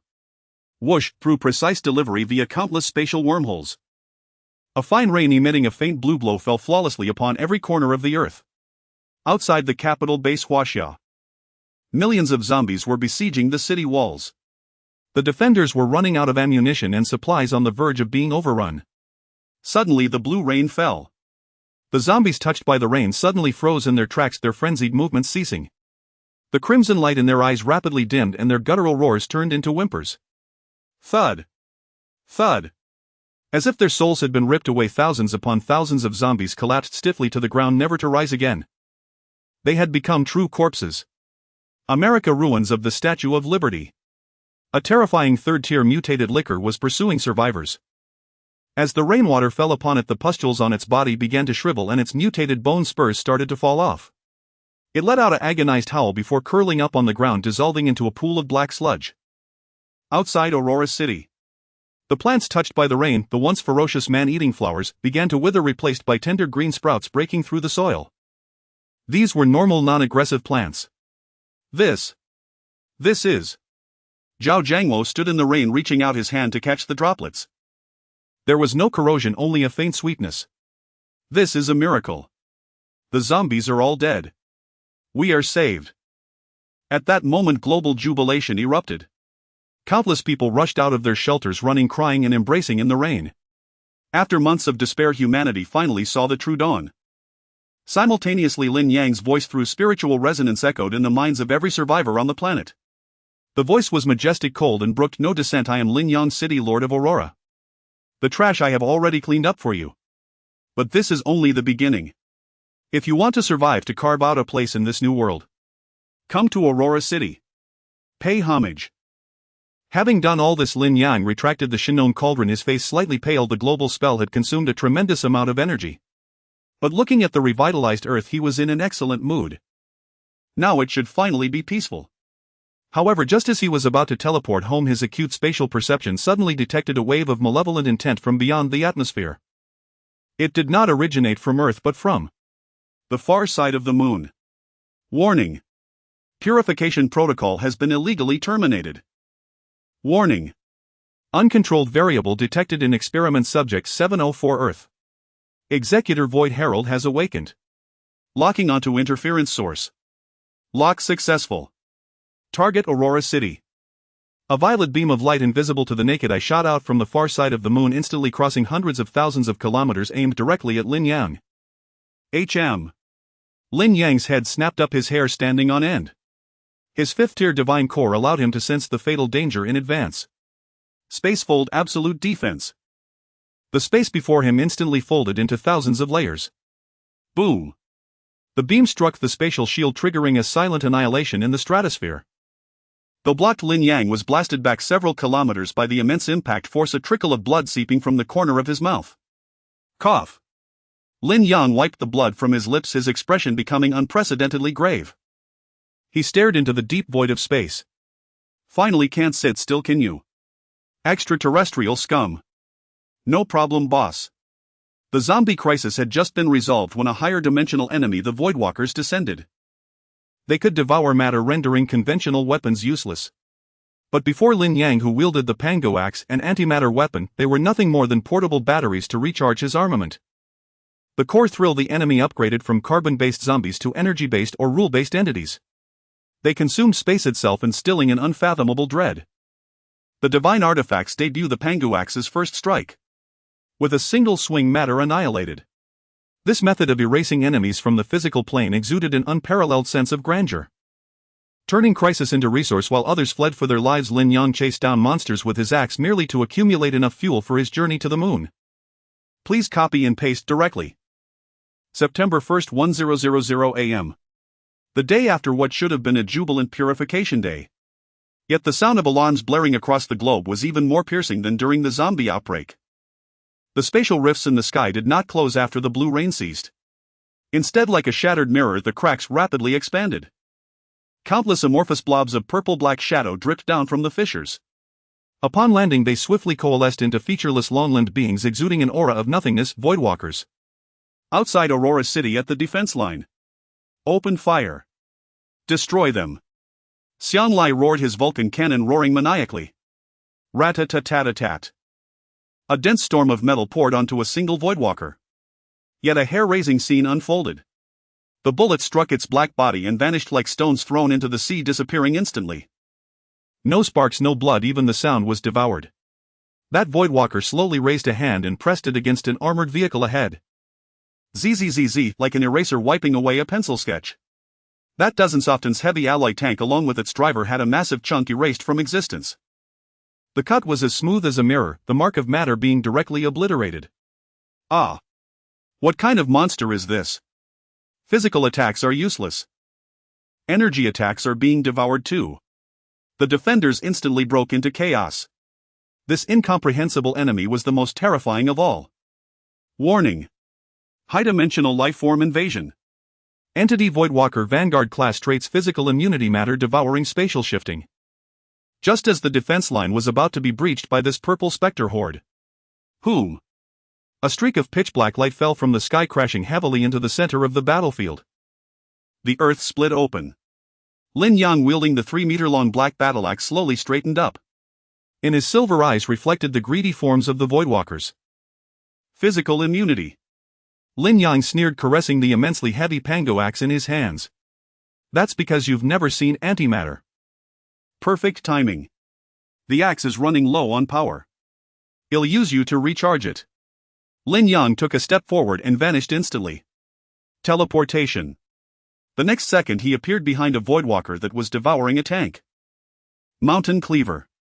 Lin Yang barked softly. The Pangu axe in his hands made no fancy moves, only a plain unadorned horizontal sweep. Zzz. The axe blade cut through the air, leaving a pitch-black trail that seemed to absorb even light itself. The moment the blade touched that voidwalker, matter and antimatter collided. Annihilation reaction initiated. No explosion, no sound. That voidwalker, which even missiles couldn't kill, collapsed like a popped bubble, instantly disintegrating into countless purple specks of light. Then these specks of light were all sucked into the Pangu axe like a vacuum cleaner. Pangu axe charging 1. A faint purple glow lit up on the scale groove of the axe handle. Not a bad taste. Lin Yang felt the vibration from the axe, revealing a hunter's grin. Roar. Dozens of nearby voidwalkers seemed to sense the death of their kin, letting out piercing psychic shrieks. They abandoned the defenders and all lunged at Lin Yang. Come on then. Instead of retreating, Lin Yang charged forward, dragging the giant axe into the monster horde. Domain gravity quagmire. He clenched his left fist, activating the laws of space. The movements of the surrounding voidwalkers instantly slowed, as if stuck in glue. Right hand swinging the axe. Water Severer. Earth Splitter. Star Crusher. Lin Yang wielded the axe like the scythe of death. With each swing, a voidwalker was utterly erased. Black axe lights wove a net of death across the battlefield. Those once terrifying devouring monsters were now as fragile as purple yams before Lin Yang. Charging 5. 10. 15. In just 10 minutes. This wave of void vanguards invading Aurora City was completely annihilated. On the blade of the Pangu axe, purple light swirled, radiating a soul-shaking wave of annihilation. Lin Yang put away his axe and stood upright, looking at the rifts in the sky. Those fissures were still expanding and more voidwalkers were descending. And further away in the direction of the moon, the feeling of a malevolent gaze grew stronger. Boss. That was awesome. Chen Xiaobei drove the tyrant over, drooling at the axe in Lin Yang's hand. The energy readings on this axe are off the charts. The energy level of that last strike was equivalent to a miniature black hole. It's not full yet. Lin Yang looked at the scale on the axe. Only charged to 20. Xiaobei, how's the refit of the Aurora coming along? Lin Yang asked. Hull reinforcement is complete. Used a demon whale skeleton, space travel is no problem. Chen Xiaobei reported excitedly, but there's not enough power. The nuclear reactor can fly, but it's too slow. To reach the moon it would take at least half a month. By then Earth would have been eaten clean by these purple yam monsters. Power, huh? Lin Yang raised the purple-glowing pango axe. He then pointed at the endless stream of voidwalkers pouring from the sky. Then well, kill and fly at the same time. Well, use the energy of these void monsters as fuel. Lin Yang's gaze pierced through the clouds fixed on the pale white moon. Issue the order. All personnel below the 5th rank take shelter in the underground bunkers. Luo Bing, tank Chen Xiaobei. Bring everything we've got. Board the ship. Earth is too crowded. We're going to the moon to raise the mastermind's lair to the ground. September 2nd, midnight 000. At the eastern coastal launch site of Aurora City, the colossal Aurora hovered silently 10 meters above the ground. This 200-meter-long warship bore a ferocious and savage appearance. Its main keel was crafted from the pale spine of a demon whale covered by a layer of black deep-sea bone armor and aviation titanium alloy. On either side of the vessel, instead of wings, 12 massive anti-gravity rings were installed, radiating an ethereal blue glow. It seemed less like a human creation and more like a resurrected mechanical undead beast from ancient times. All crew aboard. Zhao Jiangmo's voice was choked with emotion. He was tasked with guarding Earth and keeping the home safe. City Lord, a smooth journey. Come back alive. Lin Yang stood on the bridge's command platform, taking a final look at the land through the panoramic floor-to-ceiling windows. Rest assured. If I don't return, no one touches Earth. Chen Xiaobei, ignite. A hum filled the air, no flames, only a vibration in space itself. The 12 anti-gravity rings erupted instantly. The Aurora transformed into a streak of black light piercing the sky with unimaginable acceleration. The sound barrier. Before the anti-gravity field, air resistance was simply pushed aside. Like a sharp blade, the warship broke through the clouds and stratosphere within seconds. 3 minutes later, with a slight tremor, the blue sky outside gradually faded, replaced by the endless profound darkness and a canopy of brilliant stars. Atmospheric exit successful. Chen Xiaobei roared with excitement. We're in space. Earth-Moon orbit, the vacuum domain. So this is space. Luo Bing and Su Yao pressed against the porthole, gazing at the huge azure Earth behind them. Though scarred by the apocalypse from this angle, it was still breathtakingly beautiful. Yet this tranquility was soon shattered. Beeps rang out, the radar screen blazed crimson. Warning. High-energy reaction detected ahead. Count 300. Size giant warship class. Lin Yang's eyes turned cold. They're here. The Void Herald's watchdogs. Ahead of the warship in the once empty void, hundreds of enormous purple creatures materialized. They resembled whales but were composed of violet energy crystals trailing long tentacles. Void giant Cohen space interceptor. They opened mouths large enough to swallow satellites roaring silently at the Aurora.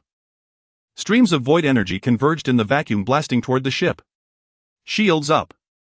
Chen Xiaobei scrambled to operate the controls. Boo. Boo. Boo. The energy wave struck the Aurora's energy shield, sending ripples across its surface. The hull shook violently. This is too slow. Lin Yang unbuckled his seatbelt.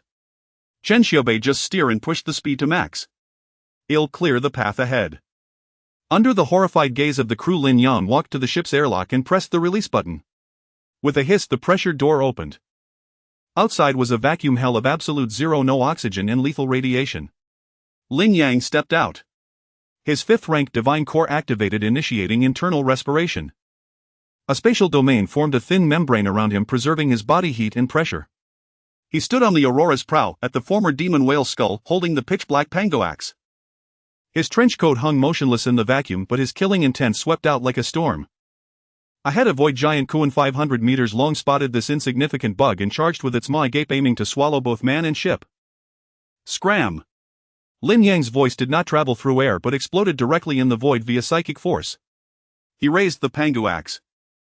On the blade's edge, the void energy he had previously devoured erupted, forming a purple light blade 1,000 meters long. Heaven Cleaver. In the silent world, the most violent aesthetics unfolded. The colossal void giant koan, before it could even close its mouth, was split in two by the blade. Purple blood energy fluid sprayed into space, instantly freezing into dazzling crystals. That's my fuel. Lin Yang grabbed at the void with his left hand. Devour. The slain giant Kun's corpse disintegrated into pure energy streams forcibly injected into the Aurora's engine core. Boom. The ship's speed doubled in an instant. Ha ha. Awesome. Chen Xiaobei howled with laughter from the cockpit. Boss is a beast. This thrust is insane. Lin Yang stood at the bow like a shepherd, except he was herding not sheep but the entire void fleet. Teleport. He turned into a silver streak of lightning weaving through the enemy ranks. One axe, one kill. No matter how massive the void beast, it was mere paper before the antimatter battle axe. Killing and devouring all the way, the Aurora rode on the corpses of its enemies, accelerating like an arrow from a bow, charging straight toward the ever-growing gray-white planet. 6 hours later. The moon was in sight. But when the Aurora rounded its near side and reached the far side, everyone fell silent. What should have been a barren gray lunar far side had now transformed into a purple Death Star. Giant craters were overgrown with eerie violet tentacles and tumors. A majestic fortress of black crystals like a malignant tumor was rooted into the lunar surface. Countless voidwalkers crawled over it like ants. At the fortress apex, a massive single eye composed of countless starlights slowly opened. It stared coldly at the intruding little ship. Warning. Boss awakening. Target Void Herald projection. Rank 5th, rank peak half step 6th rank. Lin Yang stood on the bow, locking eyes with that solitary eye. He tightened his grip on the Pango axe. The energy on its blade had already reached 100 charge. Finally we meet. A wild grin curled at the corner of Lin Yang's mouth. Chen Xiaobei. Full speed ahead, ram it. Luo Bing. Prepare to freeze. In this battle we're going to level the moon. September 2nd, 8:00 a.m. Earth time. Above the void fortress on the far side of the moon. Ram it. Lin Yang roared. The Aurora biowarship, like a burning black meteor, ignored the dense anti-air fire around it and smashed into the central square of the black crystal fortress at sublight speed. A thunderous impact. Though the vacuum was silent, the ground's tremor transmitted to everyone's feet. A terrifying release of kinetic energy. In that instant, it was as if an asteroid had struck the moon. The indestructible void fortress was torn in half and countless voidwalkers were pulverized by the immense shockwave. The Aurora's Leviathan keel groaned under the unbearable strain, but it held. Using its high-frequency oscillating ram, it even carved a several-kilometer-long deep trench into the fortress. Kill. The hatches flew open. Luo Bing, Xiang Lai tank and the elite guards in exosuits charged out. In this environment, with only 1/6 of Earth's gravity, they were all as light as swallows, leaping dozens of meters high as they clashed with the remaining void monsters. Lin Yang, however, locked onto the massive entity in the sky. Void Vanguard. He stepped on the void, each step leaving a ripple of spatial distortion in the vacuum. The Pango axe in his hand blazed with a fierce purple light, a sign of its accumulated energy and eagerness. In the air, the enormous starlight single eye, the Void Vanguard's projection, slowly rotated, its gaze fixed on Lin Yang. A colossal mental shockwave detonated directly in his mind. Low-dimensional. Insect. Dare. Defy. The Oracle. ZZZZT. A beam of black death 100 meters in diameter shot from the eye. Wherever the beam passed, space was directly erased, revealing the chaotic currents of subspace. Defy your grandmother. Lin Yang didn't dodge. Pango axe antimatter shield. He held the great axe horizontally. Antimatter energy on the axe's surface formed a pitch-black shield.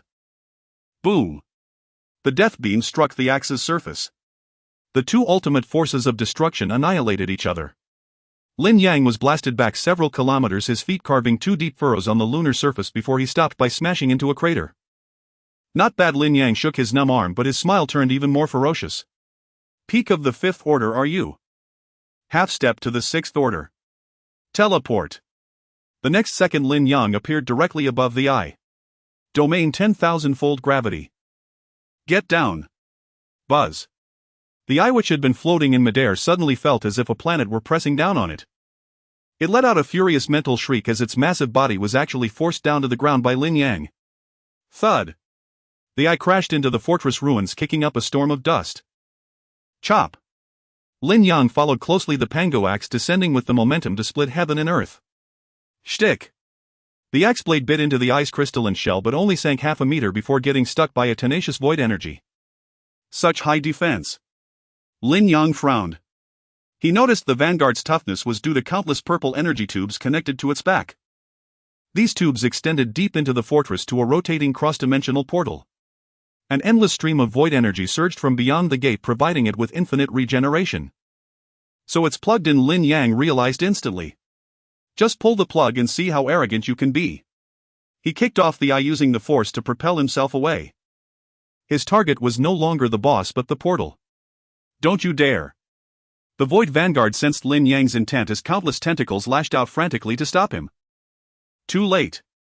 Lin Yang's figure flickered, weaving through the gaps between tentacles, and instantly arrived before the portal. It was a colossal kilometer-high vortex, an endless purple void within where more terrifying monsters could be seen gathering. A little gift from our world. Lin Yang hovered before the gate, a nuclear-friendly smile spreading across his face. He flipped his palm. 3 Merv Dongfeng 41 nuclear warheads painted dark green materialized out of thin air. Each exuded a destructive aura that made the soul tremble. Spatial fold internal delivery. Instead of throwing the warheads at the gate, Lin Yang used his 5th-order spatial ability to teleport all 3 directly into the portal's internal structural nodes. It was like stuffing explosives into the barrel of a tank. Goodbye. Having done this, Lin Yang didn't hesitate. Teleport. Teleport. Teleport. Like a madman, he performed dozens of consecutive teleports, instantly fleeing to the other side of the moon. Detonate. Lin Yang snapped his fingers. The far side of the moon void fortress. The void vanguard about to pursue Lin Yang suddenly froze. It sensed the energy reaction coming from within the portal. Enough to ignite a star. No. It let out a final despairing roar. Boom. Though the vacuum was silent. But at that moment the entire far side of the moon lit up. 3 500 kiloton warheads detonated simultaneously within the enclosed spatial structure. The combined power increased exponentially. A blindingly bright white orb instantly devoured the portal, the fortress, and the void vanguard. Then a colossal shockwave overturned the crust. The entire void fortress was vaporized. A new crater kilometers deep appeared on the lunar surface. Within the orb of light, the portal connecting 2 dimensions torn apart by the nuclear blast completely collapsed. The spatial pathway was severed. The void vanguard projection, deprived of its energy source, writhed in agony within the nuclear fire, eventually dissipating like smoke. Minutes later, Lin Yang stood on a distant mountain peak, watching the mushroom cloud slowly rise in the silent world. Though it dissipated quickly without an atmosphere, the ruins of destruction were still chilling. We won. Lin Yang let out a long breath, feeling completely drained. Just then, in the final moment before the closing spatial vortex, Lin Yang seemed to see a real eye across endless dimensions, casting a cold glance at him. That glance was full of greed and the implication of "I remember you." Warning. Marked by the Void Sovereign. Time until next invasion unknown. The vortex vanished completely. The moon returned to its dead silence. Lin Yang rubbed his nose. Got the attention of a bigger boss, huh? No matter. If you dare come, I'll just blow you up again. He turned to look at the approaching aurora. Though the hull was battered and everyone was in disarray, each face was brimming with the ecstasy of survival. Time to go home. Lin Yang waved his hand grandly. This time I'm going to sleep for 3 whole days and nights. September 5th dawn. The central plaza of Aurora City. The sky was a flawless cerulean bathed in sunlight. No more radioactive dust, no more groans of the undead. A low rumble echoed from the heavens. The aurora, scarred and battle-worn with half its wings sheared off, descended through the clouds, trailing a long plume of flame, and landed in the center of the square. The hatch opened. Lin Yang stepped out first, followed by Luo Bing, Qin Xiaobei, Xian Lai, and the plump rotund Huang Soybean. In the square and through holographic projections across the globe, every survivor knelt in unison on one knee. No coercion, no rehearsal. It was humanity's deepest, most sincere tribute to a godslayer and savior. We welcome the City Lord's triumphant return. The roaring tide of voices shook the heavens. Lin Yang gazed upon the fervent sea of people, offering no grand speech. He merely smiled and waved to the crowd. Rise, all of you. I've said it before, I don't like people who kneel. From today onward, Earth is safe. Time flew by. It was now year 5 of the new era. 5 years had passed since the lunar campaign. These 5 years were the most frenzied and brilliant in human civilization's history. Utilizing the void core fragment Lin Yang brought back from the moon and the alien technology repository from the Kunlun Celestial Palace, Chen Xiaobei led the Academy of Sciences in conquering controlled nuclear fusion anti-gravity engines and spatial folding communication technology. Su Yao, using the Divine Cauldron, developed the Universal Gene Enhancement Serum. The average human lifespan extended to 150 years. Nearly all adults awakened superpowers. Even the weakest first tier possessed the strength to tear apart tigers and leopards with their bare hands. Earth was no longer a wasteland. Futuristic floating cities rose from the ground. Aurora City expanded into a megametropolis spanning half a province, revered as the sanctuary. At the geosynchronous orbit space harbor lay a colossal fleet that could make any civilization tremble. 300 fully armed interstellar cruisers stood arrayed like a forest. At the fleet's center was a 10-kilometer-long pitch-black super dreadnought shaped like a giant axe, the Pangu, a planet killer. On the bridge of the Pangu, Lin Yang stood with his hands behind his back before a massive panoramic window. 5 years had left no mark on his face thanks to the Cheng Wang's longevity and his 5th-tier divine status. Instead, his aura had grown deeper like an unfathomable starry sky. He was now a 6th-tier spatial god king. Even without a ship, he could traverse galaxies in his physical form and crush asteroids with a mere thought. Report, Chancellor. Marshal Xian Lai strode in, snapping a crisp military salute.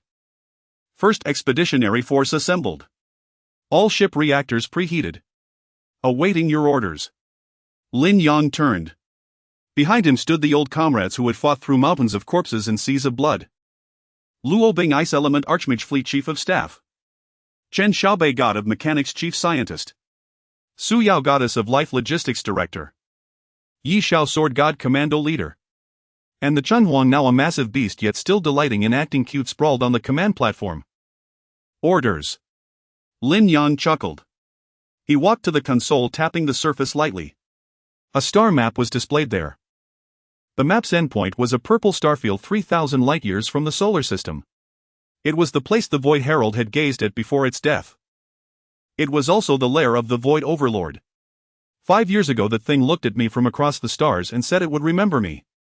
Lin Yang's voice, though soft, traveled via quantum communication to every ship and every human warrior. I don't like being remembered by thieves. Since they won't come to us, then well, go to them. Lin Yang drew his Shenyuan sword, now upgraded to a dark matter cutting blade, and pointed it toward the deep void. All forces hear my command. Target Void Starfield. No negotiations, no prisoners. I want the flag of the Human Federation planted atop that so-called overlord's head. Move out. A brilliant blue light streamed from the Pangus engines as Lin Yang gave the order. Simultaneously, 300 ships activated their warp drives. Space rippled. The colossal fleet dissolved into countless streaks of light, vanishing into the vast sea of stars. On Earth, countless people looked up at the sky, watching the magnificent departing glow, their eyes filled with tears and pride. Once we were rats hiding in the sewers. Now we are the hunters of this starry expanse.